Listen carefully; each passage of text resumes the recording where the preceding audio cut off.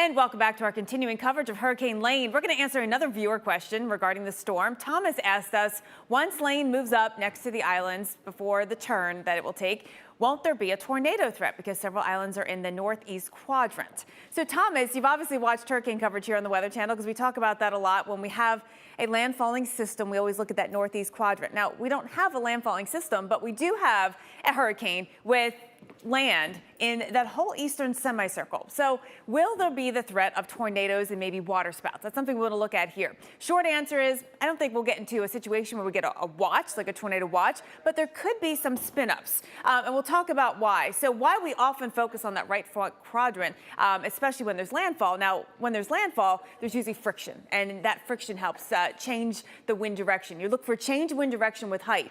We have that, but it's complicated because of the atmosphere that we're in, and deep tropical moisture. There's not a ton of instability, quite honestly. And we also have the trade winds that we're going to be watching as well, along with that general circulation that is additionally complicated by the mountains that block a lot of that wind flow as well. So let's talk about that concern here as we get into the next, say, 24 hours. We are going to be watching for the outer reaches of the core of Lane to stay offshore. What we're in right now with the heaviest rain that we're getting actually on the eastern side of the Big Island is just, enhanced trade winds and upslope flow, which is really bringing us all that moisture. We're not getting this sort of the true outer bands, which is where you might expect to see that threat. That said, it's not zero. We still do have a slight threat, and of course, land interaction would play a big role in that as well. Let's talk about travel right now across the country. Let's do it here. Traveling hard in Hawaii, also tough traveling here in the lower 48. Subaru safe driving anywhere from I-94 in Bismarck, North Dakota to Fargo. We're going to see some rain, obviously not the amount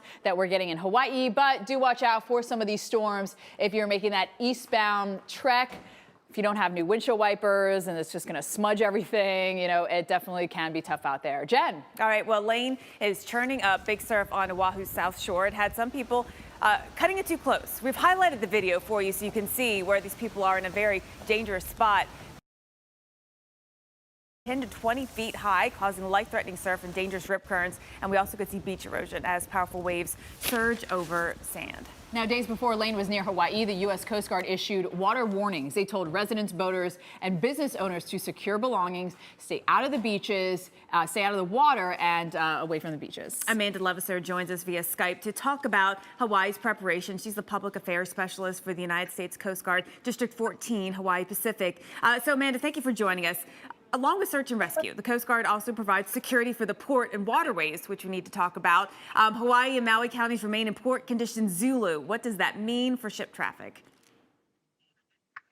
So Zulu is a closed ship status, which means there will be no inbound or outbound traffic. We've been having a cascading kind of closing more and more as the storm is getting closer, which means that the Coast Guard is in charge of any vessels over 200 gross tons. And because of that, by us mitigating some of that damage that they could cause, we are able to open the port a lot sooner after the storm. That's good to get them up as fast as you can. That's key.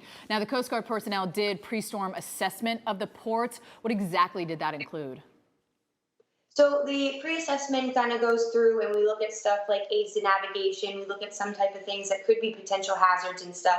We try to mitigate those problems and try to get a forward-leading posture so that there are things that we can kind of avoid after the storm. Now, obviously, people should stay out of the water. What are the warnings out there for boaters and for swimmers? Are beaches closed?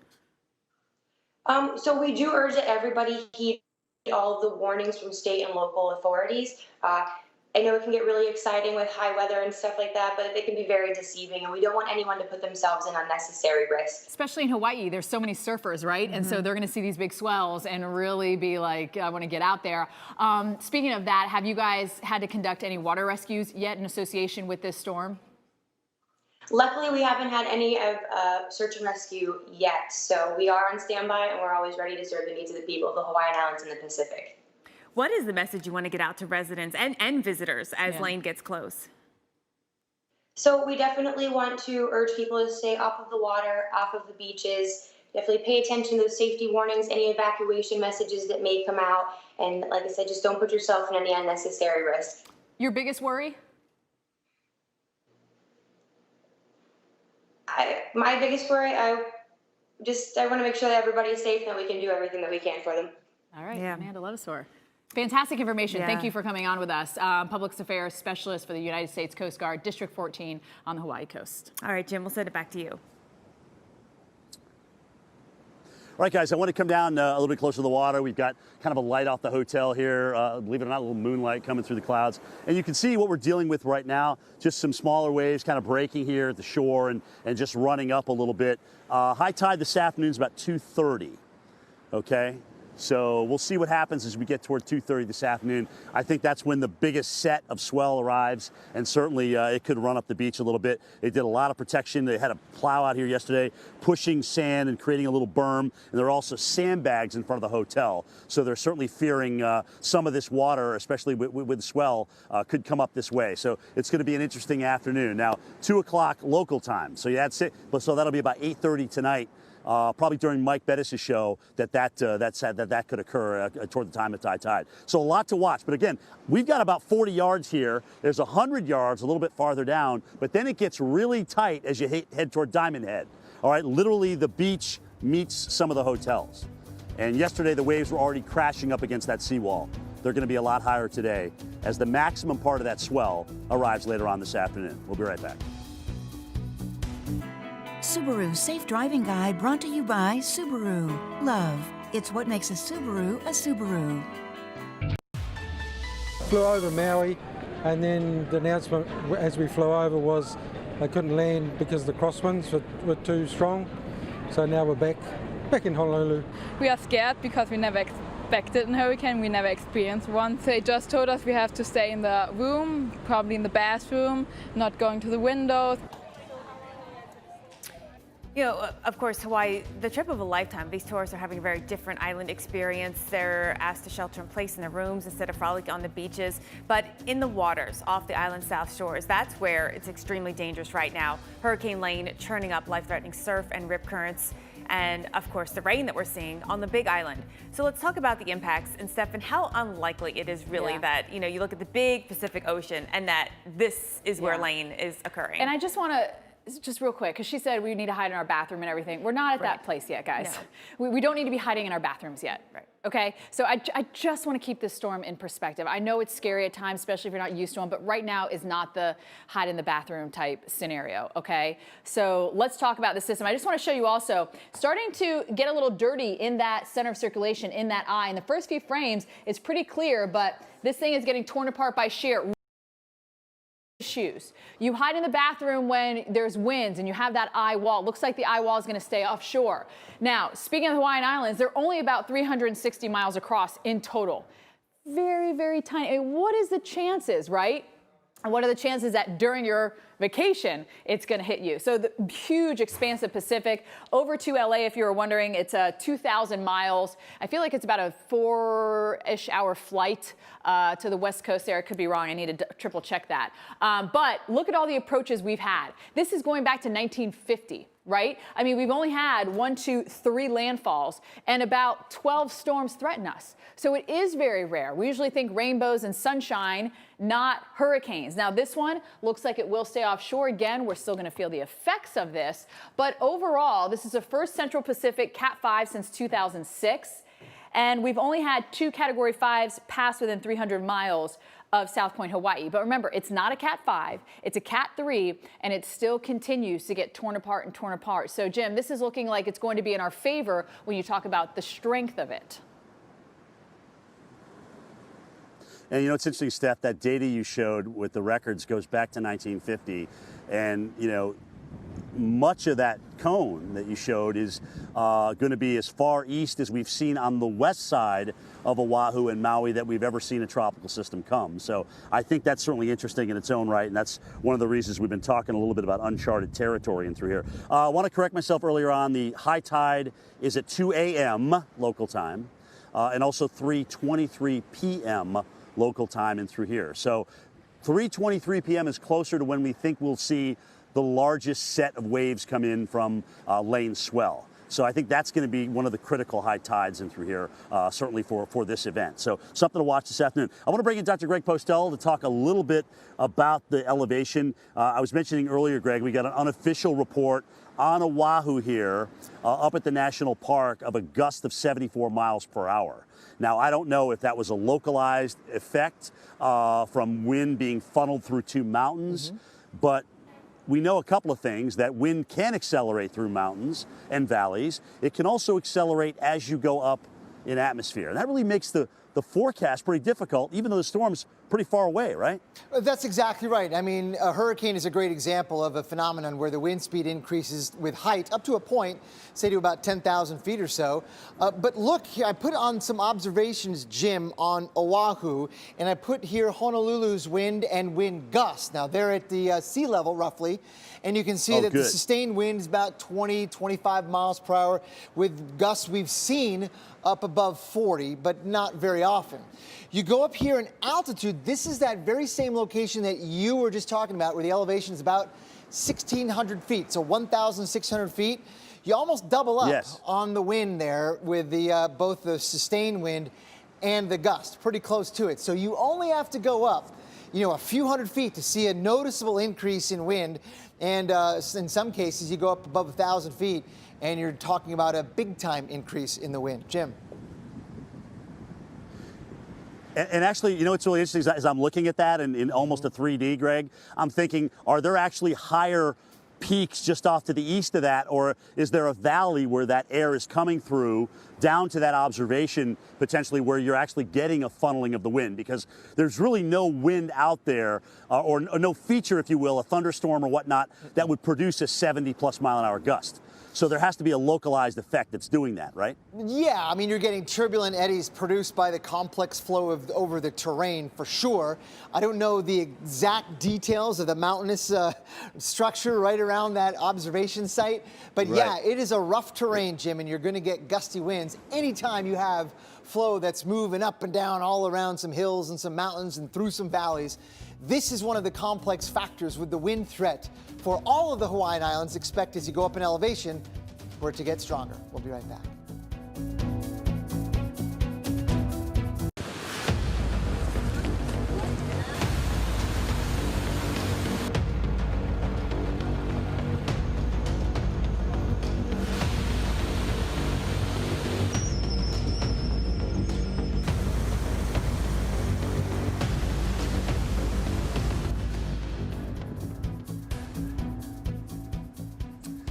Hurricane warnings remain in effect from Oahu all the way down to the Big Island. Flood watches for all the islands. And believe it or not, we pick up where we left you yesterday morning with flood warnings for the eastern side of the Big Island, where some of these areas have had over 32 inches of rain. Just absolutely incredible. We've seen, you know, lava falls now turn into waterfalls on the very same island that we were watching 3 weeks ago with Fissure 8. Some good news in the fact that we've got a much weakened storm this morning, still a Cat 3, but it's not 145, it's 130. That may even go down further, or 120, I'm sorry. And now the cone has also shifted off to the west a little bit, but we're already getting, even though as you look at this wind field of tropical storm in yellow and red is the hurricane gusts, we've already got gusts of hurricane force in the higher terrain of Oahu, of Maui, and also over on the Big Island as well, some strong gusty winds. And when you think about the kind of rain that they've had on the Big Island, that makes a lot of these trees susceptible to coming down. Saddle Road, which is a heavily traveled road on the Big Island, has got rock and debris all over that. They are trying to remove that as we speak. Things will improve as we get into later Saturday and Sunday from the eastern islands to the western islands, lane also weakening and moving away, but there's still a lot of moisture to go. And that's one thing we're watching today. All right, we're watching for increased winds, which we've already seen. We've got power outages, over 2,000 here on Oahu, and we're also going to see wave action. We're at a high tide now. We're going to be another one here on the South Shore at about 3 afternoon. So lots of stuff going on, Steph, not out of the woods yet. And again, the takeaway is even though we have a weaker storm, more of the impacts present themselves today and tomorrow. Yes, today and tomorrow are going to be the days. Here's the very latest with what we know. Hawaii's Governor David Ige is urging residents to stay off the roads, seek shelter, and stay informed as Lane approaches. We've already had reports of at least 7 people rescued from flooding, plus numerous road closures, even a slide on the Big Island. Maui Electric has been working to restore power, but will be halting work until the morning due to dangerous conditions. So the very latest on the system, still a Cat 5, winds at 120. But let me tell you, you can just, in these few frames here, going back, I mean, the thing is getting sheared apart. It's getting pancaked out here. So the winds are going to be dropping with this system. Now, look at the pressure, 956 millibars. When that pressure is going to, rise on up, when it weakens, that means the pressure is rising, and you can see that. Look at that. 935 is lower pressure, so the pressure's rising, the winds are going to drop, and we can see that very easily here. So we are going to, by the way, continue to see this trend with this system over time. Rain, that's going to be the problem. Rain, rain, rain, rain, rain. Yes, are you going to get gusts here and there? Absolutely. But it's going to be the rain that is going to be the headliner with this system. We've already seen it on the Big Island. You can see the showers starting to creep northbound here. This is where Jim is located. You can see they really have yet to get, they've had a sprinkle here and there, but we've had flash flooding here on the Big Island. We have had road closures. Of course, there is a landslide as well, large rocks on the road there, and a flash flood warning that's been going for 24 hours and actually extends until this afternoon. But it's a have and have nots. Look at here. Look at the east wind, right? That means the winds are coming from the east going west. So those are the trade winds. So we're getting moisture with that, and then moisture from the hurricane as well. That's why we're seeing tremendous rainfall on the Hilo side of the island, and as we look inland, over 30 inches. But as we go to Kona, 1/10 of an inch. So it's the haves and the have-nots, those trade winds really enhancing things. Now this is Maui, Lanai, Molokai. Again, not a ton of rain, but we are forecasting to see a lot more rain as the hurricane comes in. So it's going to be more hurricane rainfall here opposed to those trade winds over on the Big Island. They're getting really a combo. So it's a unique situation on the Big Island, but still 5 to 8, 8 to 12 inches of rain. That will be what we will remember from the storm. Winds, again, they're going to get gusty here and there. We are going to see power go out. A few tips for you: fill up your bathtub so you can flush the toilet.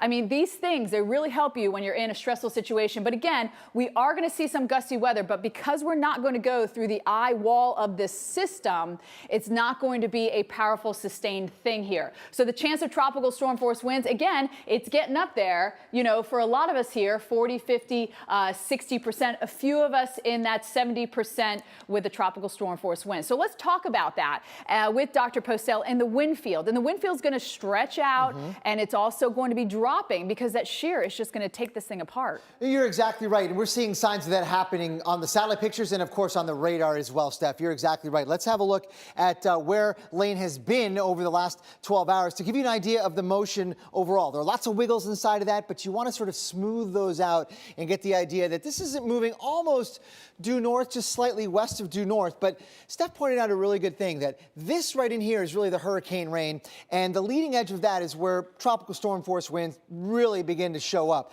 So they're going to remain offshore for most of the afternoon and probably skirt by some of the islands later on today in about 12 hours or so.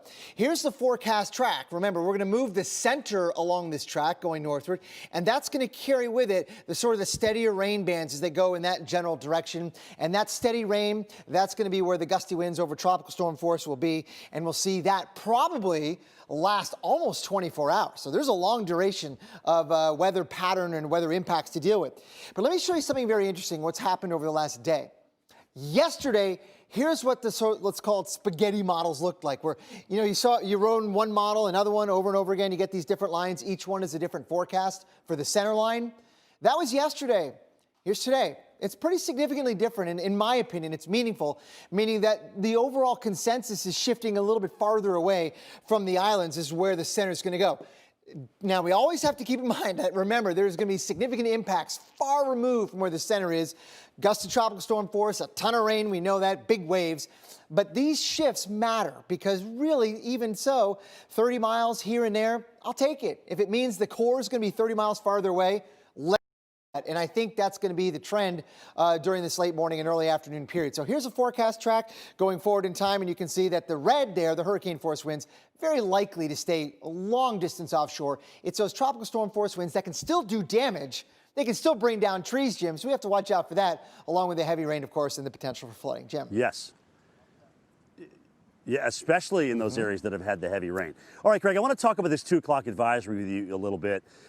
Satellite presentation looks, awful. It's certainly not what we had yesterday. Do you think there's something that shows us on the radar that we still have the core of this thing well intact, enough to keep it as a 120-mile-an-hour hurricane? If it were me, I wouldn't keep it as a 120-mile-per-hour hurricane. We know the trend is going to be going weaker. And I think there's really not a lot of reason to hang on at this point to that 120-mile-per-hour wind speed.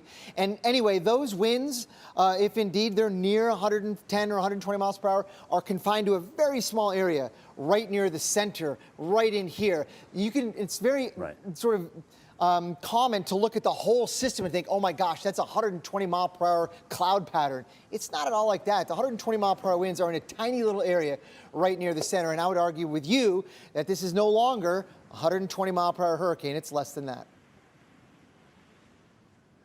Well, as you heard from my question, I'm not really arguing with that. Yeah. I'm actually, getting confirmation on my same feelings, my like feelings with that as well. But either way, you mentioned it, okay? The takeaway for everybody watching us from Hawaii, and even viewers back in the lower 48, is the fact that, you're still going to have impacts, all right? Because, Greg, if you just look at the radar, the rain that's coming at us, given the slow movement, could be problematic, especially for Maui and especially for Oahu, right? You're exactly right. And, the rain that many of the islands, the Big Island had yesterday, a lot of that was associated with the trade wind enhanced by the moisture circulating around Lane.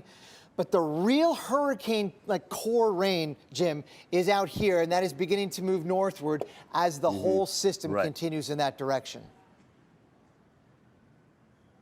All right, so something to watch here, guys, as we go on in time.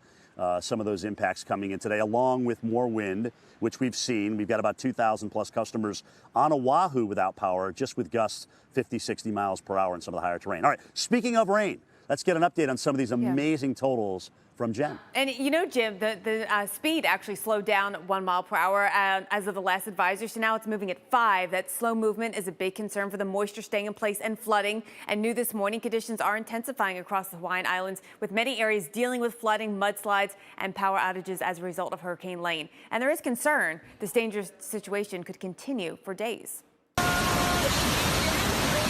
Rising floodwaters and pounding surf across the islands as Lane continues to move in.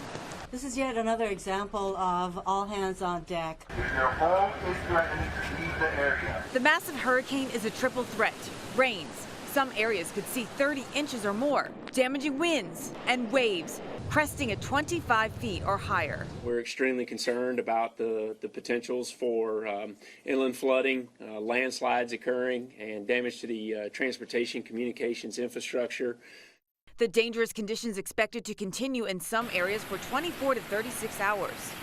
And it's going to hang around for a while as it moves because it's moving slowly. And that's why we are taking so much precaution here. And why so many are concerned. As the storm lingers, so will the problems here. Bottom line is we're concentrating on what we call critical lifelines, such as health, safety, and security. As Lane continues to churn and move closer to the coast. And even doesn't move any closer. Look, it's moving very slowly just offshore, and there's a lot of moisture out there that's going to contribute to the heavy rainfall. The flash flood warning for the Big Island has been active for over 24 hours, and we expect these same conditions to continue throughout the day. Low-lying areas completely submerged in floodwaters on Hawaii's Big Island. Look at this scene. I mean, all this water. Reports of road closures on the eastern side of the Big Island due to flooding, and parts of the Big Island have seen 30-plus inches of rain. I'm going to show you where that is, too, because there's a specific feature that's helping to contribute to getting that kind of magnitude of rainfall. So here's a look at the radar, and it's so fascinating. You can see the core of Lane offshore, off to the west here. That's actually not affecting us. We've had less than a half inch in Kona, but where we're getting the big rainfall totals is over on the eastern side of the Big Island, and that's where, it's typically wet anyway. We get these persistent trade winds from the east, and we've had that, but there's just extra moisture in the atmosphere, and the trade winds actually have been stronger due to that interaction, of course, with our strong low pressure, which is Lane. So this is where we've had 30+ inches of rainfall, and the mountains have helped. We've got Mauna Loa and Mauna Kea, which is up over 14,000 or close to 14,000 feet. And so when you factor in the mountains and the upslope that occurs because of that, that's going to help bring out even more moisture. You know, as we take a look at the additional rain still to come, widespread areas are going to get 5 to 8, maybe in a foot plus additional rain, but it's this area right in here, those upslope places where you have 30 inches of rain already, that's where you're most likely to get the additional biggest rainfall, maybe 10 to 12 inches still yet to come. Again, it's that upslope flow. You've got winds from the east, and for us on the Big Island, an east wind is going to mean that the air is going to move and get pushed up these mountain peaks and up the higher terrain, and that is going to help bring out the moisture. You know, Jim showed this earlier, and we'll show it again this hour. There's a lot of precipitable water, you know, to make it rain out here, Steph. So if there's something that can wring that out of the atmosphere like a mountain, it's going to pour. Right. So let's talk about what that is going to do on one specific island. Earlier in his career, our hurricane expert, Dr. Rick Knabb, served as deputy director of the Central Pacific Hurricane Center in Honolulu. And he's going to pinpoint why some areas of Oahu are more flood prone than others.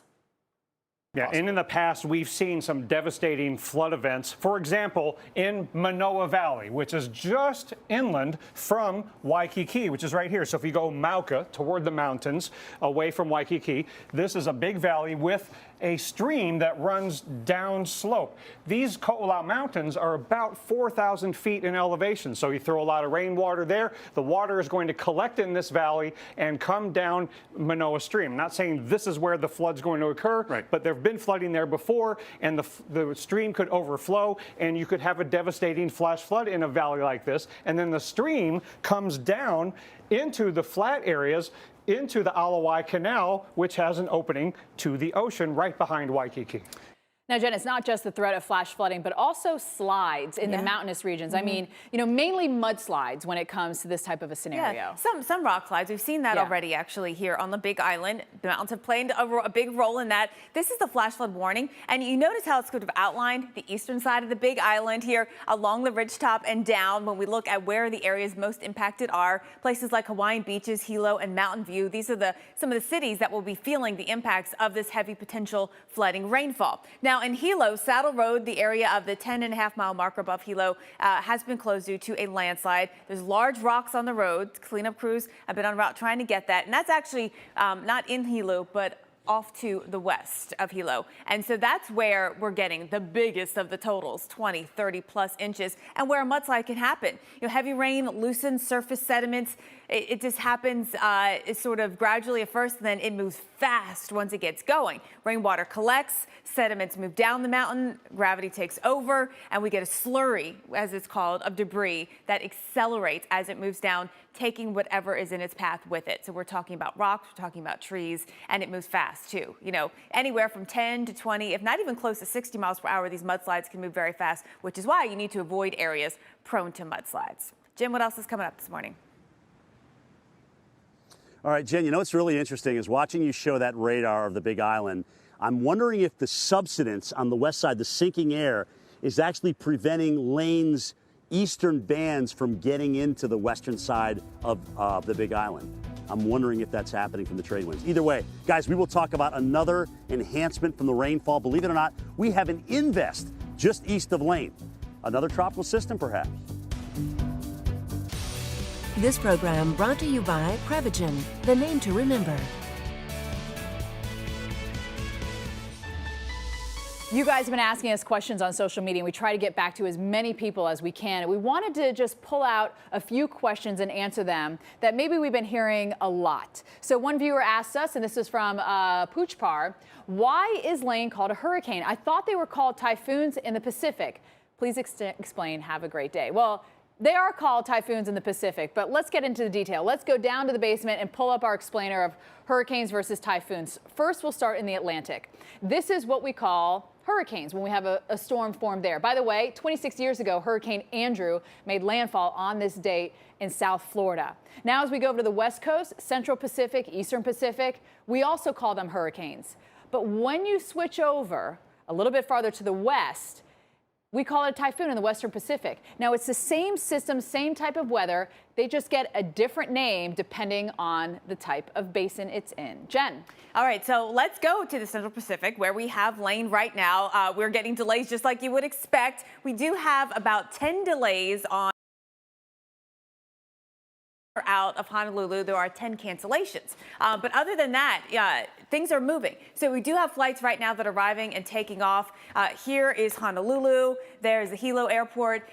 We'll watch throughout the day today, of course, that potential for delays as the wind becomes one of the bigger factors. Winds ramp up just a little bit. Now let's take a look elsewhere across the lower 48 today, watching Chicago, Minneapolis, St. Louis. Overall, great weather for flying in the east, the southeast. Looking good with the exception of Orlando. We'll have some thunderstorms and possible delays, but it's really up here in the Midwest that we have the most likely chance of seeing flights that'll come in late on your Friday. We've got Chicago, St. Louis, and Minneapolis all in the mix there. It looks good in the west, looks good in the south as well. All right, let's go back to Jim in Hawaii. And Jim, we've been talking a lot about people who are vacationing in Hawaii. Either they're choosing, I'm talking about travel here, choosing to leave or choosing to stay. But if they choose to stay, they're going to have an extended period, though, of some rain chances coming their way.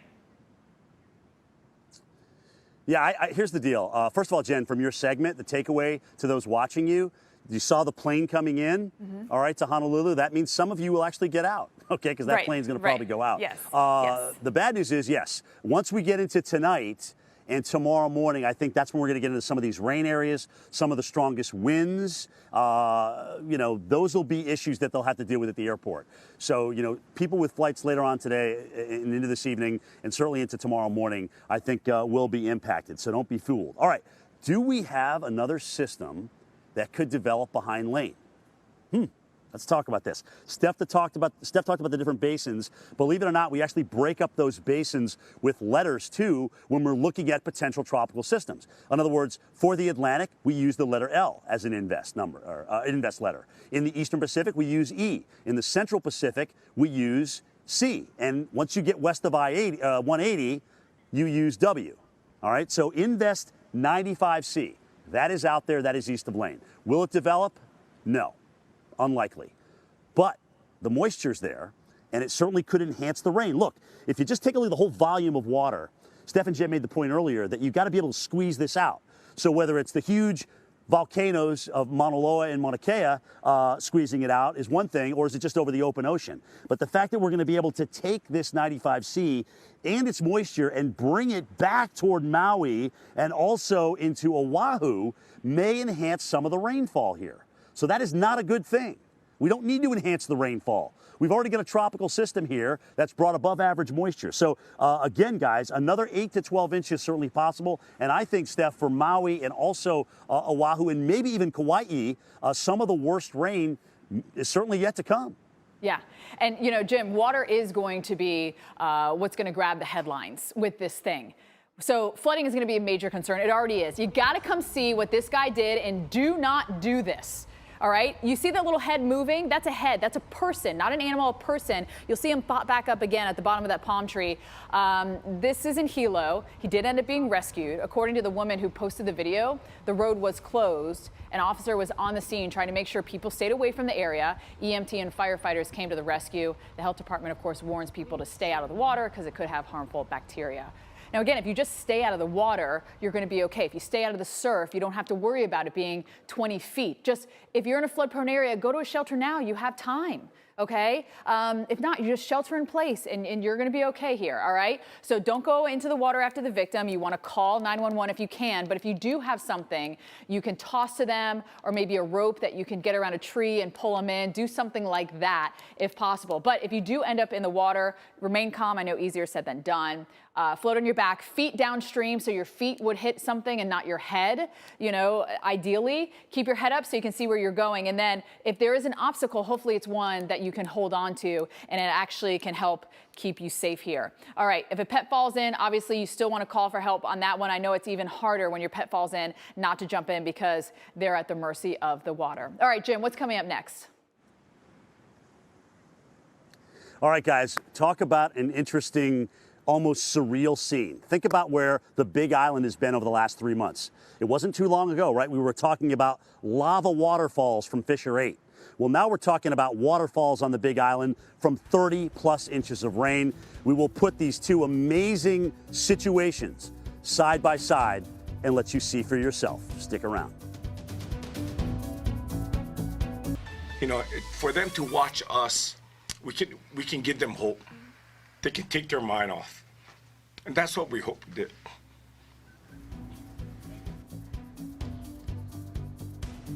All right, that was Honolulu manager Gerald Oda talking about, certainly emotionally talking about what his island is going through, and the boys are in Williamsport trying to win the Little League World Series. They face off against Peachtree City, which is Georgia, okay, on Saturday, at the same time that Asia plays Japan, and the winner of those two games, or the winners, I should say, of those two games, plays each other for the championship as we get in towards Sunday. But what a great lesson to those young men to kind of just inspire their state, if you will, with a big win there. So my best of luck to them. Actually, best of luck to all those guys. They've worked hard to get to that spot. All right, guys, think about the year that Hawaii's had. We've had flooding in Kauai. We had the nuclear warning. You remember that didn't come to fruition. We also had, of course, the volcano on the Big Island. And on the same Big Island yesterday, we had over 24 inches of rain. Now those areas are well over 30 inches. So let's put this side by side. So the Earth, all right? You're getting a lava volcano from the Earth, from the inside, and you're getting what's dumping on the Earth on the left side there with that waterfall on the same island. All of that has happened on the same island. Isn't that amazing? That is about as surreal as it gets.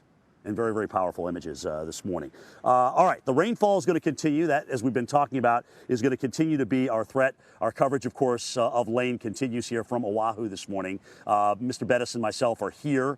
We've also got cameras and crews stationed out toward Maui as well. One of the areas that's been hard hit, though, is the Big Island, unfortunately. And as you can see from the flooding there, we've had over 30 inches of rain. Steph, let's talk a little bit about this. It's really all depending on where you are on this island.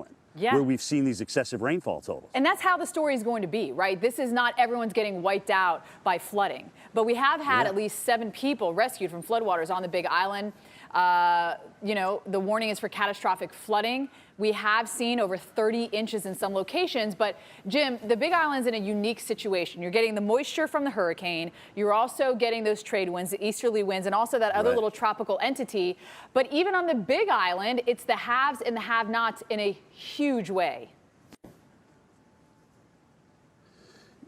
I know. Look at this. Look at this. These are rainfall totals. These are actually measurements here, and you can see, over 16 inches of rain at Hilo. Up there in the forest, we're talking. You're up a couple of thousand feet. You're talking about 32 inches of rain. Then you jump on the other side of the volcanoes, and you've got 0.13 inches at Kona.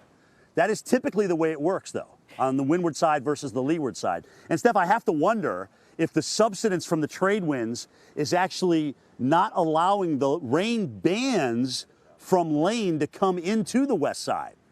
Isn't that kind of interesting watching the radar here? It's like a scissoring effect. It is an interesting thought. So what Jim is saying is you see how that rain, you see where Hilo is? The rain is going from the east to the west.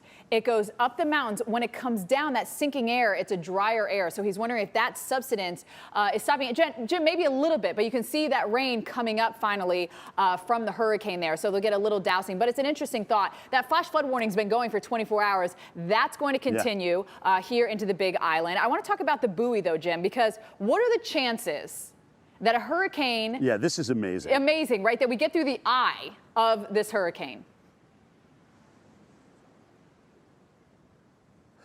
First of all, we talk about Bermuda being a point. They deal with hurricanes frequently. It's pretty hard to get one right over the top of it. But it's an island. It's 15 miles long. The whole chain, Steph, as you mentioned, is about 300 plus miles long. Yeah. So a better chance, certainly a bigger target, right? You're talking about a buoy that's about 10 feet wide. And who would think that this hurricane center would go right over it? But you can see it from the data. Look at the winds going up to over 100 miles an hour, then dropping down to nothing, and then quickly coming back up, but not as strong. It also gives us a look at the hurricane makeup, right, Steph? Yeah. We got a stronger front side Agreed. than a back side of this storm. unlike what we dealt with, you and I, with Ike. But either way, you're talking about a whole different animal in here, and really an amazing feat when you look at the pressure and the wind here, it is, just dropping off as soon as that eye came overhead. But not having the Hurricane Hunter aircraft anymore, nice to have that buoy to give us an idea of what we're dealing with. I agree with you on that, Jim. So let's talk more about that with Dr. Postel, because Dr. Postel, seeing that the winds are dropping, the pressure dropping, and new models just coming in showing that it is going to feel the effect of those easterlies because it's really starting to get torn apart. Yeah, and I love that buoy conversation because, that measurement of the wind by that buoy, you could argue, well, that's just a point inside the eye wall, and there are probably lots of other places that had stronger winds there. But what you can't argue with is the fact that it measured basically the minimum pressure of Lane at that time, which was somewhere around 956 millibars or so. So there was some valuable data that came out of that and told us that Lane was actually probably weaker than it really was. And I may contend here that it may not, it probably is not right now, 120 mile per hour hurricane, that it is weaker than that. We'll wait for the latest updates. Be right back. Now, while Hawaii is getting hit by Hurricane Lane, a Little League team from Honolulu is giving the state something to cheer for. They're undefeated in the Little League World Series. Manager Gerald Oda thinks the Hawaii team can provide some hope to a frantic state. After the game against New York on Wednesday, he sent an emotional message to the fans back home. There it is, left field, deep. Back goes Sheriff, back goes Castellano. It's a grand slam for Sean Yamaguchi. We're definitely sending our prayers to all of Hawaii, letting them know that, even though we're 4,000 miles away, we're definitely still connected, and we can't thank them enough. It feels like they have such a big storm coming, and yet they're supporting us. So it really means a lot. Like we told the boys that what they're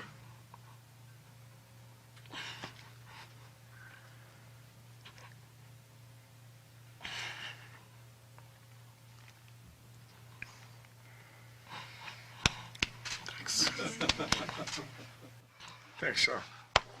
What they're going through.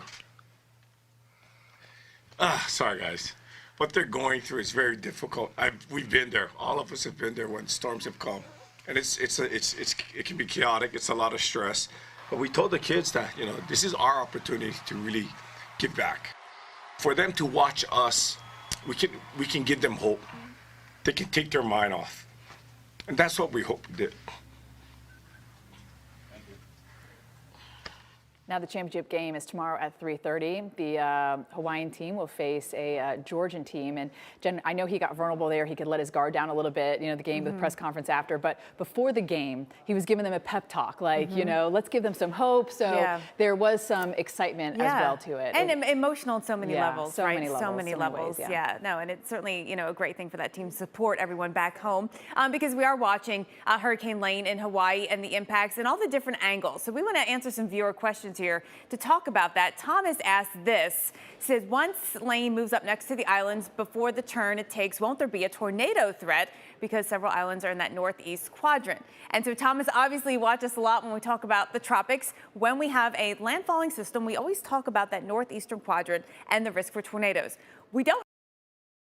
But we do have a system close to land, to the Hawaiian Islands. So I want to look at that potential risk for either waterspouts or for tornadoes. One thing first, so just why I have the satellite picture up here, you of course notice Lane and the big amoeba shape that it is, but this is also very interesting. We've been talking a lot about the potential. This is 95C, which is an area of interest right here, or an invest over just to the east of the island. That has had a flare up in convection or thunderstorm activity just in the last hour. So regardless, rain is going to still remain the biggest threat for the islands. But is there the potential for spin-ups, to answer Thomas's question? So let's look at that and why we focus on that northeastern quadrant. What we look for when we look for a risk of spins in the atmosphere of either waterspouts or tornadoes is you want to look for change with wind direction with height. And when you have a landfall, you get some friction, and that often helps adjust that wind direction a little bit. We don't have a specific landfall, but there will be interaction with land. So of course that's something we'll watch for. Do I think this will be a circumstance where we end up getting a tornado watch?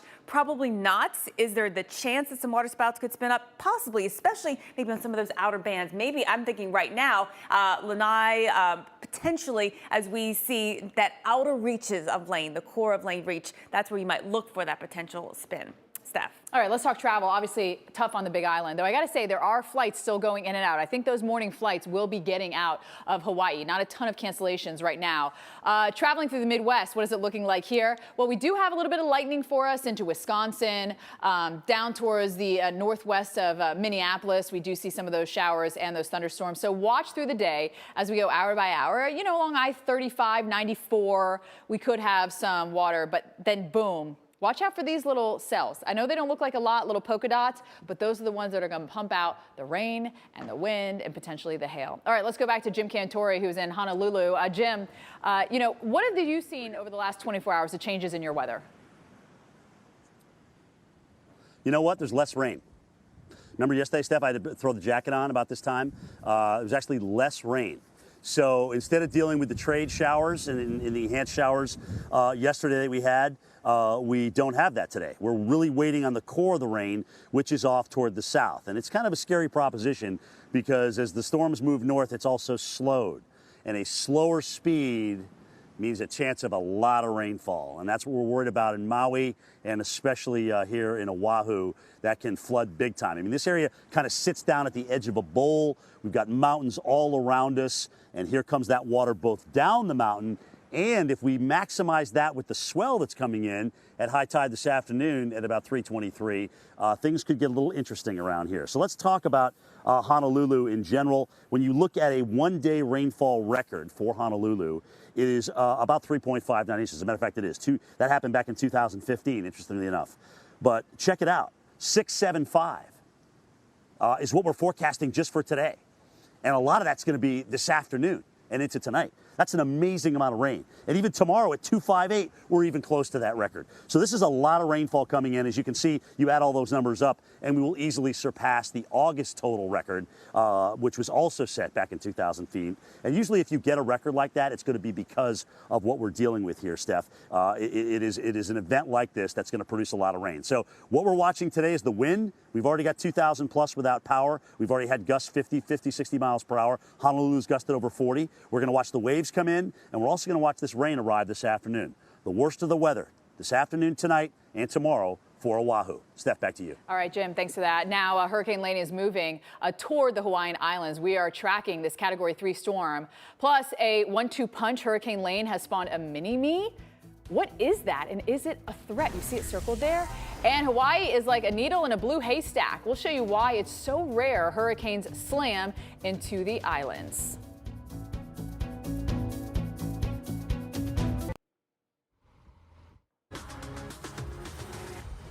And new video into the Weather Channel. This is a scary situation building in Hilo.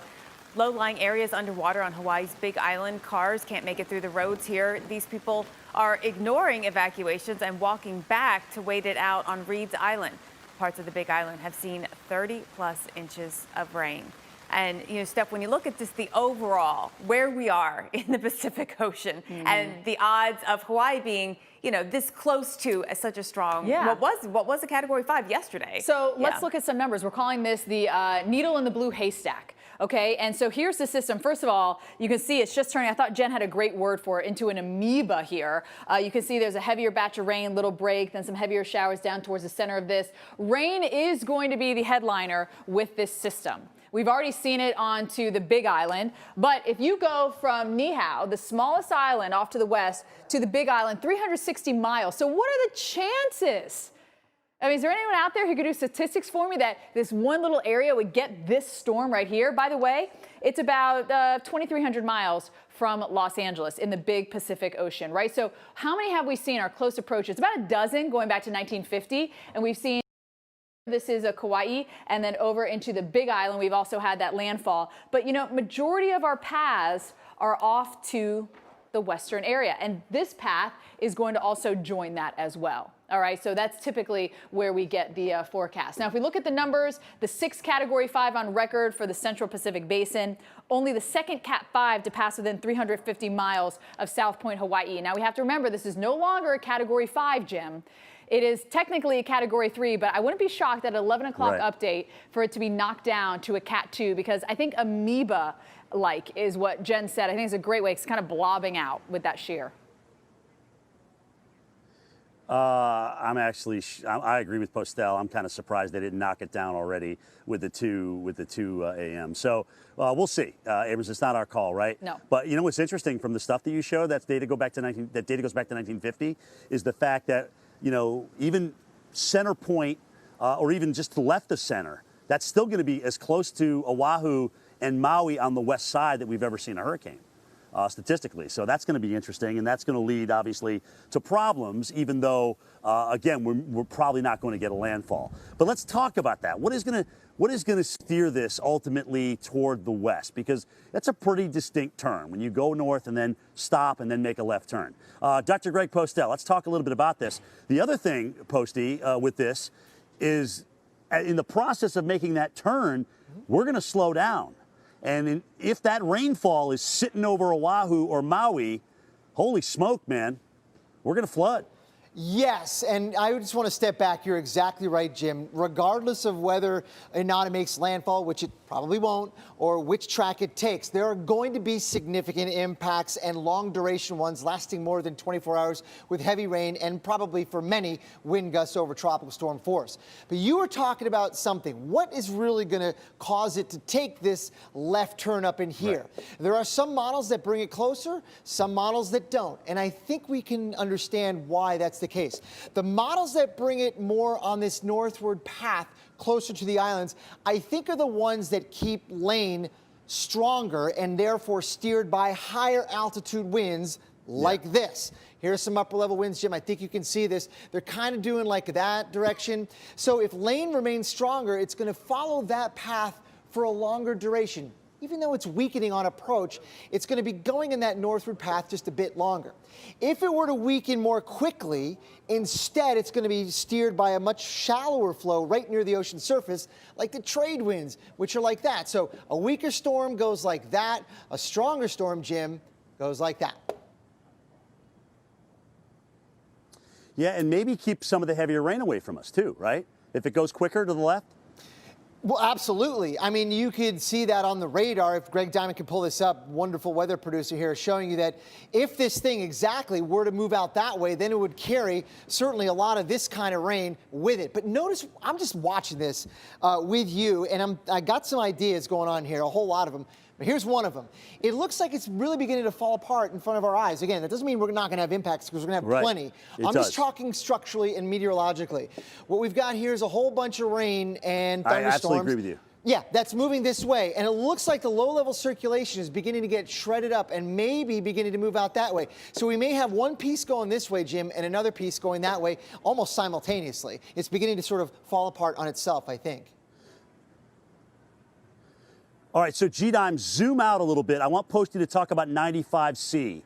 Greg, how much of a player is this, regardless of what happens with Lane? Does it just pull it across Maui and Oahu?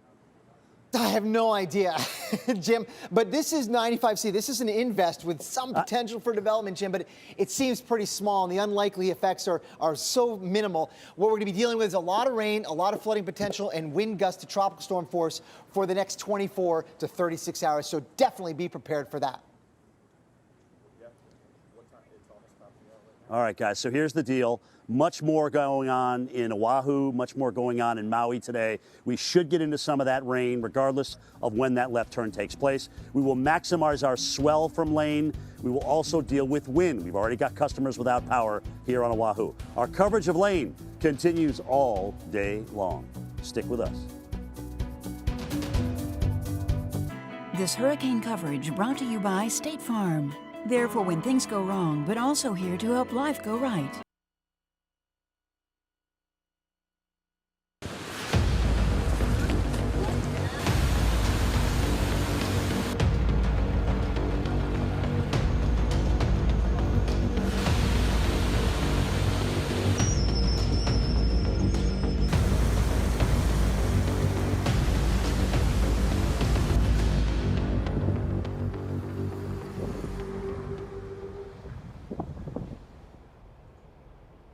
Dangerous Hurricane Lane crawls toward Hawaii this morning. Torrential rain and damaging wind that continues to batter the islands as the powerful Category 3 hurricane bears down.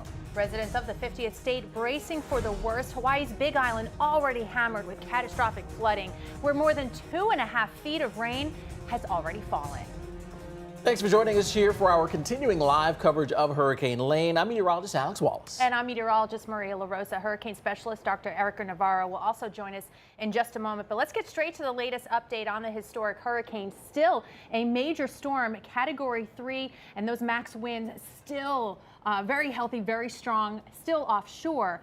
Rain has been the big concern. Yeah, I mean, just unbelievable amounts of rain. To think that we still have more rain to come on top of what we've seen. I mean, it's only going to get worse here in terms of the rain and flooding out there. There are the latest stats here on Hurricane Lane. As Maria mentioned, 120-mile-per-hour sustained winds, movement to the north, even slower than it was yesterday, now at 5 miles per hour. And that is only going to make things, the rainfall, even more of a concern. High wave action, too, is going to be something to watch over the next couple of days.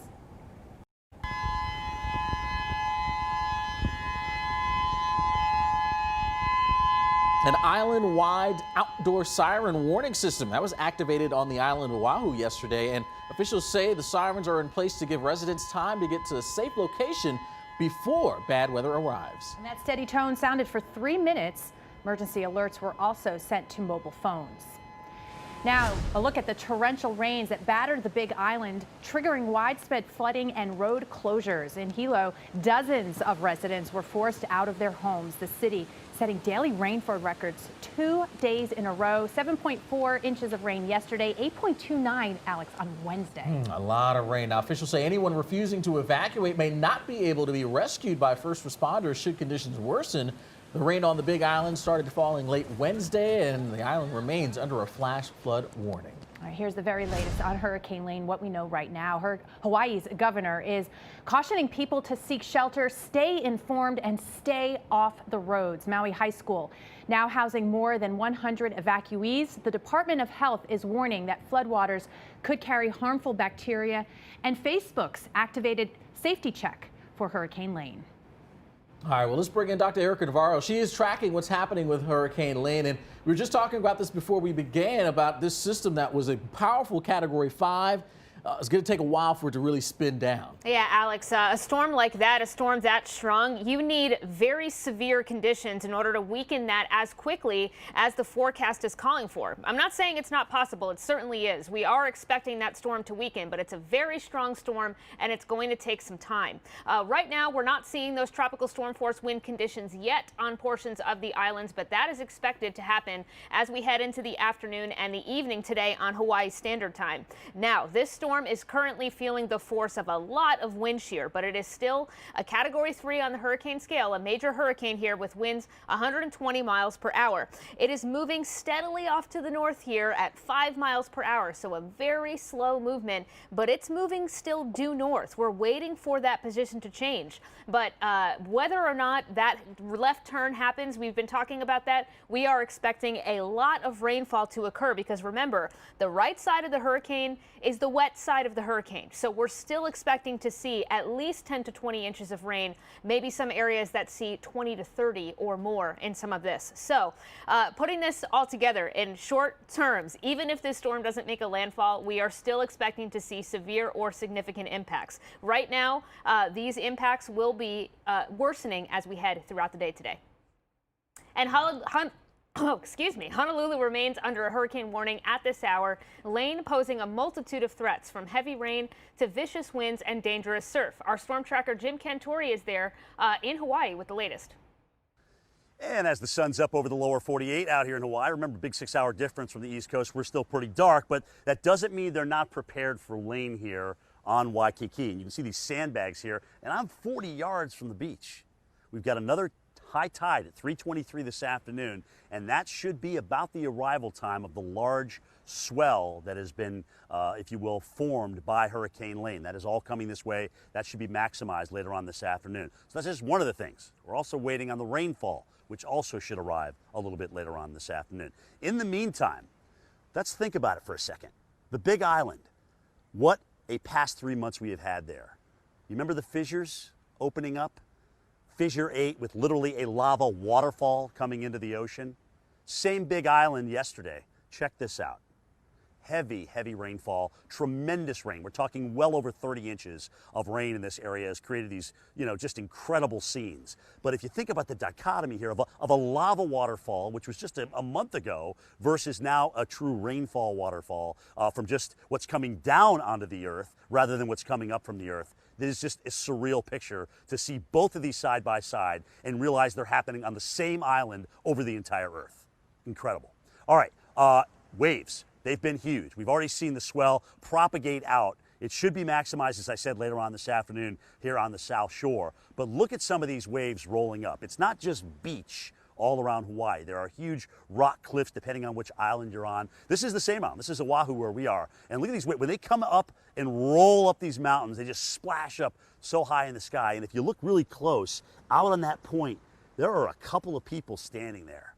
If they get hit by one of these waves, they are toast. So it's a dangerous place to be.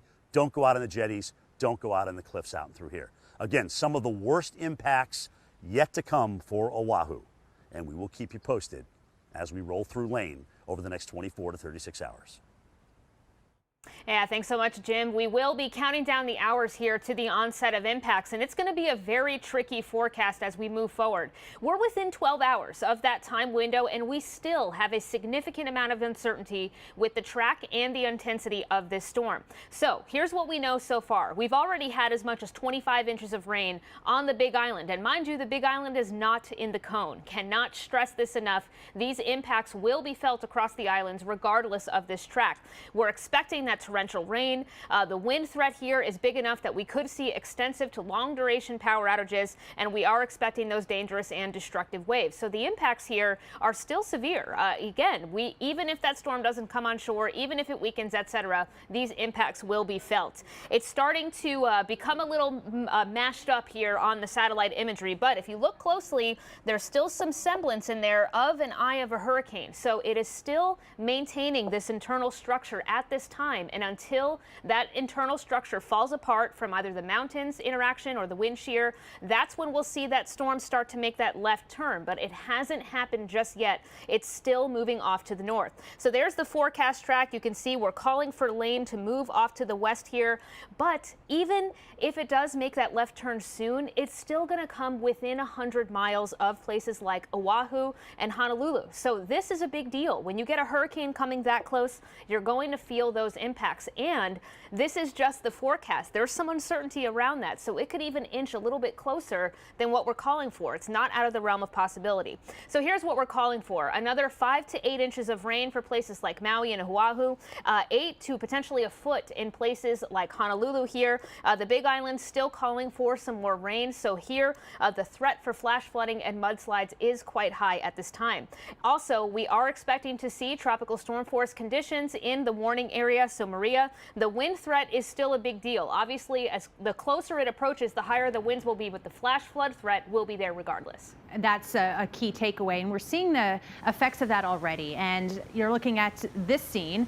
Hawaii DOT says work continues on Saddle Road above Hilo between mile marker 10.5 and 11. Water currently 2 to 3 feet deep, and that is the other side of it. It's say your structure is intact with all of that flash flooding. You are possibly cut off then, though, from any kind of rescue or escape for that matter if those roadways are closed off, and it just takes time for crews to get out there and try and help. We have every place with that flash flood watch all the way from Kauai down through the Big Island, and that ends tomorrow evening. We could see some areas beyond that experience the flash flooding. Right now, the warning is out for part of the Big Island, Hawaii County, and you're looking at the radar, and obviously there are limitations to the ground radar when you're talking about huge mountains in the way. So it's not that it's not raining in some of these places. It's just that the radar beam can't see through the mountain. So trust us, it is raining. The warning out until 3:45 a.m. local time, but my guess is it will be extended. And you can see some of these incredible rainfall totals already closing in on 3 feet in some places, almost 1.5 feet in Hilo, and more to come. This is a look at the rainfall still to come on top of those almost 2 to 3 foot totals. and you're looking at maybe another 5 to 8 inches in the orange shades, closer to a foot more in others, and that's the shade of red. And you look at it as a presentation of the mountain, and you can see it's not just the Big Island, it's not just Maui. Oh, it's also on into Oahu. Alex? Well, you know, big waves already impacting the Hawaiian Islands here. Check out some of these waves along the southeast coast of Oahu there, not far from Honolulu. You see them there are crashing along the shoreline. And yeah, that's a scene that we'll be dealing with here over the next several hours as Hurricane Lane hangs around out there for us. So certainly making things very, very dangerous to try to get out there into the waters. Let's talk about what's been going on out there. Buoy. This is buoy 51002. This is what we were looking at yesterday, hanging out here. That was the one that was closest to Lane. Actually looked like Lane moved right over it there. At one point, Lane was, or this buoy was right in the center of the circulation. We had wave heights there with this thing really getting pretty high. At this time yesterday, it was approaching 20 feet. Well, look where it is now. It's coming down a bit here as Lane is pulling away. So most of those bigger waves are going to be sort of on that northern side of the system as they propagate away from the storm. So here we are looking at the wave heights at the current time. You got 9.8 there for you just south of the circulation. You got a little bit stronger or higher waves, I should say.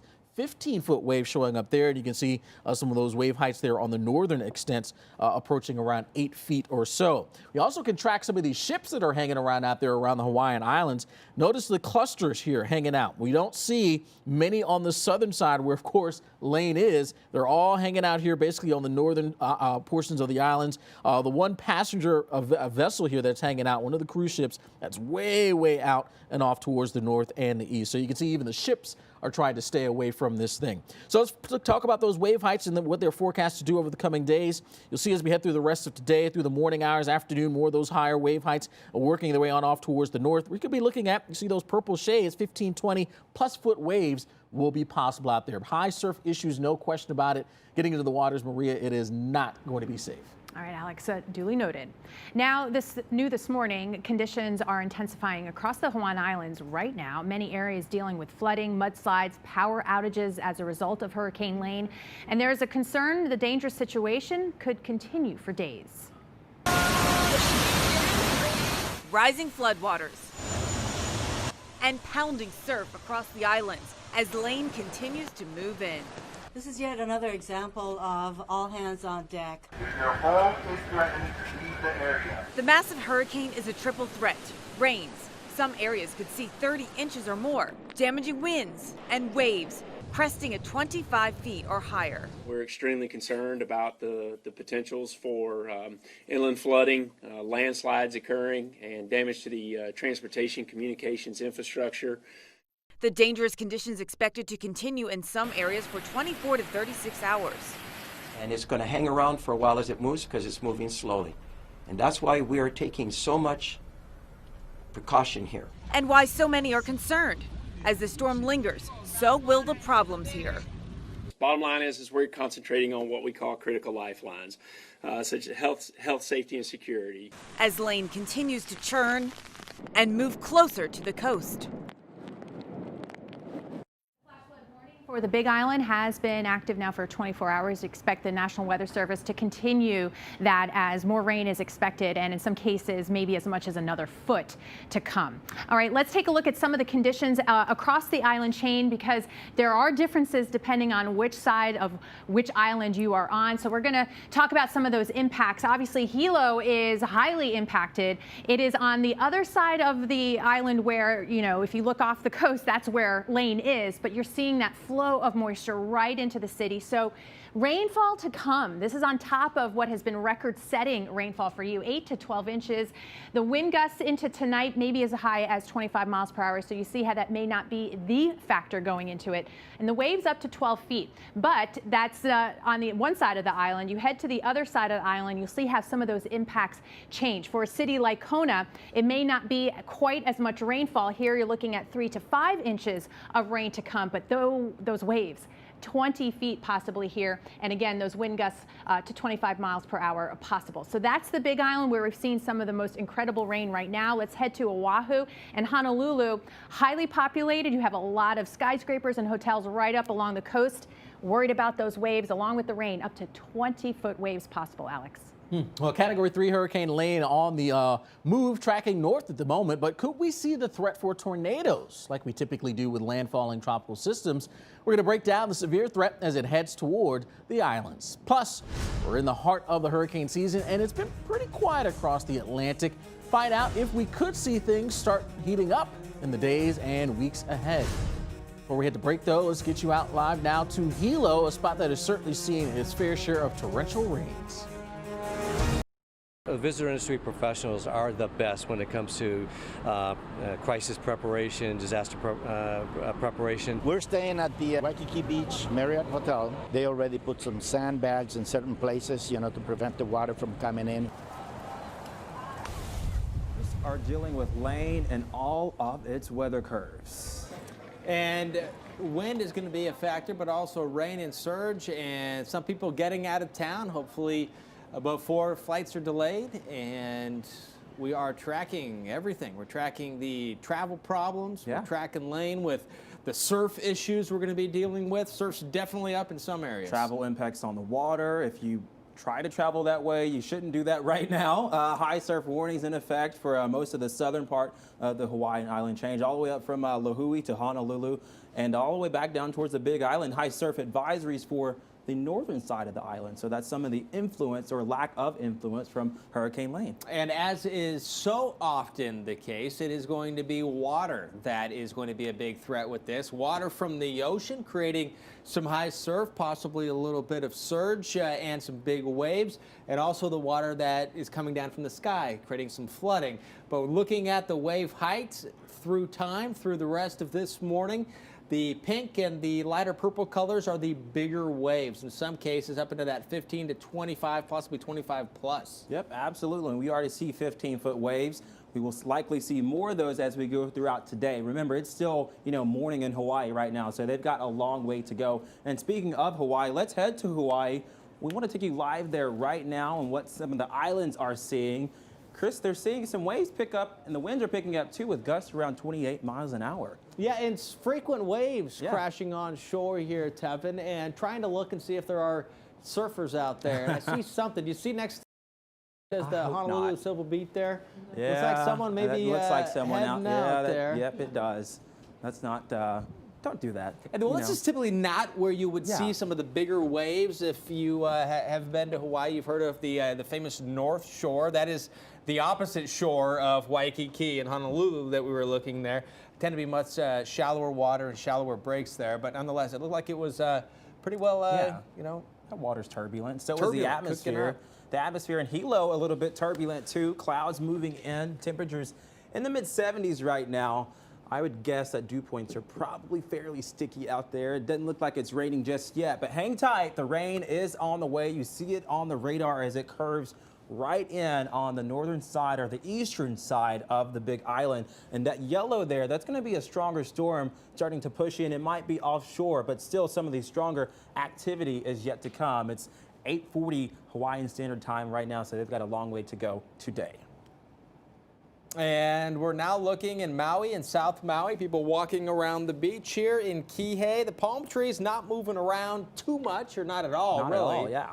And that's the thing. I mean, you're looking at a big island change here, and the weather can vary on any given day from island to island and from one side of the island to the other, from west to east or north to south. And right now, we're seeing some pretty calm conditions, but there has also been some rain in the neighborhood across parts of Maui. It's needed near Lahaina in West Maui, where there's been that brush fire that has been burning. But as you're looking right now, we're looking to see McKenna right there.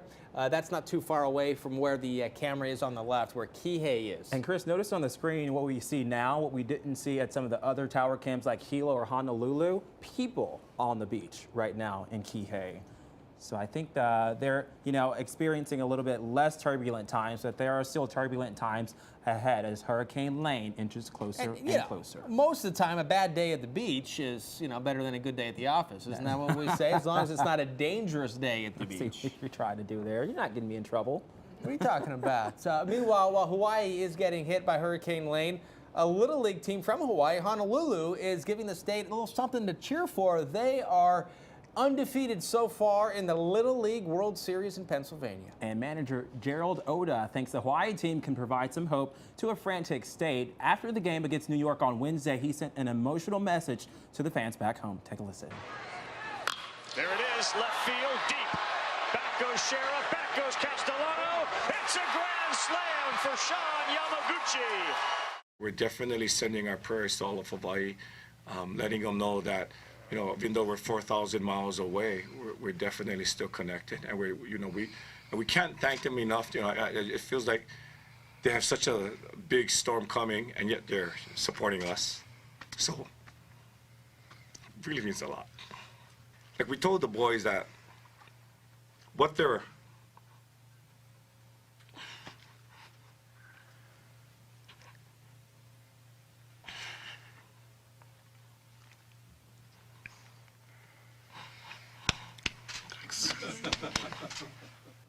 Thanks, sir. What they're going through. Sorry, guys. What they're going through is very difficult.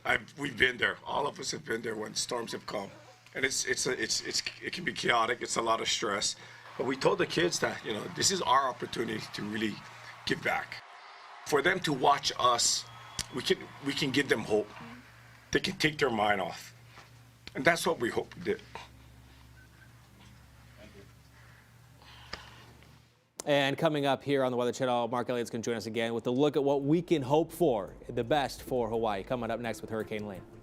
The Lab is brought to you by State Farm. There for when things go wrong, but also here to help life go right.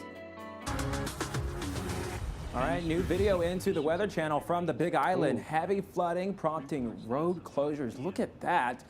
That is certainly something you do not and should not drive through. Turn around, don't drown, because you never necessarily know what's under you. You think the road's there, and then it's not. And then you also have the added effect of the water coming in. Chris, it doesn't take that much water to start to pick up and move a car. No, it doesn't. And we've been seeing this especially playing out, or most frequently playing out on the Big Island. It's seeing more of the debris and more of that muddy water over roadways. And this is something that will certainly stress you out when you're trying to get around town and flooding happening maybe in your backyard, coming right down and into the street. And one thing that I'm noticing, Chris, a lot of these videos we're getting has rocks that have been moved and sediment that's been moved from the power of the water. And check out the scene in Hilo, Hawaii, as water gushes from Rainbow Falls. That area picked up about a foot of rain in 24 hours time. An area is a little bit not too far away up the hill from here, or up the side of the mountain, depending on where your perspective here. We had close to almost 3 feet, well over 2 feet of rainfall, and you can see a mass amount of water coming through what is typically a pretty quiet Rainbow Falls. So you have a little stream that comes down into a nice pool of water, and that is not the case right here. And you know something you don't want to come up to across at night? This scene right here from your windshield. Imagine driving up to that and seeing that from your windshield on the road. You've been driving around and all of a sudden, boom, you run into this churning water on the ground. And it looks like it's bubbling up out of the ground. Correct me if I'm wrong, Chris, or is it just flowing down the hill? No, it looks like that. I don't think that's what's happening, but it definitely looks that way. I'm thinking it's more of water like maybe coming at the vehicle. Yeah, right. My first thought rocks or something is usually we see water going across, from right to left or left to right. But I think that's what it is. I think it's coming at the vehicle, so it's like looking upstream and it's just getting hit on the rocks. But it does have that bubbling look. It certainly does. And we've got some watches and warnings for you right now that could, certainly you could see a scene like that, and that's likely prompted from a lot of the high water or the hurricane warnings that we have in effect for some spots of the central island chain. So Honolulu back towards Maui, a hurricane warning, a tropical storm warning for the Big Island. So this has somewhat been a downgrade, so to speak, since yesterday's hurricane warnings. But who's been at it? That's right, over to the northern islands here, Kauai, and as you look, too, this is for wind. Right.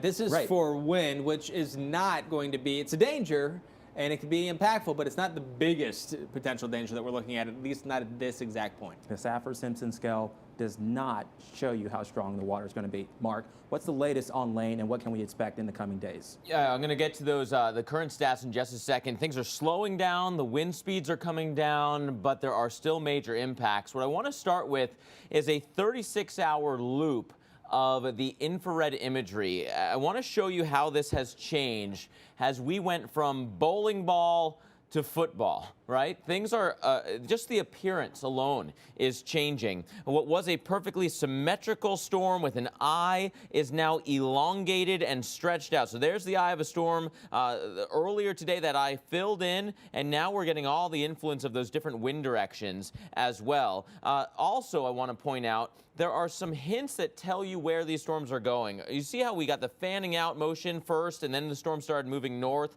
Now we're getting the fanning out motion off to the west. It could be the sign that that west wind is about to kick in with just a little bit more oomph. As for our current stats here, we can still show you that kind of football appearance, right? It no longer looks like the bowling ball. It looks like an eye, but, you know, a funny term for a storm that no longer has an eye. It cleared out, but winds of 105 miles per hour, Category 2 now, down all the way from Cat 5. It's still a hurricane, though. There are still major risks with this. Moving north at 2, and I'm hopeful that soon we will start seeing a northwest motion again and eventually a due northwest, but we're not quite there yet. In fact, places like Honolulu, which has only seen a few drops of rain so far, could get into the mix sooner rather than later. Here is our storm, and there's still a pretty good core, right? You can see that fast-moving spin right through here. By the last frame, is right about there. So we're either moving due north or even a little bit east of north. It depends if that's a wiggle or an actual move. But you also can see how we're getting some of that drier air pulled into the storm. You see how we've got a hole in the radar by that last frame as well, right in there. So this is now that convergence zone again, where we're watching the winds, the trade winds interacting with the flow around our hurricane. Will that rain set up right over the islands again? Potentially. That's how the Big Island got so much rain yesterday. I do want to show you the current radars around the Big Island in particular, because we still have that flash flood warning going, but now we're also filling in on the typically dry side of the island. Maui has filled in. Oahu looks like you're next. Honolulu's been quiet, but that rain is knocking on the doorstep. New update coming in every hour. We'll have it coming up next. And right now, a look at the rain associated with Hurricane Lane as it is approaching, getting much closer to some of the more populated islands. The Big Island of Hawaii already and still does have a flash flood warning.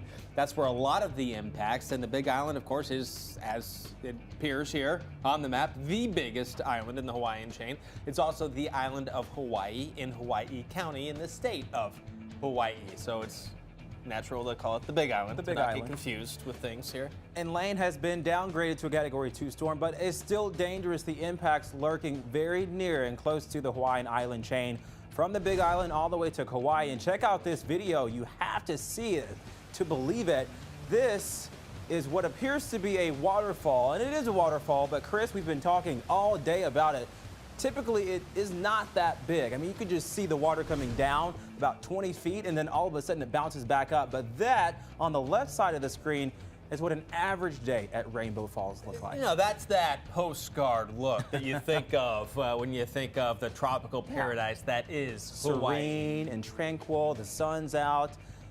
And on the right side, it's the exact opposite. And you notice all the vegetation as well. This is on the windward side. So the trade winds generally blow into the eastern side of the mountains, going from east to west.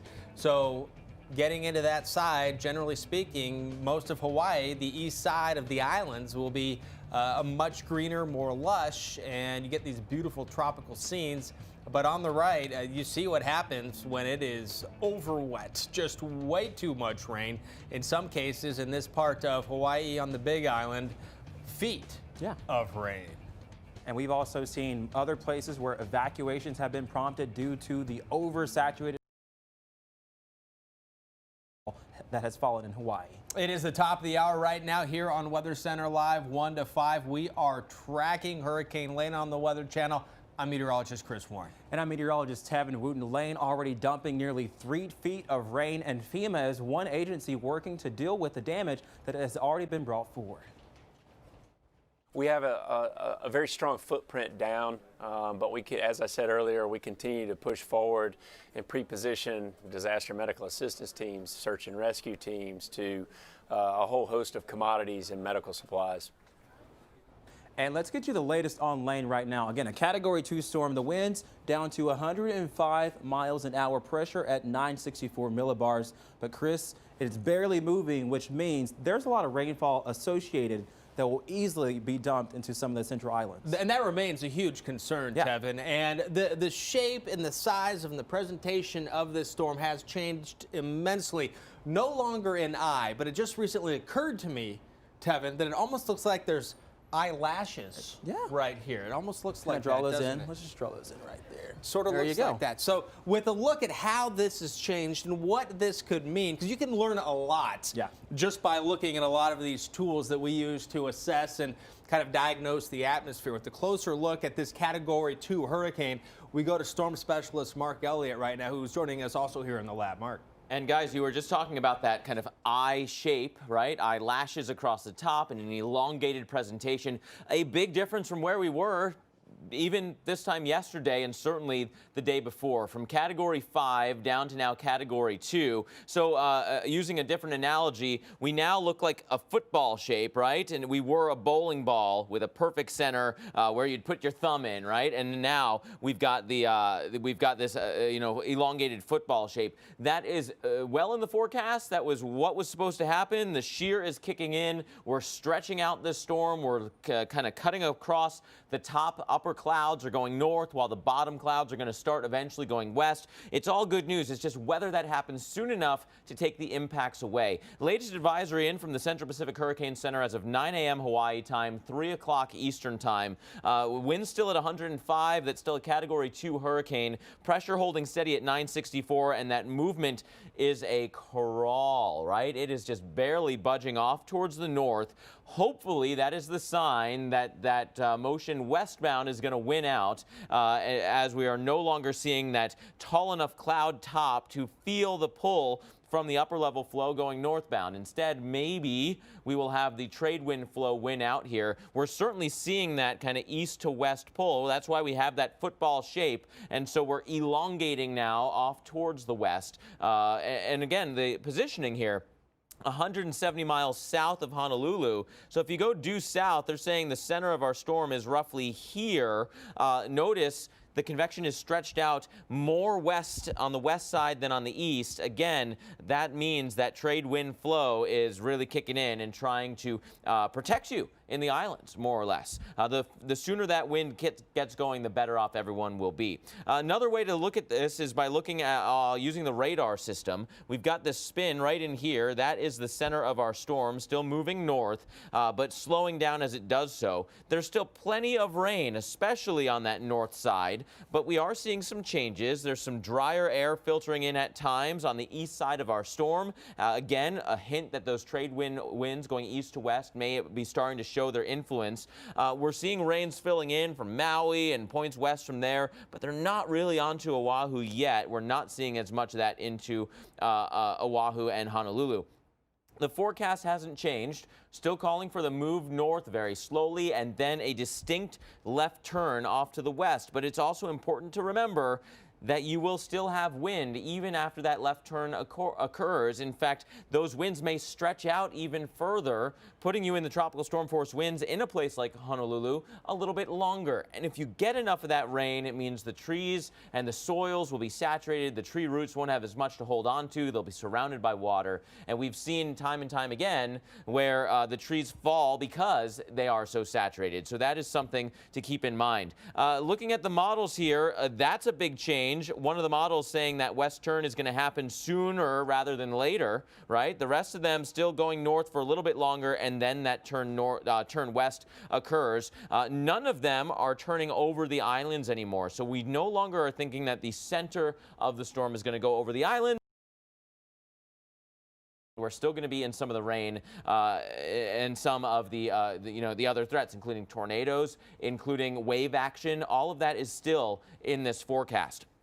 The model's also consistent in bringing a continued weakening trend, some faster than others, but we know that shear and that trade wind flow is going to win out, and that means the winds are going to continue to come down. Remember, we were at Cat 5 a little bit past 48 hours ago, and we spent 6.5 days at major hurricane status. Now we're back to below that. We're back to a Cat 2. Let's see if I can get this wind speed forecast to populate. There we go. Here comes some of that data. And so as we go forward here, notice the forecast still brings that chance for tropical storm winds and gusts into Honolulu, maybe not as far north through Oahu, right? If you're on the North Shore, some of the modeling saying that westward motion is going to win out, and you will now be spared from the worst of the wind, but there will still be a lot of rain on the way to some of you, and certainly some wind. We've seen some of that wind already, guys. Oahu Forest, peak gusts at 74 already.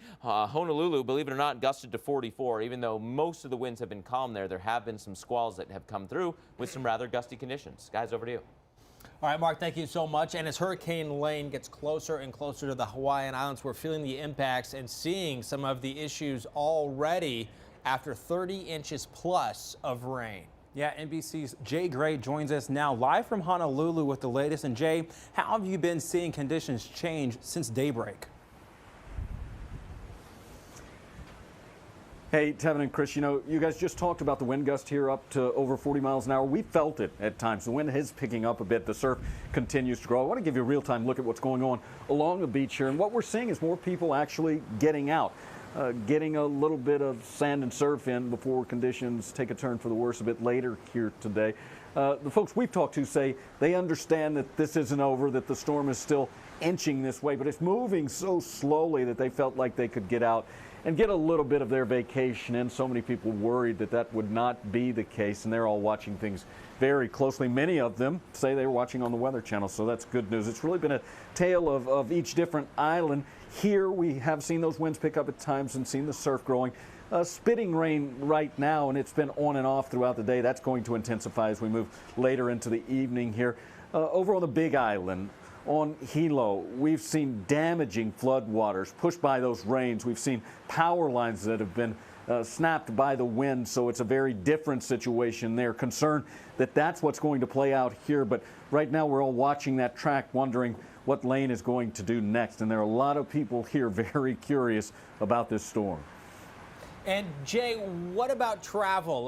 We know that some roads are not doing very good. Have you heard of any issues, though, as far as flying from island to island or back to the mainland?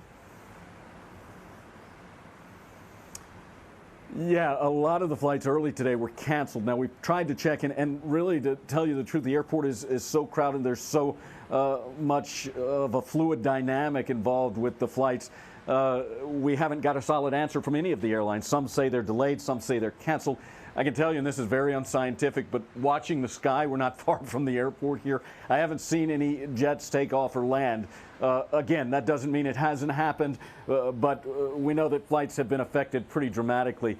You talked about some of the roadways. There are plenty that have been washed out, others that are blocked off because they're afraid of some type of mudslide or rock slide, and so they're making sure that they keep those areas safe. Communities swallowed by the water as well. So while it looks calm here right now, and while the intensity of this storm does seem to be diminishing a bit, it is far from over, and officials are stressing that to everyone here. All right, that's NBC's Jay Gray live from Honolulu. And we want to turn now to what we are seeing. We saw the radar a second ago, Chris, and now we want to take that and turn it to the sky and show you what conditions look like, say, for Honolulu, for example. You saw what it looked like behind Jay. Here is how things are looking on the other side of, or near, also in Honolulu, I believe.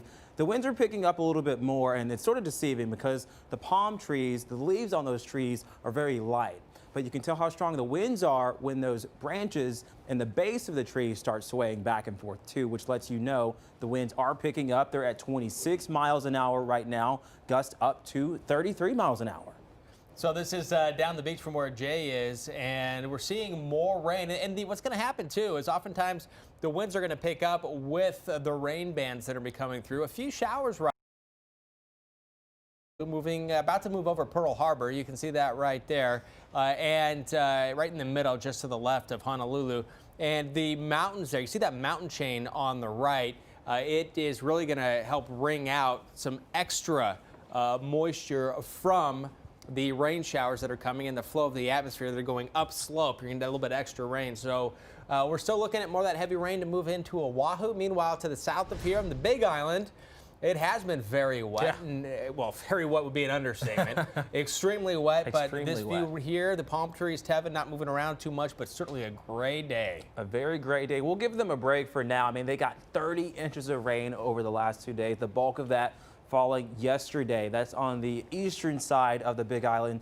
Earlier, they had the influence from the easterly trade winds coming into the mountains, so you got the upslope flow to condense out and wring out a lot of that moisture. Now that's sort of being taken over by Hurricane Lane and what's coming in from the south and eastern side of the mountain. Still, though, coming in a little bit heavier at times. That orange and yellow color on the radar showing you how strong those showers are compared to, say, the green or the light shades of green, which are a little bit lighter showers moving through.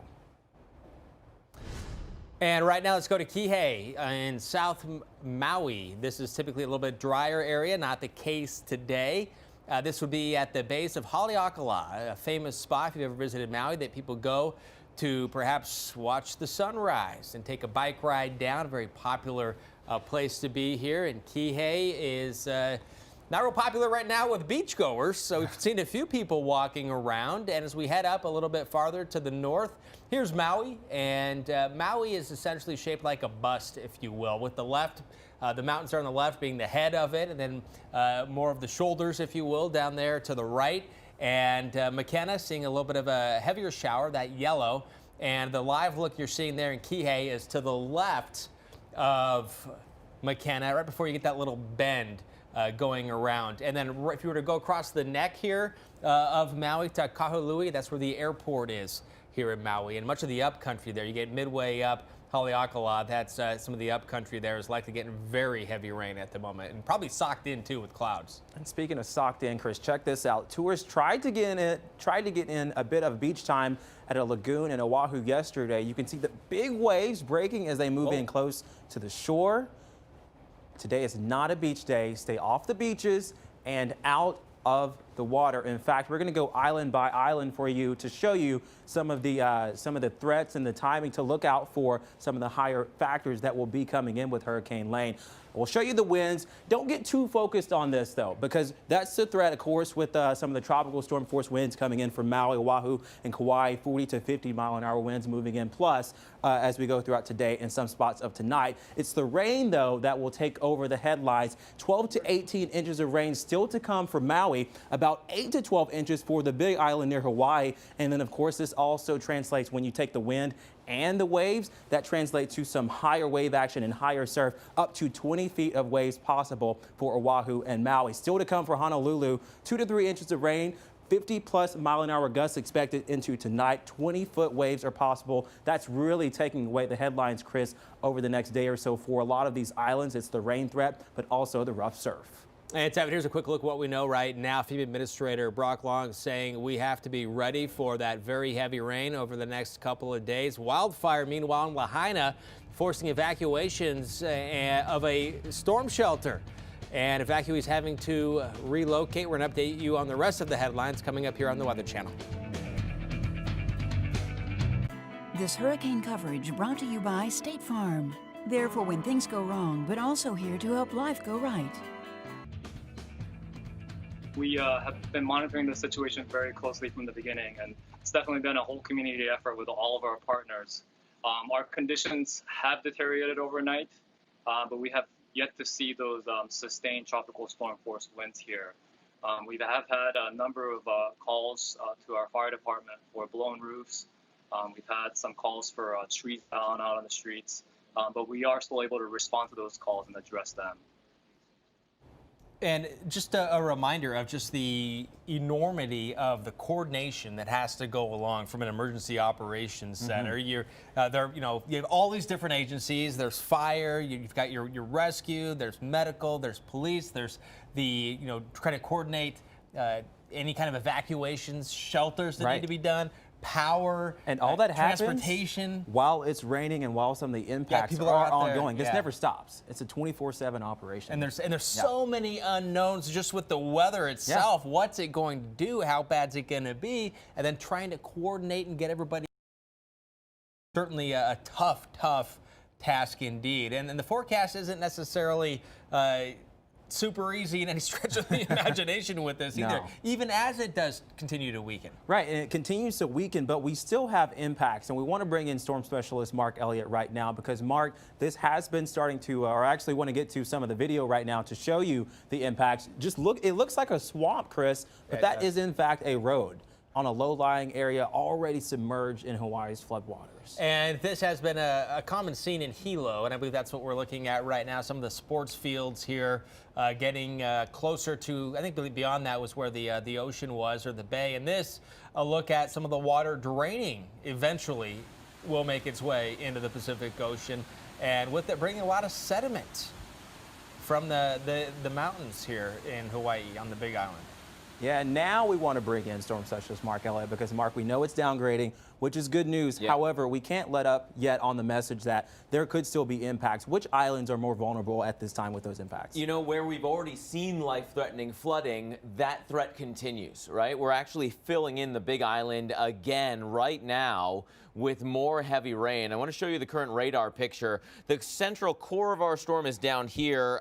It is still a center. It's no longer an eye. That collapsed earlier today, but it is still the tallest cloud tops and the worst of the rain right in here. And yet the Big Island is filling in with rain again. We've got another band pointed right towards the Big Island and towards areas that have already seen flooding. So when you're already seeing scenes like we just showed you and the rivers running high and the waterfalls just exploding, any more drops of rain are too many. Unfortunately, that's what you're about to get. Plus, onto the other side of the island now, the Kona area, which has typically not seen much, typically doesn't see much. It's on the dry side of the island. You're now seeing onshore flow and kicking up the rainfall totals there too.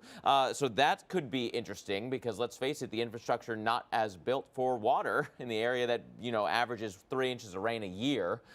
Then you go towards the north, towards Maui, towards Oahu. You're filling in now too. So the rains are really starting to pick up. There's been almost nothing in Honolulu, but I do think that is about to change, at least to some degree. It may not be the heaviest rain that's on the way in, but it also won't be completely dry either. And that has been part of the story thus far, right, guys? I mean, it's been such a dichotomy, island to island and side of the island versus side of the island as well. Mark, what do you think is going to be the hardest part of the forecast going forward the next 12, 24 hours? You know, it's timing out exactly when that westward turn occurs. We know that that turn is going to happen. We know that the trade wind flow will eventually win out. The exact question is when, right? Here's the official forecast cone. You can almost draw that line right down the center of this. However, that's talking about where the center goes, not where the impacts go. Talk about just the wind impact alone within that. The winds, the tropical storm force winds extend 120 plus miles away from the center. So almost no matter where that turn occurs, you're going to have some wind in the mix. You're going to have some rain. That adds the power issue problem because trees fall easier when it's saturated grounds and wind. So a lot of complications there still. All right, Mark Elliott tracking the latest with Hurricane Lane. We're also tracking severe weather threat for St. Louis and places along the lower 48, or in the lower 48 rather. St. Louis, one of those places. You've got temperatures in the upper 60s right now. Hello, you've been enjoying some cooler conditions over the past 2 days, but heads up.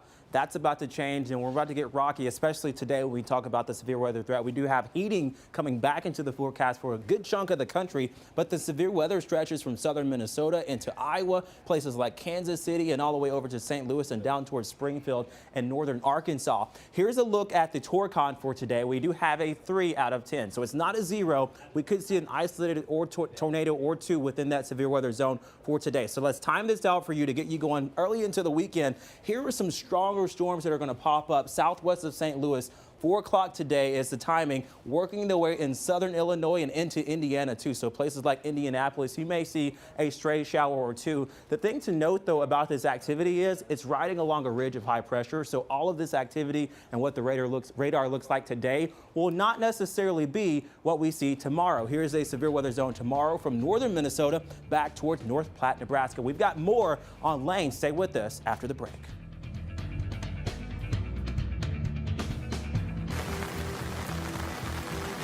We are worried about the high surf, which would bring in the huge waves.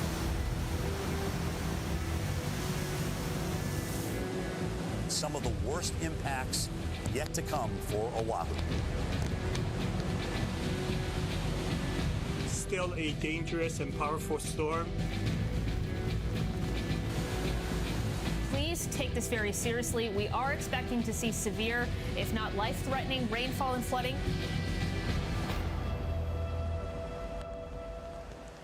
Hurricane Lane is weakening, but we're still seeing major impacts. Here's what we know right now.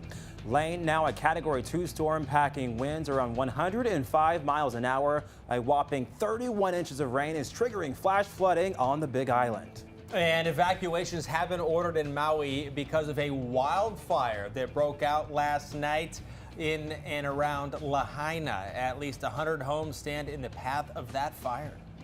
And we want to bring in storm specialist Mark Elliott right now. Mark, what are the latest details on this storm and how long do you think we will see these impacts? You know, we've got another day and a half to go before this storm is completely out of the way and out of the Hawaiian. The slow forward motion is a big part of that story.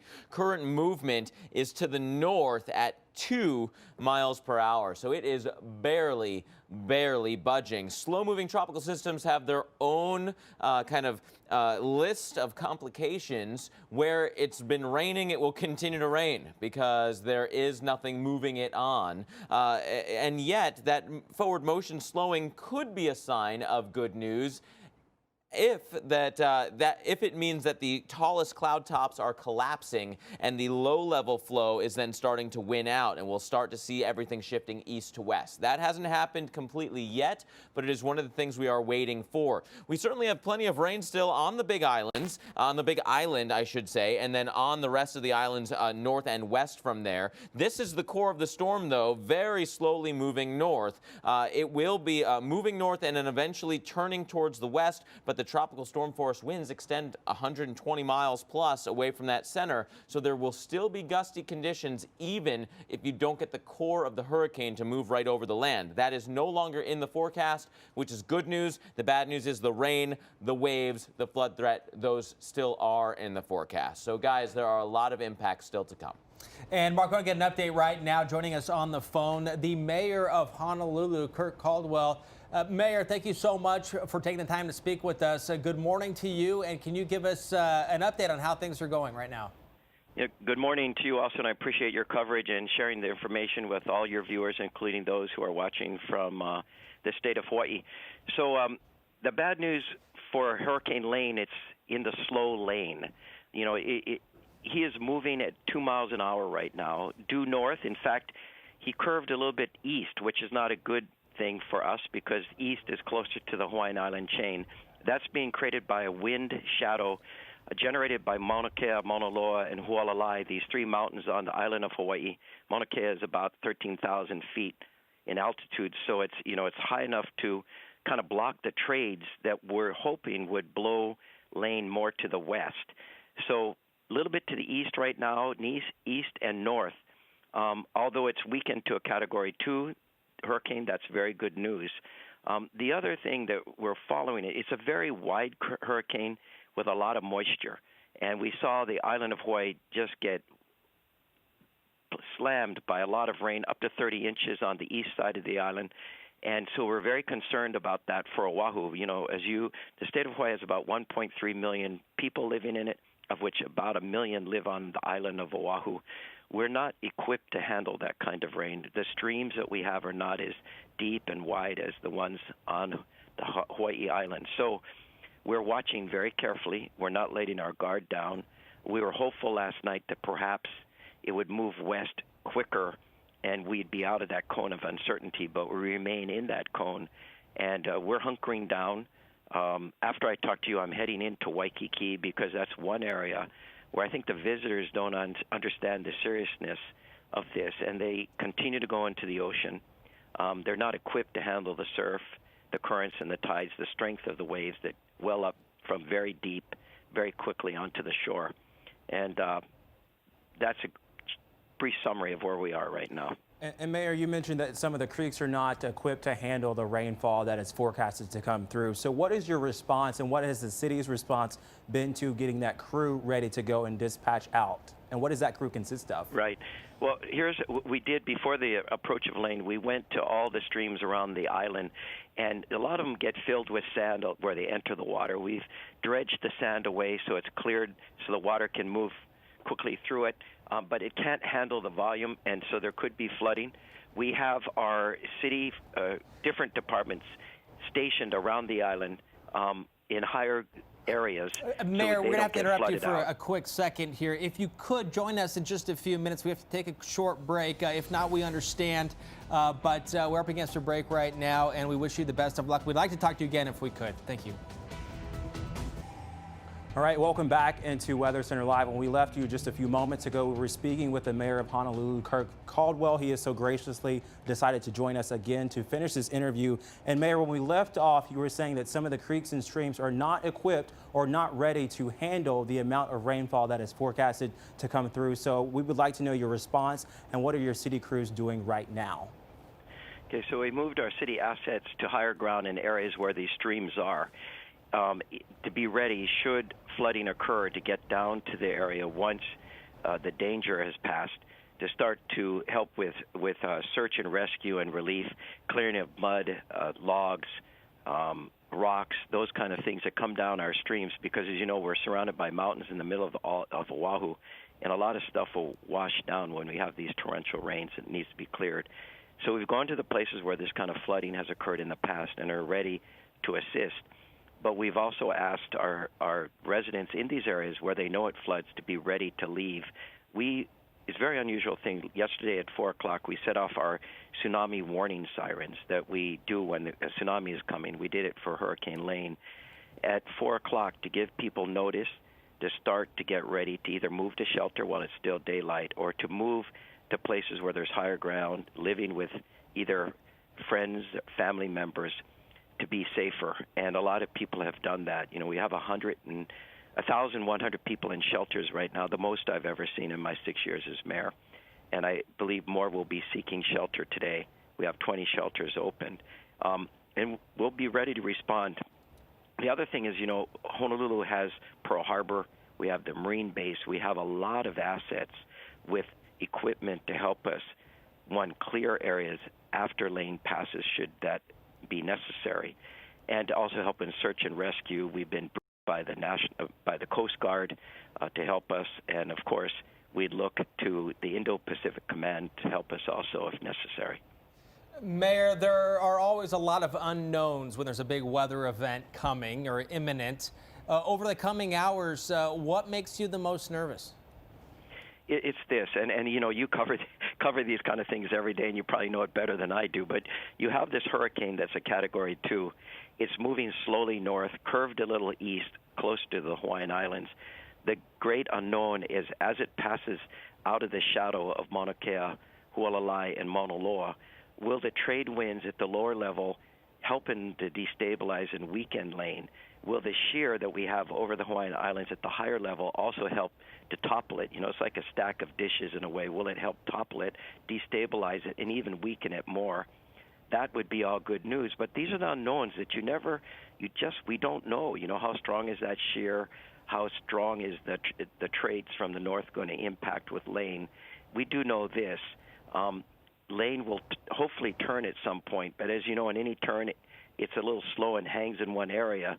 And that turn right now is projected to be just south of the island of Oahu, meaning we're going to still have those huge bands of rain, and we're going to have storm surge. And those are the things that we're most concerned with and will be following, and I know you will be following too. We'll have a better idea. We have an update from the National Weather Service at 11 our time, Central Pacific time, and we'll know more at that point. But we are still planning for the worst and hoping for the best. And Mayor, you mentioned earlier in your words, you said the people of Waikiki were not taking this as seriously, not taking the warning as seriously, so you're going to head down there yourself. What is your message, not only to those in Waikiki, but those around you who are not taking this seriously?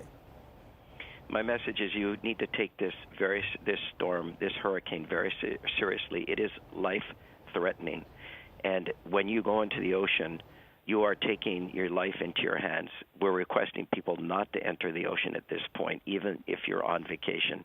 And of course, the residents know that very well. And only the most experienced watermen and women should be in the water at this point. And even then, they are not going into the water. The conditions are not good for surfing. And so that is the message. Please stay tuned. Watch the Weather Channel. Pay attention to what our first responders are telling you and take their warnings to heart. Honolulu Mayor Kurt Caldwell, thank you so very much for your time, and best of luck to you and all of the employees there and all of the crews working to keep everybody safe. Thank you so much. We appreciate the service you do. Thank you. And right now we want to break down what some of the islands are seeing, beginning with Honolulu. And we'll take you out there live. You see the skies and the conditions are a little bit on the gray side. The trees are blowing more and more as Lane pushes in. Yeah, we're seeing the winds picking up. And as the mayor was talking about, and we were looking at these pictures, we did occasionally see a surfer in the water, but he was also talking about how the surf isn't great. When the waves are breaking really close to each other, you can see a lot of white out there. It's pretty torn up and blown out. So it's not great, which also makes it pretty dangerous as well when you can't really depend on a consistent set that comes in. Right, and it's not just the ocean surface that we're concerned about, but the winds, that is also something, those are also something that we'll be picking up. They're gusting right now at 33 miles an hour. Not tropical storm force, but certainly close enough with the ground saturated. As Mark has already mentioned too, that could cause power lines or some trees to come down. As we look at the radar right now, more rain is starting to push in for parts near Honolulu. We're going to keep tracking Lane as it zeroes in on Hawaii as our on high alert. This hurricane coverage brought to you by State Farm. There for when things go wrong, but also here to help life go right. Welcome back into tropical coverage you can trust. A brush fire broke out in the early morning hours on the island of Maui near Lahaina. A nearby emergency storm shelter had to be evacuated, with evacuees being transferred to a nearby shelter. And this right here in the still dark hours showing, that was a time lapse we're looking at a few moments ago, showing the glow of the fire here. And now we're looking at what appears to be a rather extensive fire. Now, Tevin, without a great reference point, without an obvious tree or a building, it's hard to tell exactly how far away this is. But my instinct is telling me that this is pretty far away, maybe like a mile or so away. So this looks like it would be a very large fire. That, and if you look at sort of the ground, you can see that the up. Chris, I do think you're right that it is extensive, but to the extent of what that is showing, we can't definitively say right now. But Lahaina is not very big, so if someone is in Lahaina getting a video of this, it's pretty close. Yeah. And we are still working to get an update on the current situation with this. Yeah, but we do have an update on the watches and warnings in effect for many places across the Hawaiian island chain. A tropical storm warning in effect for the Big Island. Hurricane warning in effect for Maui and Oahu, which means those hurricane force winds or tropical storm force winds are likely imminent, when we already know some of that has been reported too, with hurricane watches being in effect for Kauai. There's still a lot of time to go before Hawaii is in the clear, before this is over. Unfortunately, we've already been seeing what the rain has done to the Big Island. Surf is another concern. We spoke just a few moments ago with Honolulu Mayor Kurt Caldwell, and he was telling us that the streams and the drainage, the natural drainage system on Oahu is not what it is in Hawaii. Much bigger streams, much better drainage with the bigger island here. So there is still big concern of water. It's the surf, but also what's going to fall from the sky. What's going to fall in the sky, and with a look at what's going to fall from the sky and on land, we turn to storm specialist Mark Elliott right now, also in the lab with us. Mark. Yeah, by no means are we done with the threats from Elaine. Even though we've lost some of the top of the wind speed, we are not out of the woods with regards to the impacts. The big impact may very well wind up being the rain, as the guys were just hinting at. We've got 105-mile-per-hour winds, Category 2 storm, and it is crawling to the north at this point. It's moving at about 2 miles per hour, so just barely drifting. You can learn a lot by looking at this enhanced imagery. It is no longer a circular storm. It's now elongated, almost like an eye or a football. There is still a core that is undisturbed in the center. The eye has collapsed a bit, but we still have the very tall clouds and the heaviest of the rain within that area. And it is just kind of meandering its way towards Honolulu. At the same point, though, you can see the taller clouds tried to get into Oahu and then kind of sunk back down towards the south. So those trade winds are trying to protect the islands from getting too much of the direct impacts, even as some of that rain is going to come in. You can see the spin right in here. There's our center. It is still drifting north, maybe a little bit east of north at this point, but you can also see that trade wind flow. Look at all those showers off to the north of the islands. They are exiting right to left, moving with those trade winds, and that's what's going to happen to Lane over time. We're going to look at that big turn to the left, but there is a large field of tropical storm force winds, and it looks pretty likely still that we're going to have at least tropical storm force winds over places like Lihue and like Honolulu before this storm is done. The reason we're seeing the weakening is because of the shear that's in place, and one of the changes today was that at least one of the models is picking up on that west turn early. Yesterday the trend was moving it later and later and later. We'll see if we can get that center to start going towards the west. That would be excellent news. The bulk of the modeling still shows us going north for the next 12 hours or so before that turn to the north, but all of them do bring that steady decrease in intensity to the area. And that's a big change too. We had 6.5 days of major hurricane status, so finally that is exiting the picture. There will be some wind still, as we talked about, making its way up towards the central islands and towards Honolulu. Then we get that turn towards the west and the storm will exit along with it. So we got to get through the weekend first before those big impacts leave.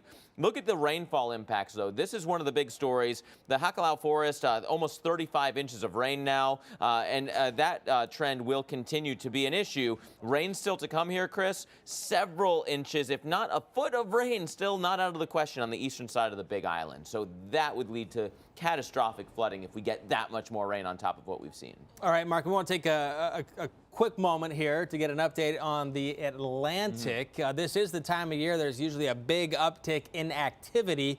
So from the Pacific, where there has been a lot of activity in the eastern Pacific here, to the Atlantic, and compare and contrast, totally different deal. Normally there'd be a lot more action, a lot more thunderstorm activity here. Not the case. The environment just not favorable for now, but that can change. So make sure you stay tuned to the Weather Channel. We'll update you on Hurricane Lane. We're not out of the woods yet. We got to go through it tonight. I even think tomorrow morning to an extent.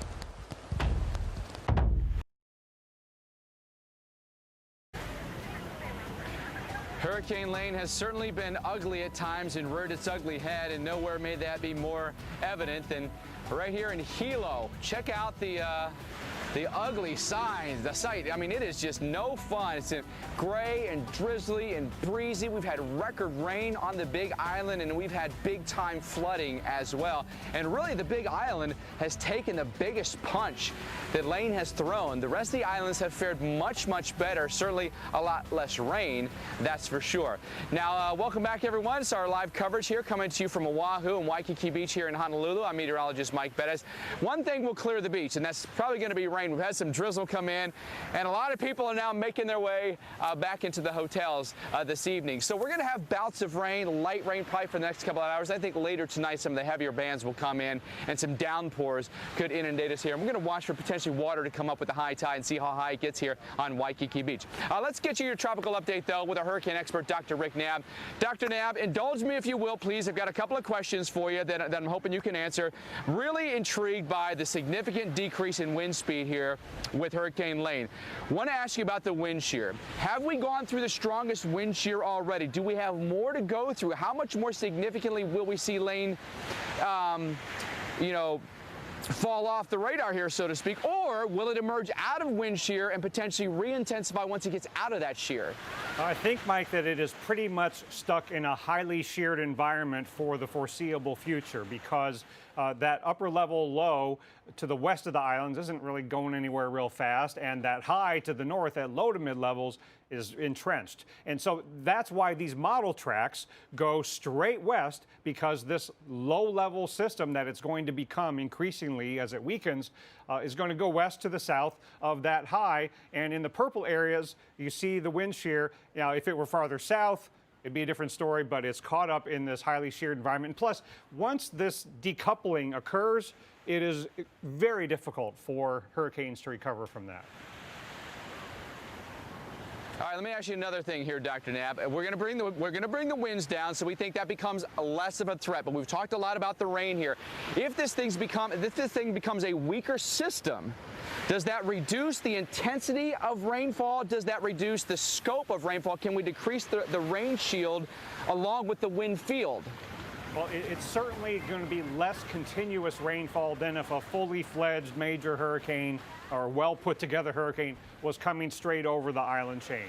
That would be just sending the rainfall threat over any threshold that Hawaii has ever experienced. However, there's so much moisture in place, and the islands are so susceptible to the orographic enhancement focusing rain on the mountains and then that water sliding down slope, that this is still fully capable of creating devastating floods, and not just on the Big Island, but some of the other islands as well. So that's going to be the difficult thing to convince everybody of, that the flash flood threat could still be very, very dangerous for a few days to come. Yeah. Well, Dr. Knapp, I just find it so fascinating. This thing has just suddenly kind of put on the brakes right at the last second, right? The timing couldn't be any better. Kind of died, in essence, right before Oahu, and they may take a really sharp left-hand turn. It's just absolutely fascinating to me how it's worked out, how it's played out. Dr. Knapp, thank you very much. How much time do we got left, folks? Can I get a little bit more from Dr. Knapp, or are they gonna? Well, Mike, I can go ahead and take it from here and just give you the basics of what is going to play out from here, because despite the fact that it has weakened, there's tremendous rainfall still in place, and anything that gets over land is going to be enhanced by the terrain. And look at how much rain is still happening on the Big Island. There's still a flash flood warning on the Hilo side, but my goodness, look at how much rain is now on the Kona side. We could get a flash flood warning there, and we've got a flash flood warning on the south side of Maui.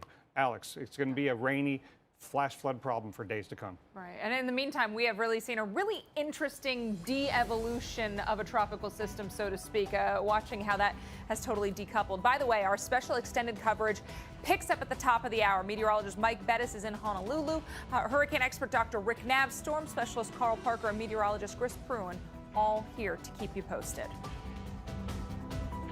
We're not out of the woods yet. We got to go through tonight. I even think tomorrow morning to an extent.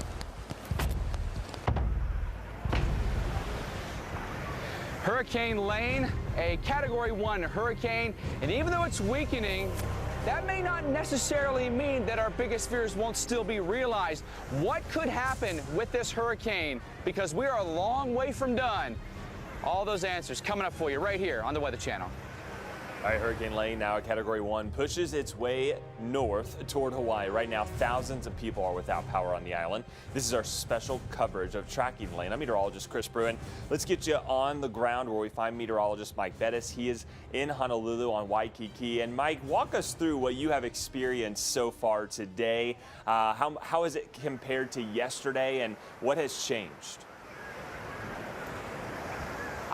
Honestly, not a whole lot has changed. It's very similar to the conditions we saw yesterday, where it's pretty much overcast through the day, a little drizzly. That's about it. You know, there's a lot more, actually, there are a lot more people on the beach now than there were before, okay? So take a look. You know, yesterday, we probably had a little bit more cloud cover than we did yesterday. People are out having a good time today. I mean, an absolutely packed beach, even though the public beaches are closed, is pretty much swim at your own risk.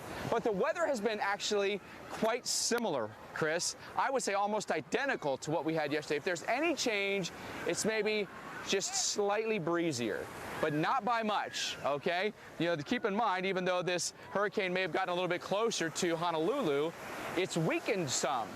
And so maybe a stronger hurricane farther away was an eventful thing yesterday, and now it's closer, but it's weaker. It's almost identical in essence, right? So here's the deal.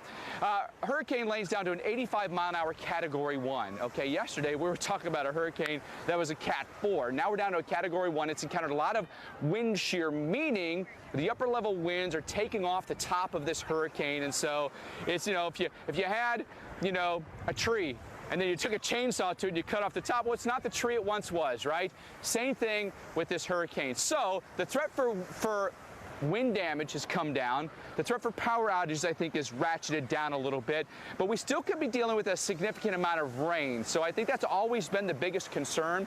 How much rain will we get and which areas of the islands will flood? We've already seen big impacts on the Big Island, right? Well, now it's all the other islands turn, including Oahu, where we are, including Maui, including Kauai. These are all places where we can still see pockets of really significant rain and the possibility of some flooding. But I would say this, as far as the attitude goes, Chris, everyone's having a good time. They want to enjoy their vacation, so if the weather allows them to be on the beach, they're going to be there. They're not going to be deterred by clouds. If the weather gets bad, there's a plan for them, and they'll go back into the hotels, and the hotels have informed the guests quite a bit about what to do. So I think, hopefully, to wrap it up in a phrase, not much has changed, honestly. All right, thanks so much, Mike Best. We'll check back in with you shortly. It's good to see the visitors trying to enjoy the time before the storm. Certainly they have their plan in place, though, if things do deteriorate, which is expected here. So let's head over to our hurricane expert, Dr. Rick Knabb. And, you know, we've heard of rapid intensification, but in this case, we have the opposite effect of rapid weakening. Explain that. Yeah, wind shear has really taken its toll on Hurricane Lane by essentially taking the top part of it in one direction and the low level part of it is going to be heading in another direction. And I'll show you how that has played out today. And it's happened relatively quickly today. We were forecasting weakening, but it was always a possibility that it would weaken quickly if the shear got to it. You can tell by the satellite appearance, it doesn't look like a hurricane anymore. It still is, according to the latest advisory from the Central Pacific Hurricane Center, but these winds will be coming down even more relatively quickly. The motion is slow. That's the motion of the surface center. So whatever you see going this way, that's the upper level part. We're tracking the low level center when we're doing the motion, the direction and speed. So it is still dangerously close to the islands, and it is still capable of causing a lot of trouble. Here's the new forecast path. This was updated at 2 p.m. Hawaiian time, 8 p.m. Eastern, with a special advisory with a new track and intensity forecast. And you'll see that by tomorrow morning Hawaii time, as it's near or over Oahu, it's down to a tropical storm. So it might not even be a hurricane for too many more hours. And then it'll be a tropical storm on Saturday, we think. And then maybe by Sunday, it's no longer even a tropical storm. So what does that all mean? Well, let's focus on where the rainfall is still going to be occurring, because that has been and continues to be the #1 hazard that we're concerned about, because there's still plenty of moisture in place. You see that we don't have really a central dense overcast, an inner core anymore, but we have plenty of areas of thunderstorms, or at least heavy rainfall, both over water and on land. Let's switch to the radar, and this long loop shows you the inner core that you saw at the beginning of the loop basically disappears, and now we're getting the beginnings of a broader depiction of the low-level center. So the center is somewhere out here, and here is the northeast side of it where there's some heavy rainfall. But now look at how much rainfall is affecting both sides of the Big Island, as part of it comes in from the south on the Kona side, and we continue to get the inflow onto the Hilo side. Also very heavy rain having affected Maui County, and now we've got a big band north of Oahu. There's a new extended flash flood warning in on the Haleakala side of the eastern portion of Maui. Look at how on the radar you see the radar echoes anchoring to the mountain. Haleakala is a 10,000-foot tall mountain, and this flash flood warning remains in effect till 5:45 p.m. Hawaii time. The Pi'ilani Highway on the south closed, and the Hana side that got some heavy rain yesterday is especially susceptible to flash flooding. So that's a concern there. The flash flood warning on the east side of the Big Island continues, and I think Chris, the Kailua Kona side might get a flash flood warning before too long, as they're getting more rain than they've seen in the whole event just yet. And Oahu, you could be next. Well, and speaking of Kona, that's the drier side of the Big Island. Usually. So, yeah, Right. so typically, you know, if we were to get 10 inches of rain, that would really do some big issues, especially there on the east side of the Big Island. All right, let's talk about timing. And again, the Big Island certainly seen the rain for the most part here, as well as parts of Maui County. The rain still kind of fizzling in and out around Oahu. However, the heaviest bands are not far away. In Kauai, you'll be the last in line to see some of the worst weather because we're the furthest away from the storm. And again, all of this is trailing off towards the east of the center. So while we don't really have a clearly defined eye anymore with Hurricane Lane, it will continue to likely weaken as it gets closer, but its moisture is here to stay. This is Sunday morning here, Hawaii time, and we still have quite a bit of moisture here lingering, pushing towards the northern islands, still pushing around Oahu, Maui County, and also Hawaii as well. So that'll be a big concern. It's really not until the end of the weekend before we're finally in the clear from some of the rain that'll still be associated here with what's left of Hurricane Lane. All right, so for Hilo, the worst of the weather here, especially on the east side of the Big Island, will likely wind down overnight tonight. Tomorrow still staying relatively cloudy with some scattered showers, but it looks like the heaviest of the rain will be done. As far as winds go, still not expecting overly strong winds, especially on the east side of the island. However, on the Kona side, we could certainly have some stronger gusts that'll be here into Kona. 3 to 5 inches of rain, locally higher amounts in Honolulu, still expecting close to a foot of rain.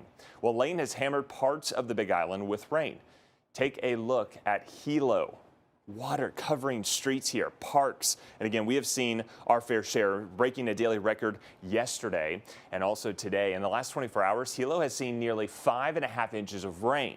Flooding and landslides still a big threat on the Big Island. And not just on the Big Island, this is for all of the Hawaiian Islands. So we want to go now to Storm Specialist Carl Parker on the rainfall and the flood threat that Hawaii will still face regardless on whether this stays a hurricane or weakens to a tropical storm. Yeah, and it's not just Lane. There are actually some other mechanisms at work as well. And let's take a look at what those mechanisms are. We've got the hurricane itself, which is rapidly weakening right now. It's going to be becoming a tropical storm, most likely here in the next day. But then behind that, there is a tropical wave. You can see the spin in the visible satellite imagery right in there. Now, let's take a look at this from another perspective.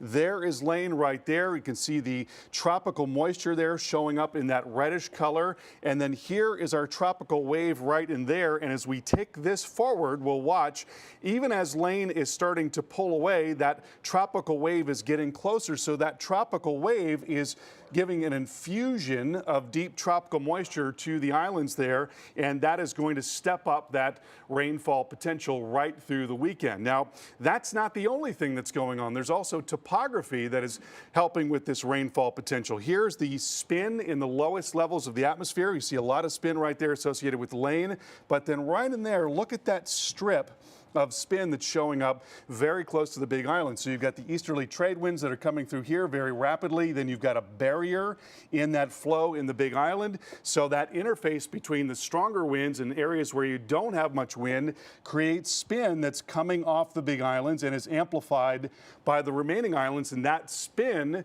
creates lift. You can see this as we go into the weekend. You've got this low-level vorticity just continuing to come right off the Big Island and through the islands. So as all of that moisture is coming in, we've got some lift in the atmosphere, and you can really see that reflected in the model forecast. There you see this big area of rain associated with Lane, but notice how it's just very persistent there near the Big Island and right up into Maui County and on into Oahu as well. So there are a lot of different things that are helping to produce this heavy rain in Hawaii. And the upshot is that we've got a lot more rain on the way. Just through tomorrow, we're talking about 5 to 8 inches there, parts of Maui County, as well as into Oahu, and also quite a bit more in parts of the Big Island as well as we've had as much as 35 inches of rain on the Big Island, Chris. So you add anything more to that, you're going to be talking about a spectacular amount of rain. And again, those forecast totals, those are in addition to what we've already picked up here across the Hawaiian Islands. So major issue as far as flash flooding is concerned. Well, Hurricane Lane is the biggest weather threat Hawaii has seen in decades. So how have emergency crews been preparing? On the phone is Richard Raposa from the Hawaii Emergency Management. And Richard, thanks for joining us. What is your #1 priority right now? Now we're looking at anticipating what could be severe flooding.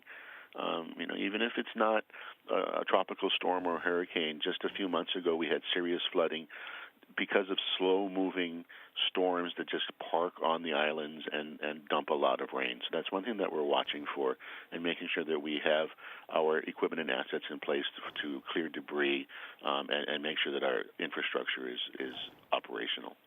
What are you telling residents to do right now? Right now, they can relax a little bit, but not entirely. This could still be a significant event. So, maybe relax. Don't worry so much about having 2 weeks' worth of food, but also don't go to the beach. Don't go in the water. And will shelters be open for people seeking a safe place to ride out the storm? Yes, the shelters will remain open as long as they're needed. So until the event is passed and we're certain that everybody is safe, the shelters will be available. So you mentioned flooding is likely going to be the biggest concern with the storm. Are there any particular islands that you're most concerned about? We know a couple months ago Kauai saw that devastating flooding on the North Shore. What about the other islands? Oahu also took some significant flooding back in that April event. So we're keeping our eyes open for that. And, Maui has not sustained any serious flooding for a few years, but a couple years ago they did have a serious event as well. So all the islands are susceptible to flooding. They have different areas that can get saturated and suffer damage. So we're keeping our eyes open across the state. All right, thank you so much, Richard Raposa, for joining us, and we're hoping the best for your state with the Hawaii Emergency Management. And you can see the waves really starting to pick up here on the rocks as they crash into portions of Oahu. This is Kapolei on the island of Oahu, not far from Honolulu. And again, you can notice the waves certainly higher than they typically are, but they can even get even higher. Now, while wind doesn't look to be as big of an issue, it's still going to cause some power outages. We've already seen it. There's several thousand without power here in the state of Hawaii, and wind along with the downed trees, particularly branches, smaller limbs, are going to be a big concern. Take a look at the latest wind gusts, and while Hurricane Lane continues to weaken, rain's going to be our biggest factor, but we still are going to have some stronger winds, especially higher up in elevation. That's where we have some power lines. People also live above the coast, and so as you go up in elevation, those wind speeds really crank up. Let's get a closer look, and we're getting close to tropical storm force winds here in portions of Maui County, also back towards Honolulu. We have seen gusts over tropical storm force on most of the islands, but they were higher up here over the last 24 hours. So this kind of gives you an up-to-speed date forecast as far as the wind field really starting to shrink as Hurricane Lane weakens. We will see gusts easily over 40, potentially 50, 60 miles per hour, and even higher elevations could see close to 70-mile-per-hour wind gusts at times. But sustained winds looks like they'll be only in the tropical storm force range, especially as Lane continues to weaken. And it's not going to take a whole lot, especially on very saturated soils, to knock over some trees, to knock over tree limbs, and that could knock out power lines and cause some property damage as well. So where are we expecting power outages? Well, very likely here, especially across Maui County, also towards Oahu. I wouldn't even be surprised here on the Big Island with how much rain we have seen. Certainly a possibility. Kauai's been relatively dry, but keep in mind we were very hard hit with flooding a few months back, so certainly wet ground will provide for the chance for possible damage. And again, bring in loose weighing items like lawn chairs into your home, your trash bins, put them into your garage. Let's get you caught up to date on what we know right now. More than 13,000 people are without power across the island. FEMA Administrator Brock Long says, quote, "We're going to see torrential rains occur over the next 48 to 72 hours. And the wildfire on Maui has grown to 300 acres, threatening over 100 homes." All right, check out the damage in Maui from Hurricane Lane. This photo taken at Haiku on the northern part of the island. A chunk of land and trees blocking both lanes of this highway, all because of what too much rain can do to areas that have terrain like we have on all of the islands here across Hawaii. And look at that, the road completely blocked. And imagine if you were driving and this happened simultaneously as your car was passing through. So this is why it's very dangerous. Landslides, another big factor along with flash flooding. And take a look at the Kalaheo on the island side of Kauai. This is on the northernmost of the Hawaiian Islands. And look at the rain that we were seeing earlier today. Heavy rains. This is only the beginning here for Kauai as we're the northernmost, so we're furthest away from most of the tropical moisture here associated with Hurricane Lane. But again, this is going to be a long event, likely rain through your weekend for those vacationing here along all of Kauai and many of the other Hawaiian islands. Well, let's take you live to one of those islands. That's Oahu. That's where we find meteorologist Mike Bettis, and he's in Waikiki Beach. And Mike, power outages, flooding, have you noticed anything out of the ordinary? Businesses, have you noticed any businesses closed today compared to yesterday?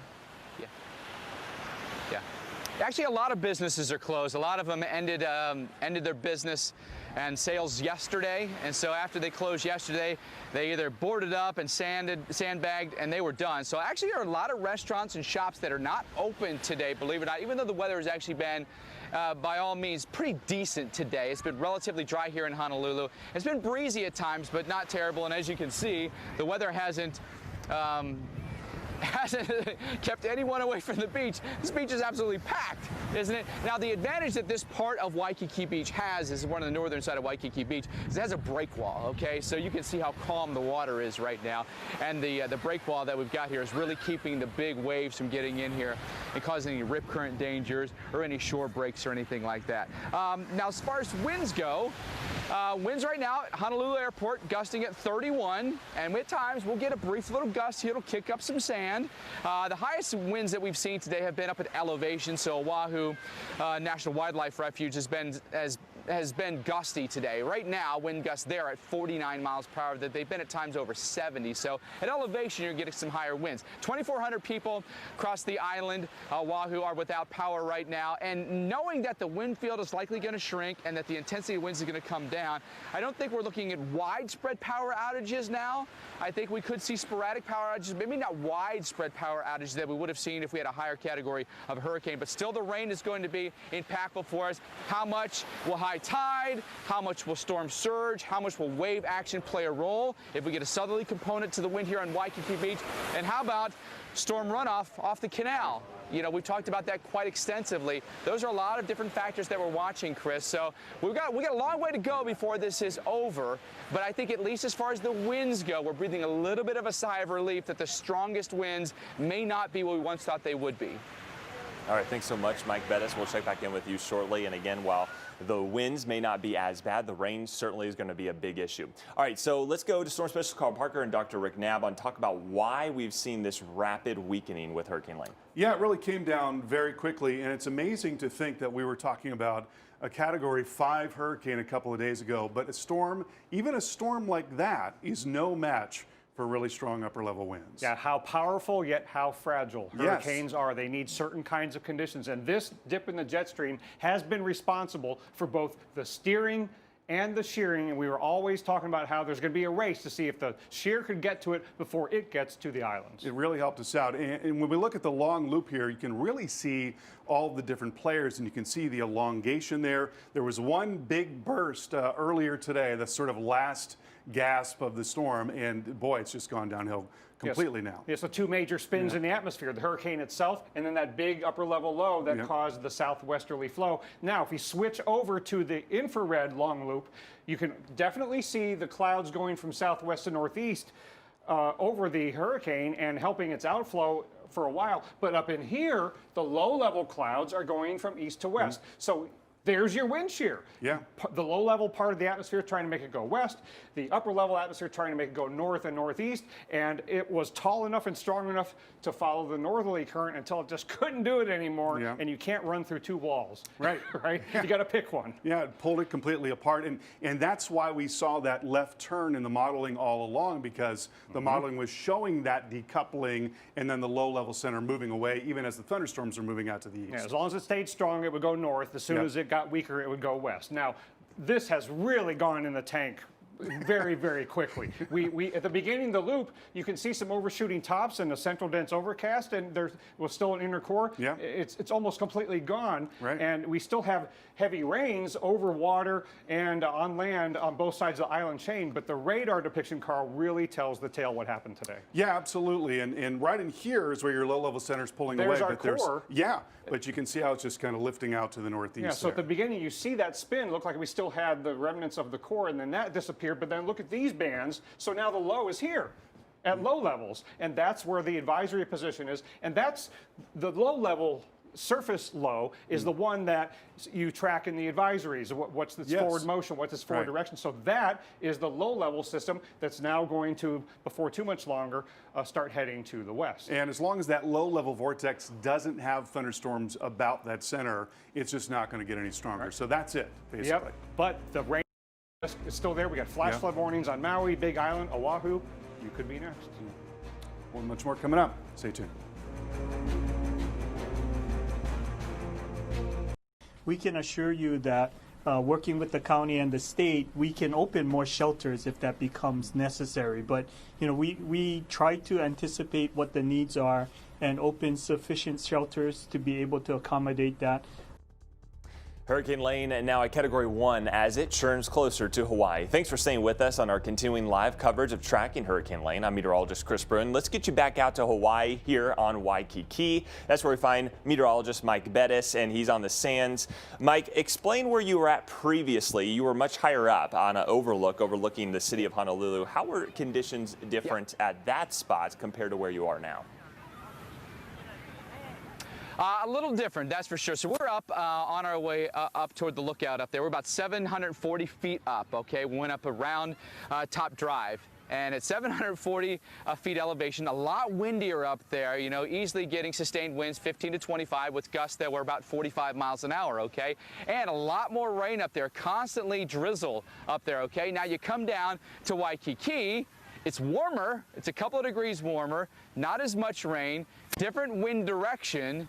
And I think that's really the big thing here. It's a lot drier down here than it is there. Now, one thing I want to show you and point out something here that's interesting today that they've done. Now, this is a little lagoon, and I remember yesterday we showed you this, and it had paddle boats out there, and kayakers, and paddle boarders, and water bikes, and the whole deal. And they rent them to the folks that are here on vacation. They have a good time out there, and it's like a traffic jam in the water. But it's just little rafts now.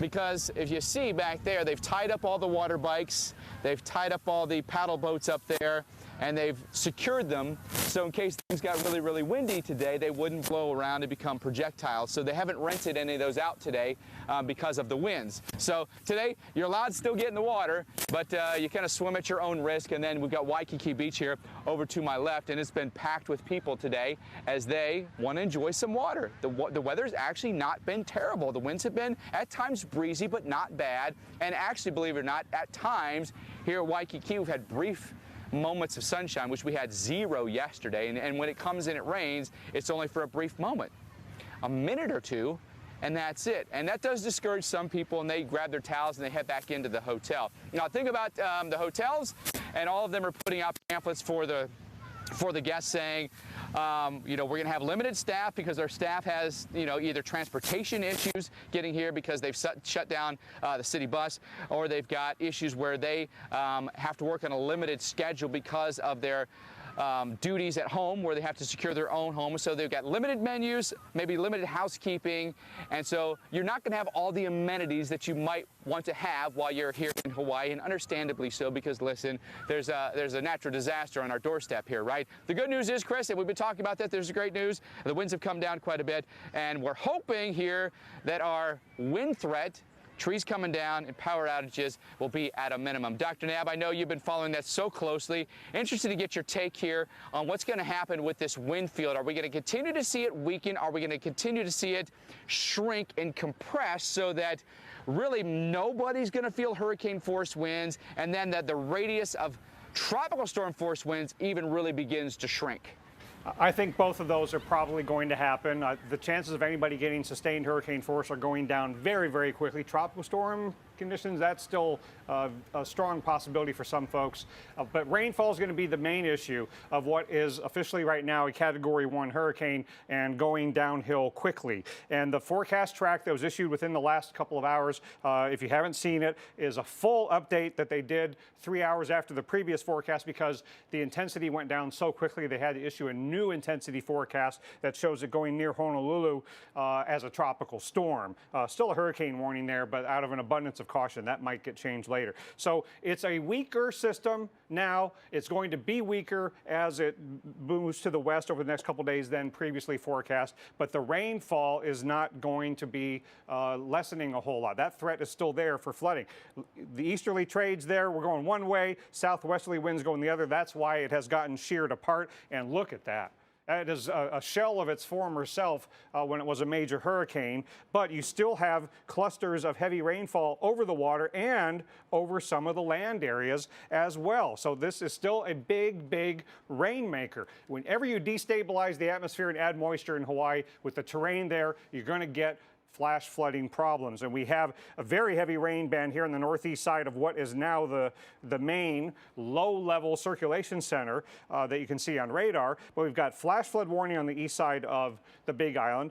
Increasing rain on the Kona side, the usual leeward side of the Big Island. You could see flash flooding there before too much longer. And we've got this flash flood warning here on the Haleakala east side of Maui. This is in effect until 5:45 p.m. local time, and it's anchoring to the terrain. And the Hana side got rain yesterday, very vulnerable to flash flooding there. And so here's that flash flood warning that's in effect on the Hilo side till 3:45 p.m. Now, the European model is depicting that this weakened system is going to head off to the west, but it's also depicting that we are going to get very heavy rainfall even on Oahu and Kauai over the weekend. So that flash flood threat continues. We're going to be talking to a resident in Hilo, Hawaii in just a moment. Stay with us. All right, welcome back to the Weather Channel's continuing live coverage as Hurricane Lane gets closer and closer to the islands. Let's take you on a little tour around the islands with some of our live webcams. Starting off in Hilo area, we have not seen sunshine. Do you remember what the sun looked like? Well, eventually it'll come back out, but we have to get through more rain. We have seen our fair share. By the way, Hilo is one of the wettest cities in the country by average rainfall. And even the rainfall that we have seen in the last 48 hours is impressive by our standards. So it's a big deal. We've seen serious flooding, roads closed. Look how high the water is, by the way. This is a live webcam, and it's not from storm surge. It's just from heavy rainfall. So that's the big issue. Let's take you from the Big Island to Maui. And again, this is where waves have been very choppy really all day. You can see some white caps here.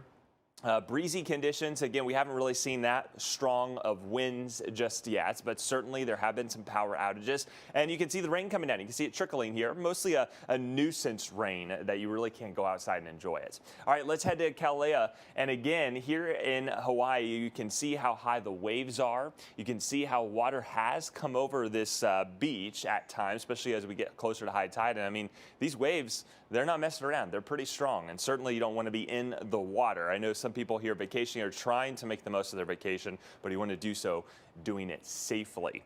And let's head to another beach here in Maui, and you can see some breaks in the clouds. So we're not getting a little bit of rain right now. We're getting a little bit of break, but what you are noticing are the winds. They're much stronger. So it really depends on what island you're at and then what part of the island you're on. There's a lot of factors. There's certainly going to be other areas of islands that are going to see much stronger winds, especially when you go up in altitude, and then other areas of the islands that see much stronger rainfall rates. So it's just the tale of two tales. Incredible new video coming in to us right now showing us torrential rains. Look at this. And again, this is what too much rain can do. It's sad to see this starting to ruin people's property, and this is a case-by-case situation. This was likely a new house here as the owner's just watching in amazement of what he just bought. So scary times certainly here, especially on the Big Island. All right, well, people have been evacuated from some of the homes in the area. And joining us now is Joel Lawson, who sent us this incredible video. And Joel, thank you for taking the time to talk to us. First, are you safe? Yes, we are, Chris. Thank you for asking. And what do you think? What do things look like where you're at? Describe for us who are watching at home. What are things like right now where you're at? Well, I'm looking out my window now, and we're experiencing very heavy rain that we're used to. As a matter of fact, that's my phone going off right now, more flood warnings. It's just heavy rain, and we have a river on one side of us and a stream on the other, and they're doing okay as far as the level, but it's traveling down the road. At some point, I don't know where, but it started coming into the homes in our area. There's about 10 homes that are pretty affected by this right now. And Joel, how long have you lived in Hilo? I've lived in Hilo about 2 years now. I was 18 years out on Kaloli Point, and I just moved to Hilo about 2 years ago. Have you ever seen anything like this? We know Hilo gets a lot of rain. Have you ever seen an event like this? No, I haven't. Have you lost power? No, we lost our water main out at the street, but there's a few neighbors here, 3 houses in a row where we share a driveway, and so we're all three stuck, in our homes, and kind of pitched in together, and we got my water going off a water hose from one of the other neighbors. So we have all the utilities, and we're okay. We just can't leave. There's no way out. We've chosen to stay, but we're safe in our homes. But if we left, we wouldn't have a vehicle, and we wouldn't really have a place to go, other than a shelter. So. Have any of your neighbors, did any of them evacuate? Yes. There's just right across the street from us, there's 5 people living in that home. They evacuated yesterday morning. Their home has been completely washed out with floods.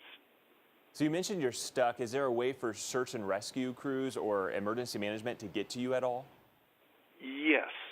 They can come within a block of where I'm standing right now. Better be experienced because the water's moving so fast. We're on a pretty steep incline, and the water's probably moving, 20 miles an hour, and it only takes a foot of water, and it'll just knock you right off your feet. I've seen it happen already to neighbors just trying to get out and pick up supplies. Do you feel safe in your home where you are right now based on the current conditions? Yes, we do.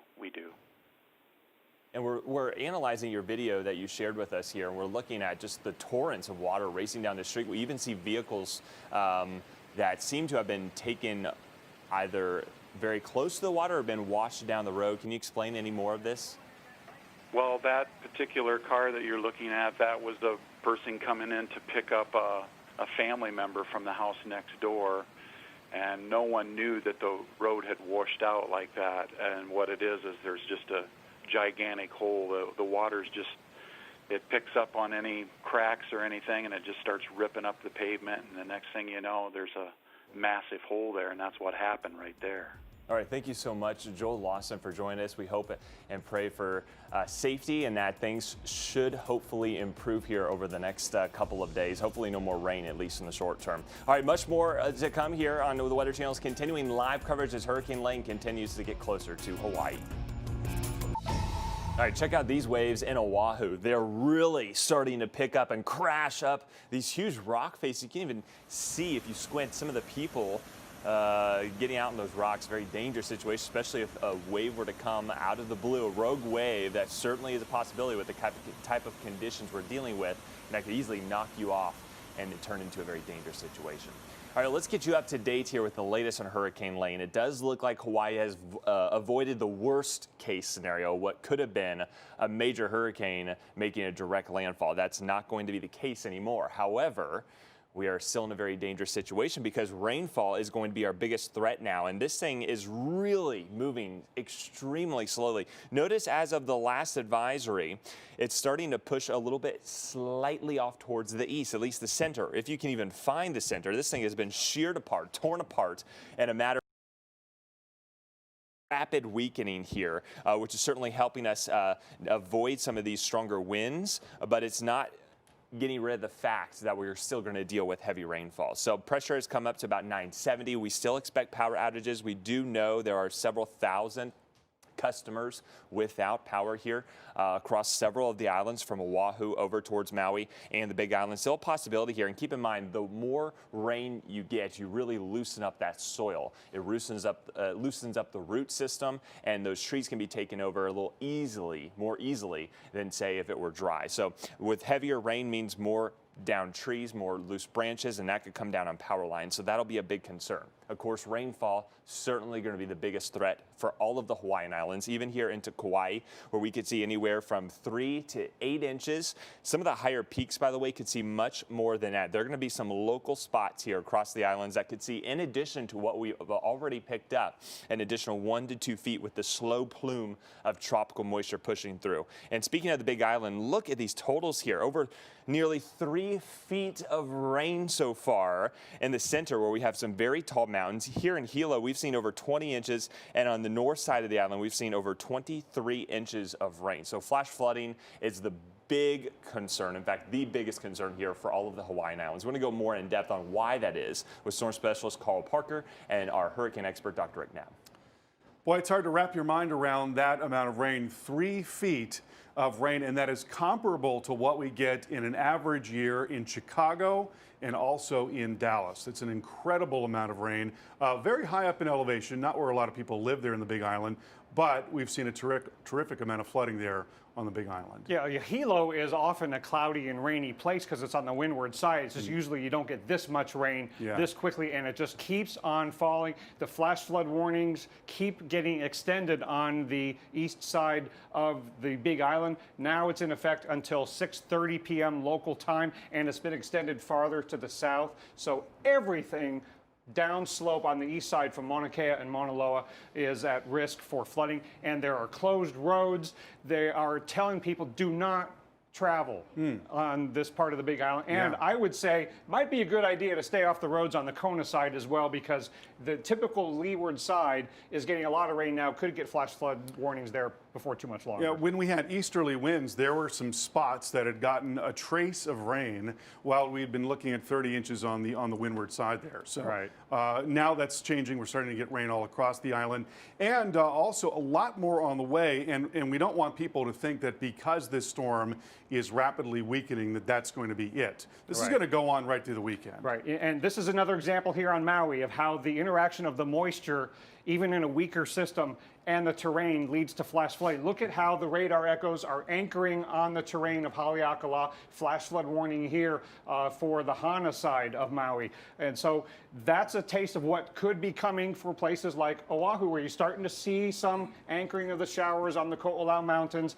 And if these bands start to line up over Oahu and Kauai, they could get flash flooding. And, you know, Carl, we've seen the model tracks turning to the left, a weaker system. Well, the European model does that.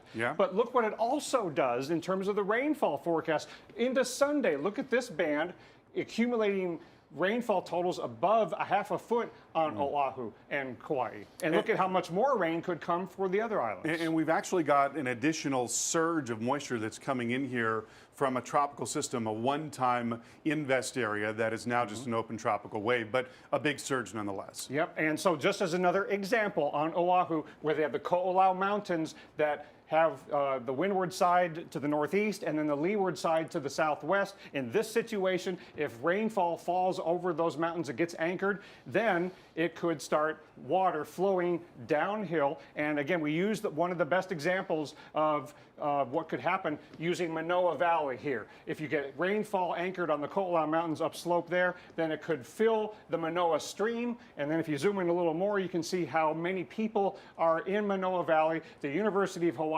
campus, the Central Pacific Hurricane Center, and then that stream empties down to the Alawai Canal just on the other side of Waikiki from the ocean. That's how these areas could flood, even if they don't get the rain. It could come down slope. And this is actually one of the most densely populated cities in the world. We'll have much more on this hurricane coming up in just a few minutes. We talked a little bit about the Lahaina fire, the brush fire, and we are in the planning stages of identifying more shelters in Wailuku and Kahului should we need to move people from the Lahaina side and west side on Maui some way away from the brush fire. And Hurricane Lane still cause for concern in Hawaii, and all eyes still on this hurricane. Even though it's weakening, we still have significant impacts across the island. A live report from Waikiki Beach in Honolulu, straight ahead. All right, Hurricane Lane, now at Category 1, pushes its way north, closer and closer to the state of Hawaii. Right now, thousands of people are without power on the islands. This is our special continuing coverage of tracking Hurricane Lane. I'm meteorologist Chris Brun. Let's take you back out to Hawaii here on Oahu. This is where we find meteorologist Mike Bettis. He's on Waikiki Beach. And Mike, it looks a lot busier, at least on this stretch of beach, than it did yesterday. I'm sure a lot of tourists and vacationers are a little impatient, even locals, of the awaiting the arrival of some of the worst weather. What do you want to say to them? Yes. Well, listen, they've been watching this thing for days and days and days, Chris. So when they see an opening, they go for it, right? At times, there's even been a little bit of filtered sunshine, so they go for it. And you see kids are out here building sand castles. This beach is packed. There are way more people on this beach than there were yesterday, but there's been less rain today than there was yesterday, believe it or not. Now, you know, here's the deal.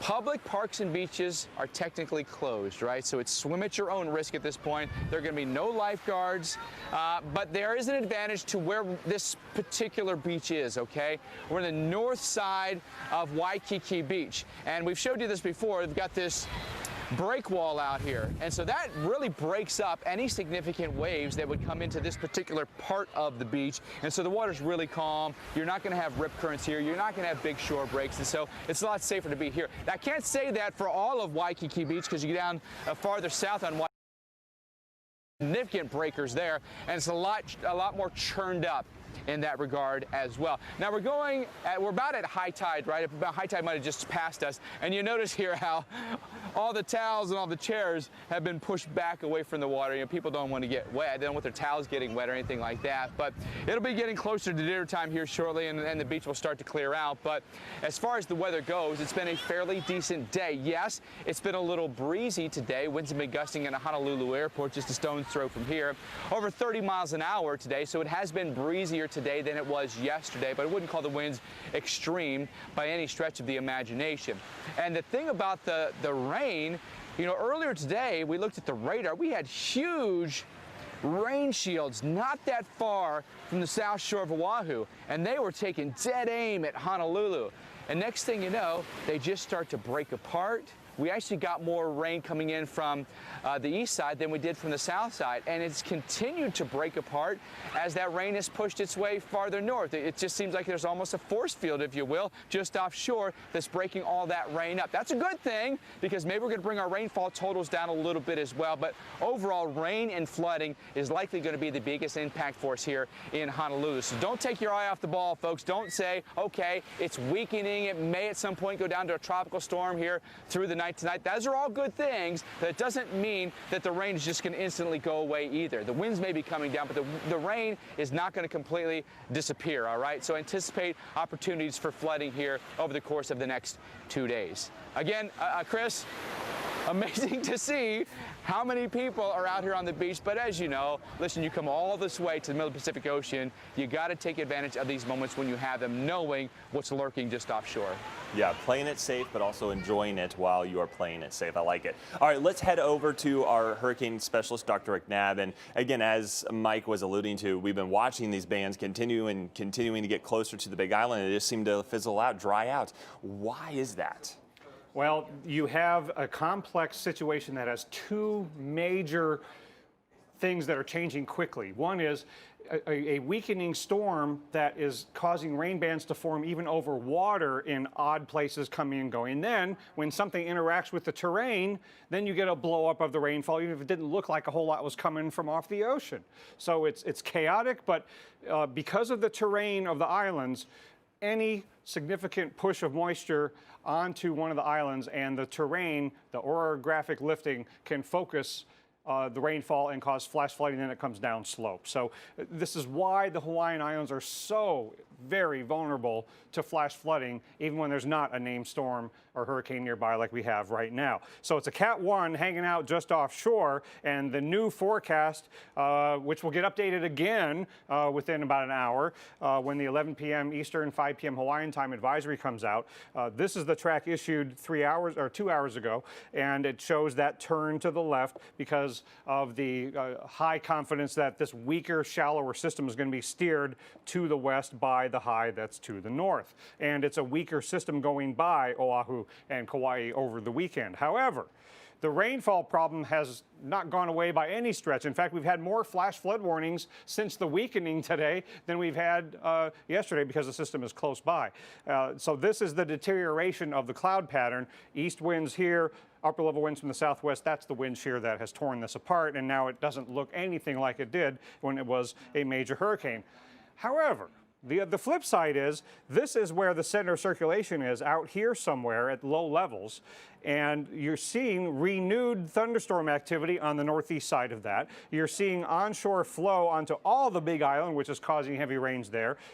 Maui is getting onshore flow into Haleakala, and we've got a band off to the north. And we switch over to the radar. Look at how solid this curved band on the northeast side of the surface low has become. Now, is this going to migrate farther north into Maui County and Oahu tonight? Possible.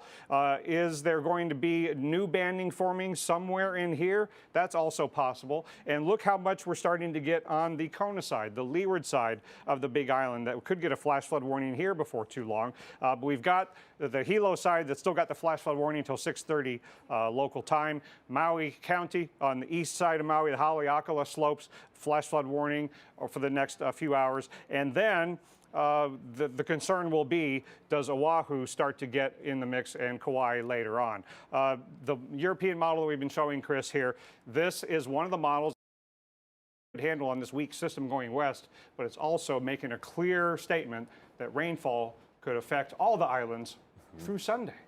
So while we may have avoided a worst case scenario as far, especially when the winds go, we're still in this, especially when it comes to flash flooding. Yeah, the flash flooding could still be devastating on any island. And can be deadly if you don't take this seriously. Absolutely. All right, let's talk about some of the timing, because that's going to be a big player depending on which island you are on and what part of the island you're on. Some parts of the island are going to see much more rain than other parts, and there's a lot of factors. So let's show you just one model depiction of what we're looking at. Our future radar showing you bands of rain. This is through tomorrow morning here, local time. Still continuing to pound places from Oahu over to Maui and into the Big Island.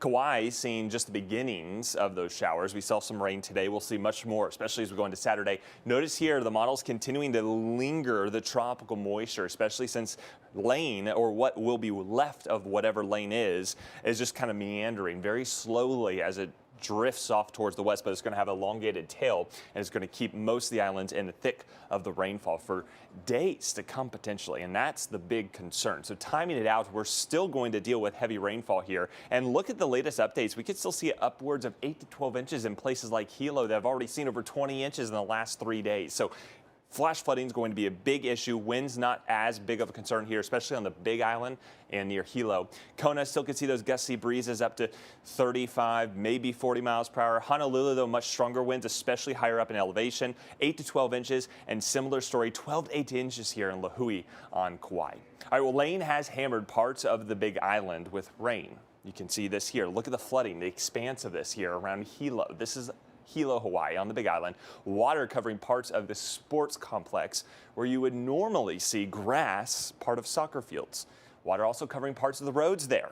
Look at this. Look at the trees. It looks like they're in a lake, but that should be ground. 1.5 inches of rain, several inches of rain over the past 3 days, Carl, and flash flooding is going to be the biggest concern. We're already seeing that here on the Big Island, and we could potentially see this on all of the Hawaiian Islands over the next 3 days or so. Yeah, that threat's going to continue right into the weekend. It's not going to change very much at all, and that's because we've got other mechanisms at work in addition to what is left of this storm. And let's begin with a look at the visible satellite picture. So here you've got what is left of Lane right in there, but notice there's also another little spin that is well out to the south and to the east. That's a tropical wave that was being watched.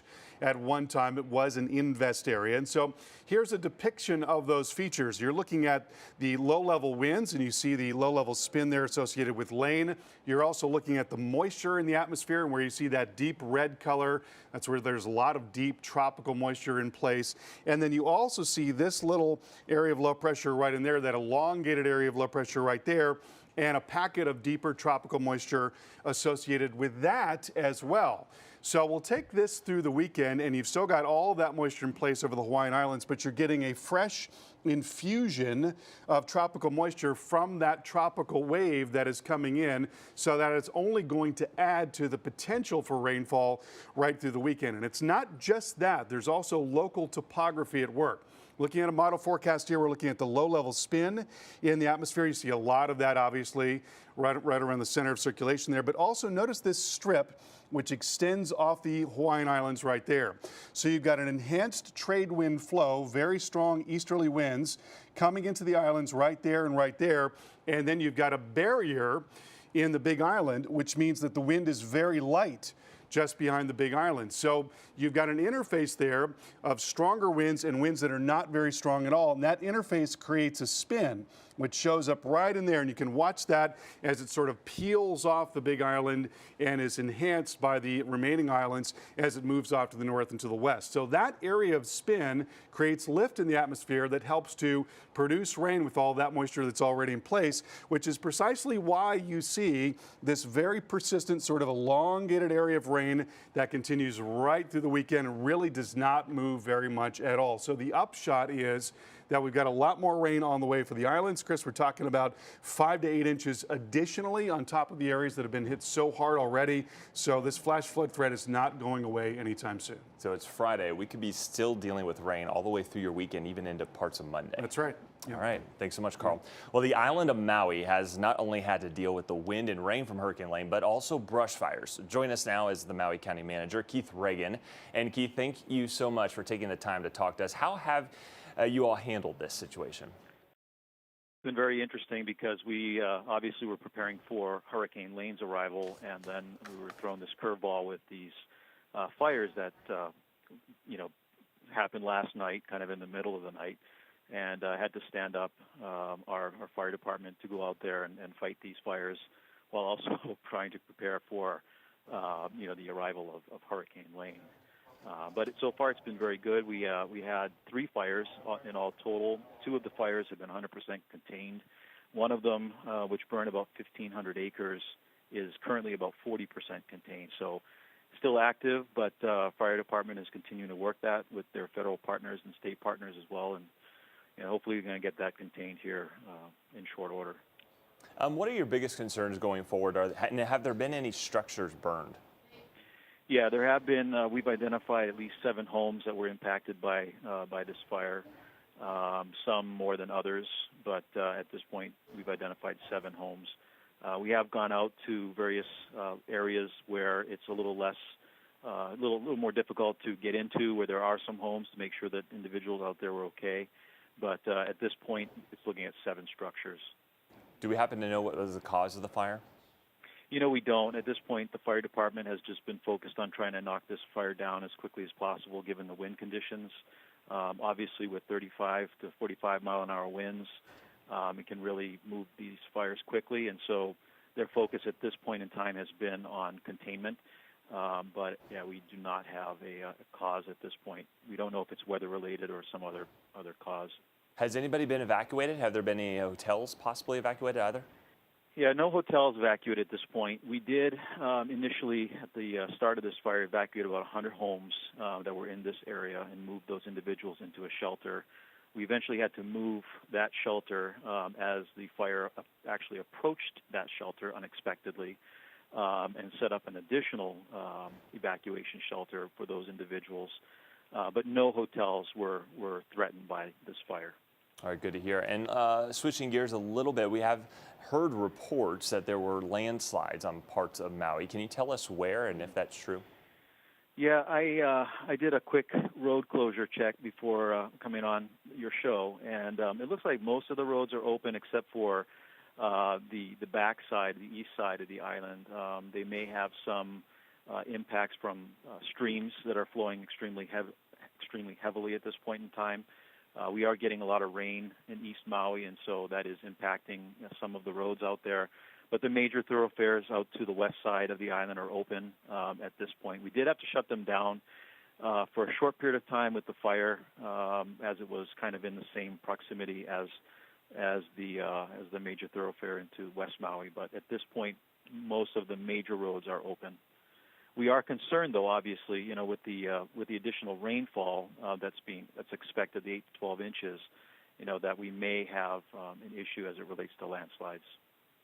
All right, Keith Reagan with the Maui County Management District. Thank you so much for joining us. And again, we hope and pray for nothing but the best for your island as we continue to battle Hurricane Lane. Let's get you up to date with the latest as far as winds go. And again, winds, while they may not be as bad as what could have been a major hurricane getting very close to the islands, we're still going to see issues. Latest wind gusts over 30 miles per hour here across portions of the islands. In fact, getting close to tropical storm force here across Maui County. Certainly as you go up in elevation, you're going to see those higher winds, and we could still see gusts over 40 to 50 miles per hour that could certainly cause power outages and possible property damage to trees and limbs. Well, much more coverage when we return. What's on Tap? Brought to you by Miller High Life, the champagne of beers. It's traveling down the road at some point, I don't know where, but it started coming into the homes in our area. There's about 10 homes that are pretty affected by this right now. From a resident in Hilo, Hawaii, where we have seen major flooding here from too much rain in too short a period of time, all thanks to Hurricane Lane. Well, let's take you back out live to Honolulu and Waikiki Beach. This is on the island of Oahu. That's where we find meteorologist Mike Bettis. And Mike, what's the latest on the airport? Are there still planes coming in? Yeah, more planes going out than coming in, that's for sure, Chris. And we've actually seen numerous commercial flights taken off, and those flights are full because a lot of people are rebooking and getting on flights to try to get out of here. So they've done a pretty good job of keeping that airport open. I think one of the big concerns was, were they going to get water inundation on the reef runway there, which is the one that's most susceptible to storm surge, and so far so good. Runways operational. We haven't had high winds that have taken operations either or caused any sort of a crosswind over the runways where it would be, not advisable to land or take off. So far, so good. I mean, you got to give them credit for really staying on top of the weather and paying attention. Because, honestly, a lot of times what airlines will do is they'll, out of an abundance of caution, they'll preemptively start canceling flights. But we've seen flights taken off. So that's really been good news, because that's the biggest question that people have been asking us here. My flight going to take off or not? This is an amazing sight to me. Here we are. It is 4:20 in the afternoon here in Waikiki, and this beach is just loaded with folks. As many people as we have seen since we've been here the last couple of days, and you gotta give these folks a break, because yes, the beaches are closed and it's swim at your own risk, but this is a protected beach and the water's really calm here because of the break walls, and so they get out there. It's not sunny, it's not perfectly sunny overhead, but it's not pouring down rain that maybe a lot of these people had anticipated. The rain showers have broken up quite a bit offshore.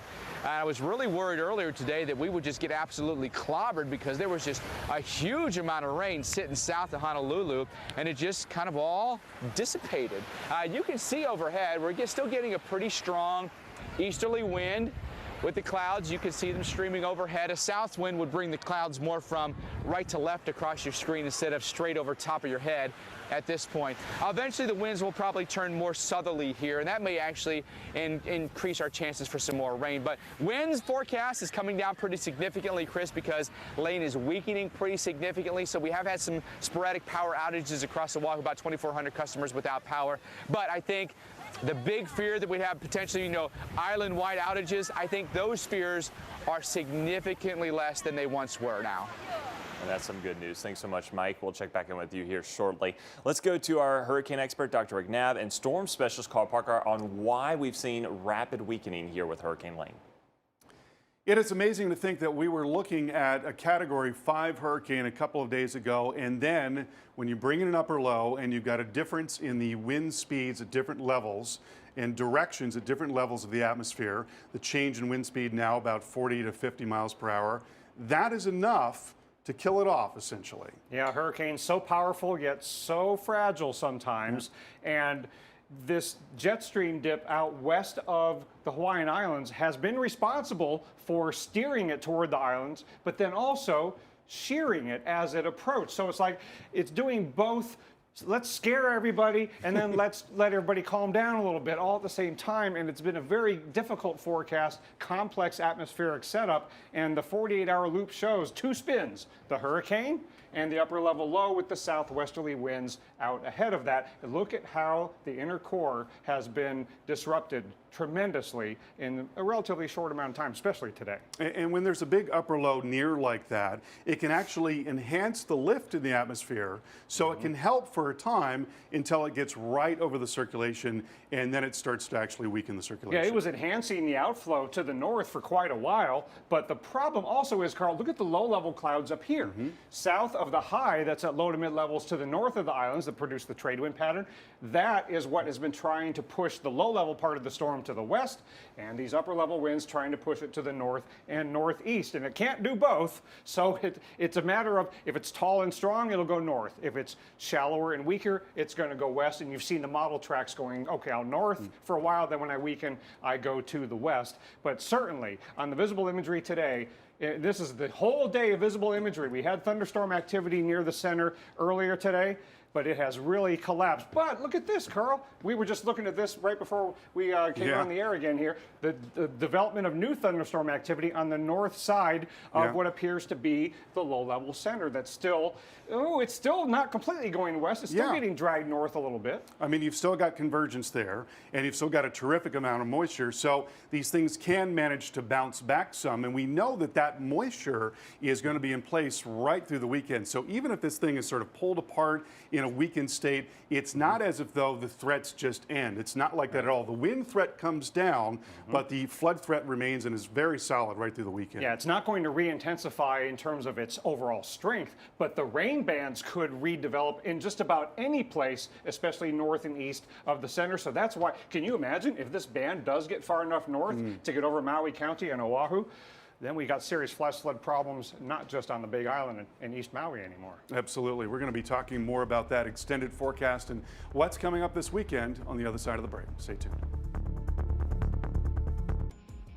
We are concerned about 2 things, a lot of rain and then increasing storm surge along with high tides. We're seeing some very high tides in the afternoons when we are going to start seeing the rain. Now we have 3 streams emptying into the Alawai Canal, Kololo Stream, Manoa Stream, Waikiki Stream, and they all pour into this canal. And if the tide is extra high, you could see flooding from the backside of Waikiki, along with flooding from the surge on the front side of Waikiki.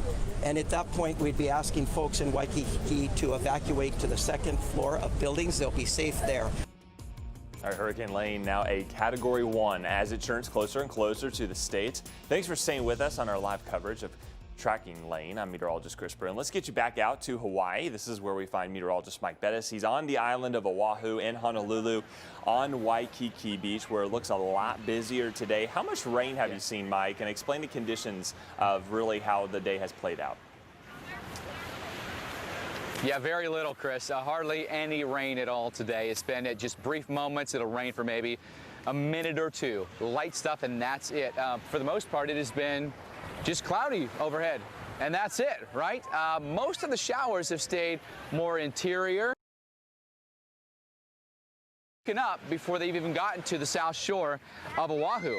And so for the folks that are here at Waikiki Beach, it's been almost an ideal forecast for them today. Okay, we haven't had any sunshine, right?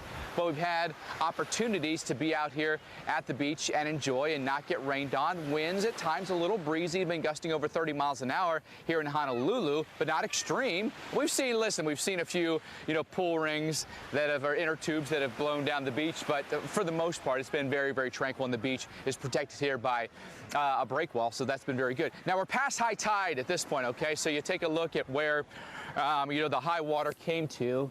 That's basically the marker there, and they built that sand berm there to try to keep back the high tide or any storm surge that we might see. There could still be issues with the next 1 or 2 high tide cycles, and after that I think that we're probably going to be in the clear. So we're not completely done with the high water just yet, but knowing that that's as high as it got today is an encouraging sign. And with a weakening system, yes, there's going to be some swells still baked in, but those should start to come down as the hurricane itself starts to wind down as well. Certainly there are going to be issues with flooding. We're still still anticipating several inches of rain. The rain forecast may ratchet down a little bit as well, but if you get several inches here in Honolulu, it could flood. You know, some thunderstorms can just flood you here with 1 or 2 inches of rain. And we're already starting to get high water on the Alawai Canal. So what that means is at the canoe club, we're starting to get overflowing water there. So already some signs that in some areas where we picked up rain, especially off the beach and more interior where most of the thunderstorms have been today, now you're going to get some drainage issues that starts to fill up.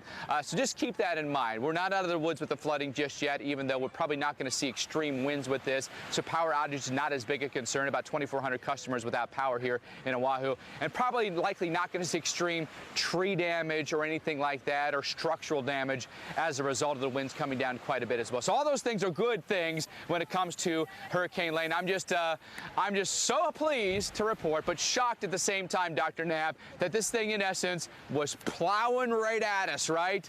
Cat 5, we were worried.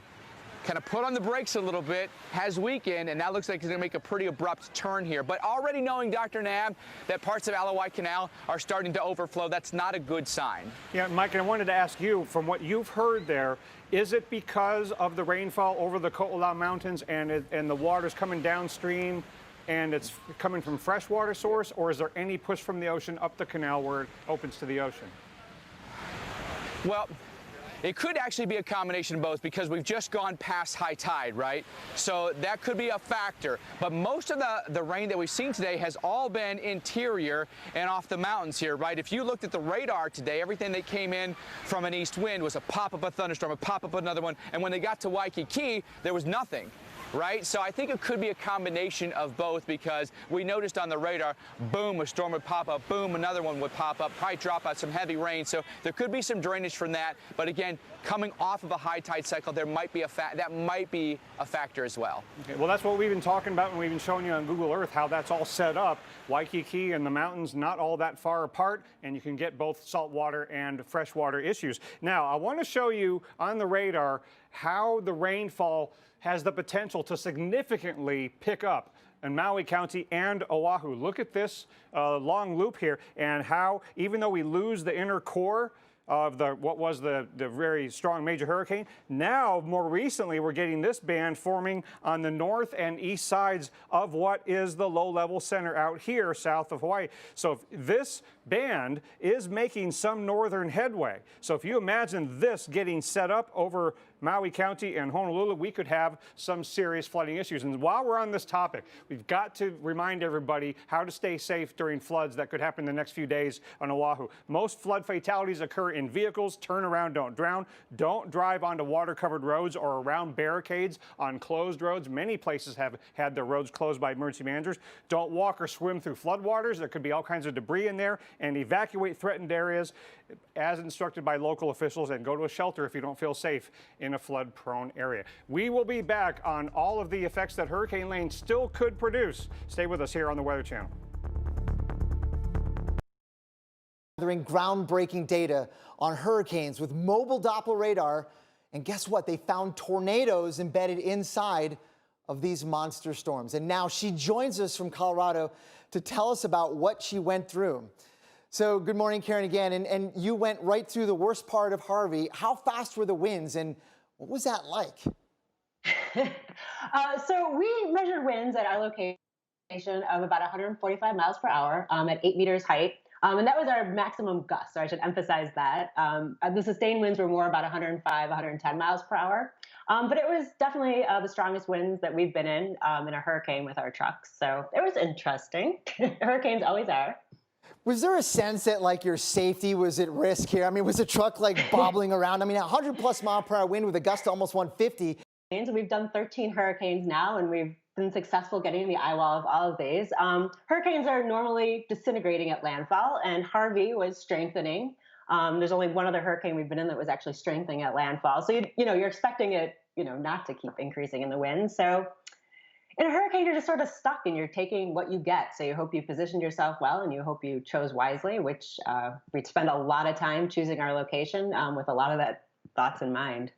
Yeah, I mean, you got to position yourself like just right, because flying debris is an issue. There's no doubt about that. I've been lots of hurricanes before myself. And did you see anything? Like, I know it was dark out, but did you see like close calls with flying debris or like even some distant buildings falling down or something?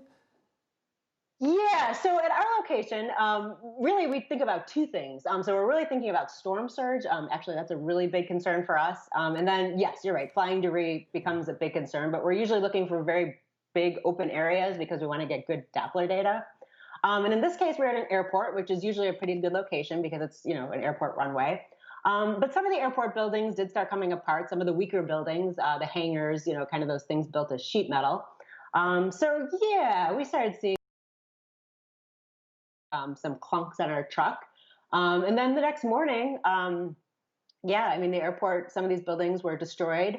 There's near our location, there was a few cars that were actually lofted or tipped up. So there are some pretty, substantial winds near the ground at those locations. Yeah, and it sounds like that you, near the truck and right very close to your region, you saw or were probably impacted by some of these smaller scale circulations that your research is really trying to uncover, like these little tornado signatures or even these larger mesovortices. Let's do me a favor. Let's go back and look at that radar loop that we showed, Karen. I'm going to do that, bring everybody into it, and show that radar animation of landfall, of the eye wall around the landfall. It's swirling around. And can you tell us kind of what we're looking at, if you can, because this is exactly what your research is designed to uncover. Right, so this is burned in my head, so I know exactly what we're looking at. So what you're looking at there, we're in the eye at that point, which is really great for us because the winds at our location weren't horrible and we're able to get our radar up and scanning. So what you're seeing are these mesovortices, these 4 mesovortices rotating around the center. And they have a periodicity about 10 minutes or something like that. And actually the 88D saw them, reasonably well at this point. But what we got really interested in and what we have a National Science Foundation grant to look at are these tornado scale vortices. So those are a little bit harder to see, but they also have really strong winds. They don't necessarily last that long, but they're embedded in about, 100, 110 mile an hour background flow. So these wind perturbations have a lot of potential to cause damage. So we're looking at we're seeing that some of the enhanced damage is that. Yeah, go ahead. Yeah, that's exactly right. So the eye wall has got those 100+ mile per hour winds in it already, and those 4 sort of larger scale circulations rotating around it. You can kind of see that there. Carry an extra 20 miles per hour on them or so, right? And actually, they're a little bit less. Oh, even a little less. And then these tornado scale vortices are higher than that. So the mesoscale vortices maybe are 10 to 15, and then these tornado scale ones are upwards of 20 meters per second on top of that. So do you think this is the same kind of phenomenon that Dr. Fujita found in the damaged swaths of Hurricane Andrew, these little tornado signatures? We actually are thinking that they are. So that's one of the things that we've gone back and looked at is some of the Andrew stuff. We're also looking at hurricanes that we've collected data in the past to see if that happened. Andrew also was strengthening as it made landfall. So we're thinking that maybe this is something that's unique to strengthening hurricanes, but we're still looking at a lot of our data sets and seeing how common these actually are. That's the question I was going to ask. That is awesome because I was wondering, it's like, is this a common thing or is it, as you said, with an intensifying hurricane? Because Harvey could have been maybe a Cat 5, had a little more room, don't you think? That's a tough call. I mean, again, for us, our maximum gusts were Cat 4. Our sustained winds really were Cat 2 at landfall. And we were pretty forwardly deployed as well. Gotcha. I got one last question. Thank you so much, Karen. How do you think your findings so far will help all of us in the path of future hurricanes, at least plan and sort of account for all this? Well, yeah, there's a couple of things. I mean, first of all, knowing that these are there and sort of the frequency of them occurring and what type of hurricanes maybe you expect these in would be good to know. The other thing is with numerical modeling. These are something that might be captured in numerical models and really be responsible for some of the distribution of energy in the boundary layer. So these might be important for actually getting some of the numerical intensity models moving forward as well. Wow, that's amazing stuff. Dr. Karen Kosiba, thank you so much for joining us. I wanted to interview you for so long, finally got the chance. And keep up the good work and let us know what you found. Hopefully we can get you back again with maybe some results that you find in the future. Again, thank you very much.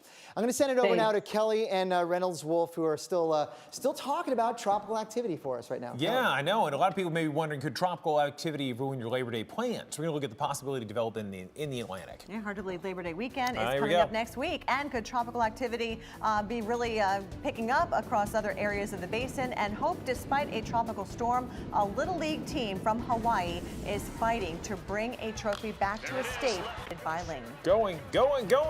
It's gone.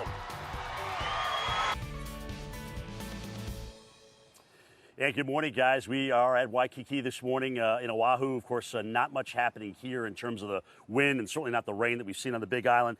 Essentially what we're hearing here is they're going to try and get the island back up and running today. Slowly but surely, buses come on at 6 a.m. Noontime today. We're going to see city offices come back online as well. And slowly but surely, even a lot of these resort hotels that have piled up chairs and whatnot and umbrellas and even done some sandbagging here are going to try and get things back to normal again. We got a tropical storm that's slowly drifting out of the west. We just have never gotten into the rain here for a big issue. But that is different on the Big Island, as we've been talking about. As a matter of fact, let me show you a radar on the Big Island here. This is something new.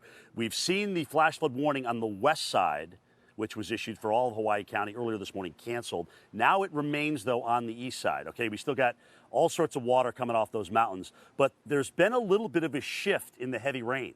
It's now down toward the volcano. It's now down toward the Kilauea volcano versus Hilo and west, where we're seeing these epic totals of 40 to even 50 inches of rain. So this, may give us a break. That said, though, we've got parts of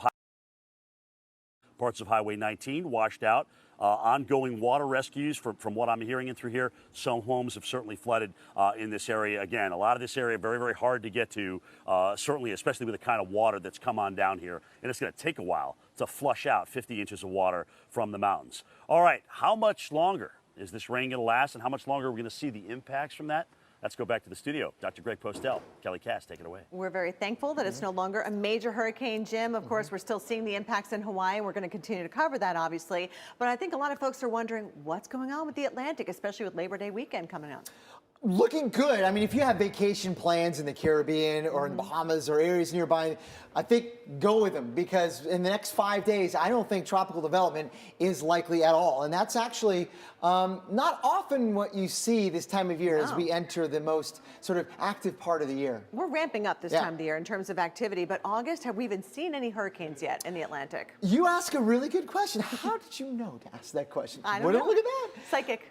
We've had no hurricanes this year in the Atlantic Basin, and only 3 times in the last 20 has that happened. So it's not very common. Relatively rare, but of course September is when we usually see the most activity in the Atlantic Basin. What needs to change, though, for that to happen?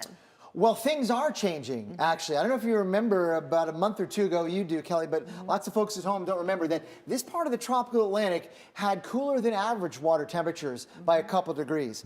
That's reversed. Now it's at or above average in those same locations. So it's come up quite a bit. And those are sort of, all else being equal, those would probably give some, fledgling systems a better chance at tropical development, given the warmer waters now that they have underneath them. All right, just one of many factors we look to for development here in the Atlantic. But yeah, we got to pay attention, because as these storms roll off the coast of Africa, like you said, we do have a better chance now. That's right. We're entering the part of the hurricane season, late August, mid-September, where the atmospheric waves, these are tropical waves, not ocean waves, those can be really good at making hurricanes. They're little disturbances at middle altitudes that can spin up things. This time of year, they're typically at their strongest. And that, again, might give some chances more so than what we've seen in recent weeks. Now, I circled a couple of candidates here, not for tropical development, but just to show you that these little waves are more robust now than they've been lately. And more often. And, you know, there's other things we look at, Saharan air, all that kind of stuff too. But we have a ways to go in terms of the hurricane season through the end of November. But in terms of activity, 78%, that's a lot. That's a huge chunk. Historically, the peak of the hurricane season is still yet a couple of weeks away. A long way to go. All right, Greg, thanks. Reynolds, over to you. All right, guys. Well, Little League team from Honolulu is giving people in Hawaii something to cheer for. They're undefeated in the Little League World Series, and after the game against New York on Wednesday, manager Gerald Oda sent an emotional message to the fans back home. There it is, left field, deep. Back goes Sheriff, back goes Castellano. It's a grand slam for Sean Yamaguchi.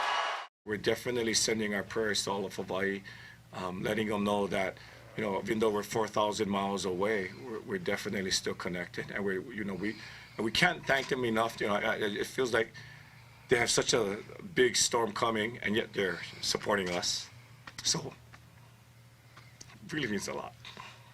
Like we told the boys that what they're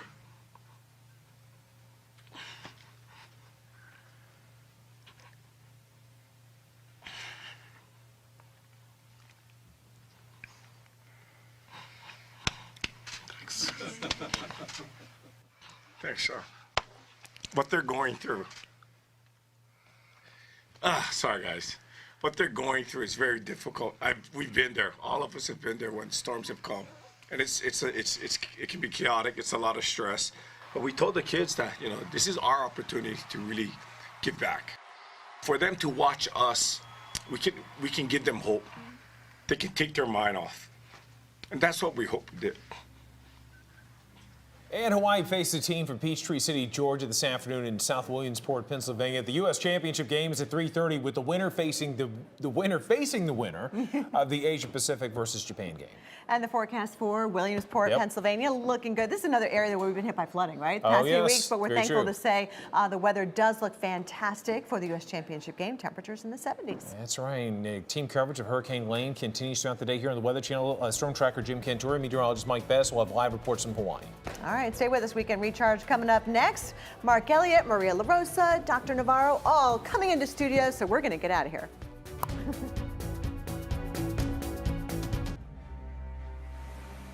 And good morning, everyone. From Waikiki here, we are on the island of Oahu.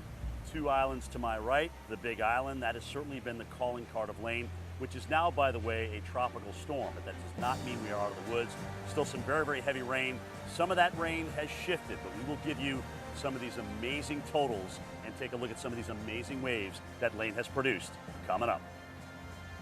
All right, Jim, see you in a little bit. Things getting very interesting in the Atlantic as we head toward the peak of the season. The models are hinting at possible tropical trouble for the Labor Day holiday weekend and early heads up on what could be brewing next.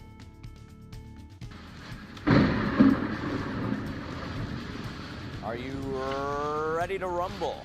Severe storms are going to target some of the biggest cities in the Midwest this weekend. The timeline for when everyone from Minneapolis to Chicago to Detroit could get hit right here, right now on Weekend Recharge. Good Saturday morning. Welcome into Weekend Recharge. I'm Maria LaRosa. And I'm Mark Elliott. Paul Goodlow has the day off. You know, it was 1 year ago today that Hurricane Harvey made landfall in Texas, making history, dropping more than 60 inches of rain in the southeastern part of the state. And then, Maria, do you think that record's in jeopardy with this one? It is. Not bearing the lead on that one. So we're going to talk about that rainfall, what we're seeing in Hawaii right now. We'll have more on that, of course, coming up at 20 past the hour. But we do begin with another big maker. That is Lane. It's now a tropical storm spinning slowly over the Hawaiian Islands and unleashing torrential rainfall, catastrophic flooding on the Big Island, with reports of 40+ inches of rain causing landslides, washing out roads, and overwhelming waterways. So let's go through some of the latest of what we know right now, including that the National Guard is arriving on Hawaii's Big Island. They're going to be there to work and to block off many roads and highways that are now impacted because of flooding, because of debris. On Oahu, emergency shelters remain open until 12 p.m. local time. And Hawaii's governor, David Ige, says that all airports are open and fully operational. Lane is now a tropical storm, but Hawaii not out of the woods. It's packing maximum sustained winds of about 65 miles per hour. By far, though, the biggest threat has been and continues to be the flooding. Jim has been reporting for us from Honolulu. And Jim, some of these rainfall totals are staggering for the islands off to your south and east. They are. As a matter of fact, some of them, this little town, this little place called Kieu, it's about 4,000 feet on the Big Island. They are now rivaling, believe it or not, what they got in Kauai just a while ago, just a couple months ago here, with 49.69 inches. Remember, a lot of people forget about the huge flood event they've had on Kauai with almost 50 inches of rain. But isn't that amazing, guys? We're almost talking about 2 50-inch rainfall events on Hawaii. What is that telling you about our atmosphere right there? So that is really, really interesting to me. And we'll see how much more rain we got. A little shift in that rain, though. And we'll talk about that coming up. It's down more toward the volcano on the Big Island versus Hilo and points west. So that area is getting a little bit of a break. Let's show you what's going on in Hawaii County. This is the big area. Some good news there. There was those rainfall totals I was talking about. These are these 2 events, the one back in April and obviously the current one that we're still adding to the total from. We could easily exceed 50 inches. You know, some of the computer guidance has as much as 20 more inches of rain for the Big Island. So could we in fact challenge what we got from Harvey almost a year from the time it happened? I don't know, something to ponder here. But this is Hawaii County. Public Works is out. They're making sure roads are clear. They're making sure sandbags are being handed out to people because, again, guys, you've got major issues. Highway 11, Saddle Road, Highway 19, all in parts, actually, where we've had some washouts. The road's been completely undermined, so that is a huge issue there. And there's been obviously massive flooding on the Big Island. Let's take a look at some of those pictures, because Rainbow Falls has been the kind of the iconic signature video, if you will, of this event, where you see just this ferocious waterfall. And it's pretty good anyway, because this is a pretty wet part, but where you've seen just phenomenal amounts of rain rolling over that falls. And it's coming down so hard from the falls that it's shooting straight back up. It almost looks like, if you will, what we saw 2 months ago from Fissure 8, where you had a lava falls from the lava, and the lava was coming straight back up. It's kind of amazing, and it's on the same island that this has all occurred. All right, the rainfall so far, it has all been East Island loaded. Remember, we've been talking about the windward side. Lane has clearly enhanced the trade winds. That is the signature here. There you see the 40, again, west of Hilo there, about 34 miles, 41.53 inches. Hilo itself at 31.68, wettest month of August on record. You'd have to get to 50 plus inches to get the wettest month, any month on record for Hilo, which is still a statement here. You're talking about a city that gets 126 inches a year. But meanwhile, you go on the downwind side of the mountain, and look at this. Kona, not even an inch of rain yet. Isn't that incredible? All right, latest radar shows that this whole area of rain may be shifting south a little bit out of some of the hardest hit areas down toward the Kilauea volcano. And that would certainly give our friends in Hilo, points west, a little bit of a break. Let's talk a little bit about that and other things here. I want to bring in Dr. Erica Navarro, our hurricane specialist, to discuss really what has occurred, Dr. Navarro, in the last 24 hours, and that is a decoupling of the system. The center is moving off to the north-northwest, but yet if you look at the satellite, all the cloud elements, especially the deeper ones, are still heading off to the northeast. Yeah, absolutely. And Jim, this decoupling, even though, yeah, it did bring about the weakening of that storm, maybe this wasn't the best thing in terms of the impacts for Hawaii, because that shear that tore that storm apart, I've got the viz up, or the brightness temperatures, you can see all of that thunderstorm activity moved right over the islands. So the shear was a good thing in terms of the weakening of the storm, but it just brought the impacts right into Hawaii. But has the circulation center itself kind of almost broke the northeasterly trades a little bit for the Big Island and shifted the rain, the heaviest rain, a little bit to the south now? Yeah, the fact that we're still seeing the heaviest rain on places like the Big Island shows you that this storm has absolutely changed the circulation in this area. We do have very strong upper level winds here at the surface that's driving the activity. But now, Jim, you can see the wind field over showing those easterlies coming into the Big Island. And the amount of moisture that's present here, you've got the strong southeasterly flow over the Big Island. It's still drawing in tropical moisture as well from Lane and, of course, other areas in the tropics. That's also helping to contribute to that rainfall, Jim. So I want to ask you, and I kind of tease with this a little bit at the top of the hour, could we, in fact, challenge Harvey's rainfall total? Absolutely.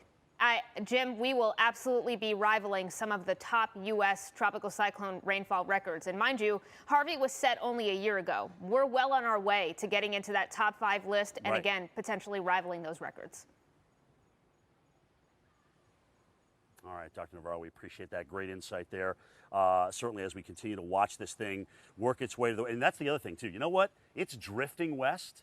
So where some of these heavy clusters of thunderstorms pop up, we're almost going to have to be in what we call a nowcast mode, right? Absolutely. Dr. Navarro, to kind of see where they pop up in and around the center. Yeah, Jim, I agree. I think the nowcasting aspect is going to be really important because we're also seeing an enhancement of the thunderstorm activity on the west side of that circulation. If you look at the satellite imagery here, you can see here's the latest information we have on Lane. But what I'm talking about is right here. Look at this blow up of thunderstorms that we've been seeing. You can see as that storm collapsed, the outer bands of that storm start to die down, but there's still a lot of energy in there. There's warm sea surface temperatures. We're nowhere near out of the woods yet in terms of the impact impacts in Hawaii. So we'll have to see where the winds start to steer those thunderstorms. Do the trade winds at the surface start to take that activity off to the west, or does the upper level shear continue to drive that thunderstorm activity into Hawaii? Again, that remains to be seen. That's what we're saying about nowcasting. We'll have to look each hour to see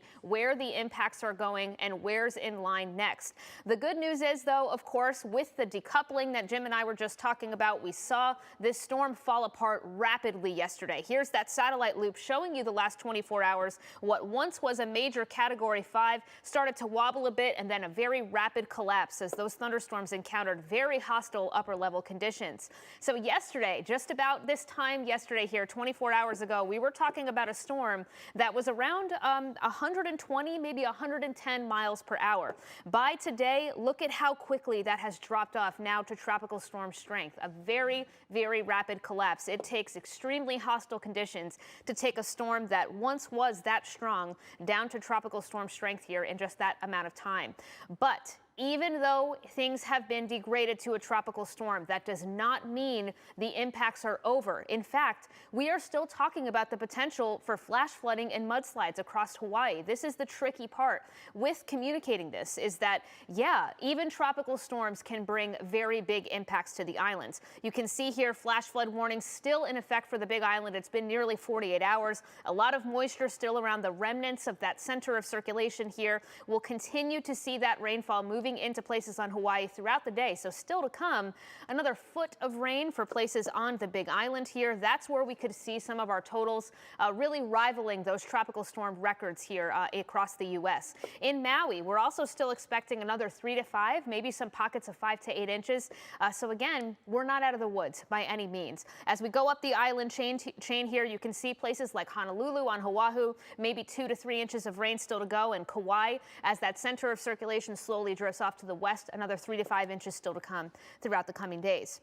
But in terms of the records here, Lane is definitely making its way up the list. 52 inches was the record for Hawaii with Hiki, but Lane now sitting at number 2, Maria with just under 45 inches. Oh boy, we're going to give you more perspective on that rainfall total coming up. But you know what? A serene spot now raging with powerful water, overwhelming waterfalls on the Big Island. Just look at the water gushing over Kaiumakanaka Falls on the Big Island. This is just off the Wailuku River, which reached its 5th highest level on record yesterday. Incredible rainfall on the Big Island causing flash flooding, seeping into homes and businesses. And as we continue to reiterate, there's more to come. We still have the flash flood watches that are posted through tomorrow. Just to give you some spatial relation here, from top to bottom, the chain stretches out about the same distance as the top to bottom of Florida, right? So a pretty big area. The Big Island itself, you could fit about 2 1/4 Houstons or Harris counties on the Big Island. So that gives you an idea of the size that we're looking at here. But we still have the flash flood warning for Hawaii, which is, again, incredible. It's been, I think, 48 consecutive hours here. It continues through this morning because, as you can see, the rain continues. It is going to add up. It's incredible, too, with such varied terrain, the differences on that one spot where you could see very varying rainfall totals. So you have a lot of rain on the eastern side, which is what we've been talking about, not quite as much on the other side. And if you've heard the rain shadow before, this is what we're witnessing right now. And we see it in Washington State, you know, from that predominantly west to east flow. You have the Cascades. That water rises up, produces a lot of rain there. And then as you hit the downslope, eastern Washington State is much drier compared to the western side. That's the same thing we've got going on here. The rain comes down on this side, and as the wind flow then downslope, you have less rainfall. Still significant, though. We're not going to just, you know, wipe away 3 to 4 inches and say it's not a lot of rain. That's a lot of rain. But as Dr. Navarro was talking about, we still in some places could see as much as 2 to 3 inches of rain still to go. Mark. And of course, it's not just about the rain, it's also about the ocean. Tropical Storm Lane has been whipping up some rough surf. I mean, look at this. The waves breaking here on Oahu. Of course, it's not all Waikiki, right? It's not all flat, pristine beach. There's a lot of rocky coast as well. And look at these waves just slamming into those rocks. Now, wind moves the water, and the water comes on shore, so the wave action is going to continue. Some of the gusts that we've seen have been quite strong. Oahu Forest gusted up to 74 miles per hour. But even in Honolulu, where people are like, oh, we really missed all the impacts, we're fine. Well, yes and no. 44-mile-per-hour winds was enough to knock some trees down. There were some fires that popped up not too far away from the Aulani Estates and the Aulani Resort there because of potentially, trees on power lines or whatever. But, those winds have real impacts. Tropical Storm Lane still with us, and so we're still seeing gusty conditions, right? More so than the normal trade wind flow. Certainly not Cat 5 winds, but it's enough to still have some impacts. And of course, where you add the rainfall to the mix, like Dr. Navarro and like Maria were talking about, it will take less of this wind to knock down those trees and cause those impacts. So this is the tropical storm wind field right now. We can roll this forward, and it kind of grazes past Honolulu with some of those gusty conditions. Tries to head towards Lihue, should stay just south of Kauai as we make our way through the rest of the day for the worst of the wind. But the waves will get there. Again, the wind moves the water.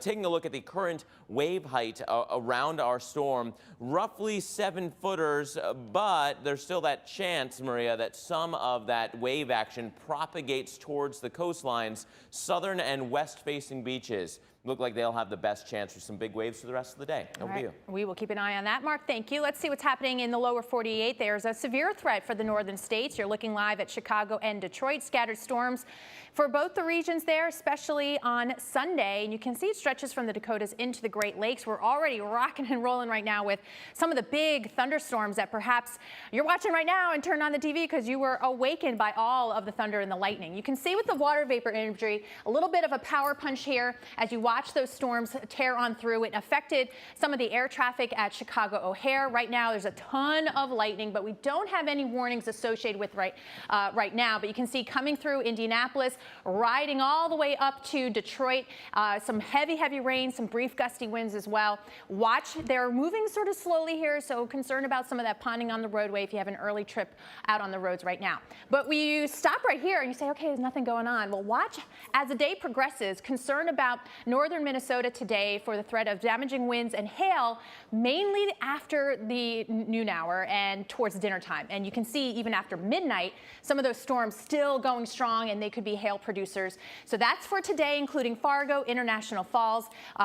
Again, the later half of the day is the time period here. We pick it up tomorrow through the day today and towards tomorrow morning and evening, and we have another round to go. So we'll talk more about that coming up. Mark. And still ahead on Weekend Recharge, could tropical activity ruin your Labor Day plans? We'll look at the possibility of development in the Atlantic. I can't remember the last Labor Day weekend without tropical activity. We'll give you the details coming up. Attention, attention, this is an announcement from the lifeguards.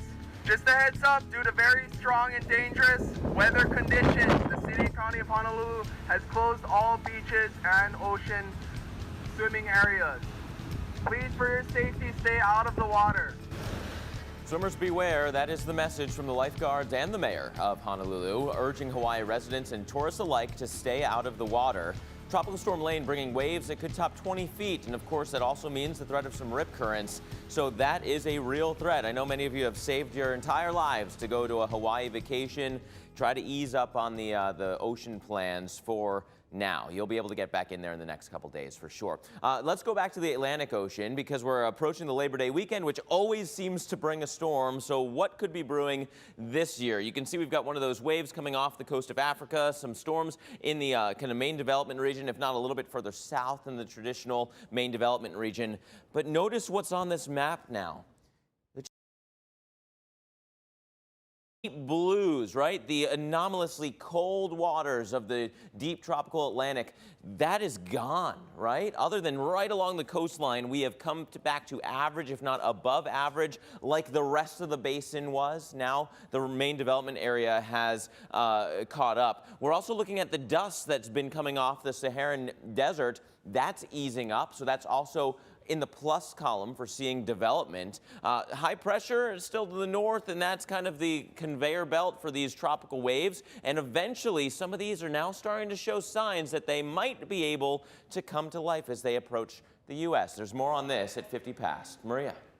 Mark, thank you. Today is the anniversary of one of the costliest hurricanes to ever hit the U.S. Hurricane Harvey was a powerful Cat 4 when it slammed into the Texas coast, and the Weather Channel was there. Here's a flashback. Multiple impacts with what is now Hurricane Harvey. Dangerous and destructive amounts of rain, life-threatening storm surge, damaging winds. They've now categorized this as a Category 3 system with winds upwards of 120 miles per hour now. And it's been 12 years since we've had a major hurricane landfall in the United States. So this, by all means, is a very big deal. People need to understand how dangerous 135-mile-an-hour gusts are, regardless of whether or not your house is old and you've lived there all your life and it's never happened. If you haven't left, that clock is ticking. We've got a long way to go. Dangerous Hurricane Harvey landfalling late tonight or early Saturday morning.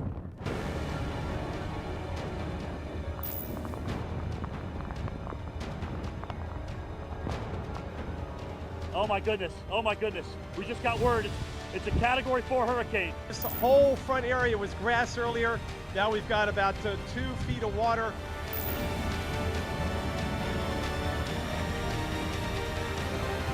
And this is the worst we've seen so far. It's going to be a long night, a long weekend in the next week.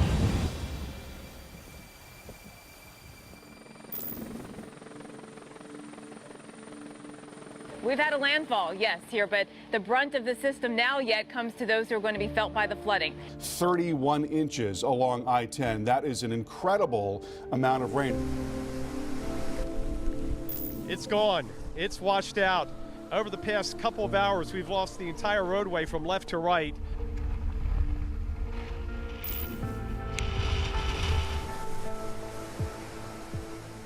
Obviously, the first thing that needs to be done is get these streets cleared, get some of these wires cut, get some of the poles back up.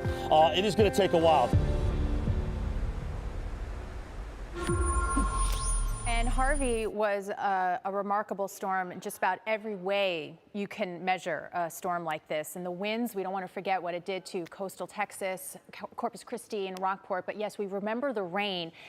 We had 2 locations measure 60 inches of rainfall. That's incredible.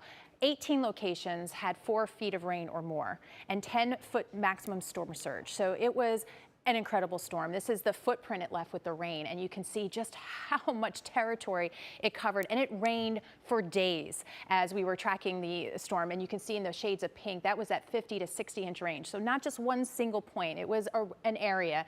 And so many of those spots are still recovering today, as we know, a year later.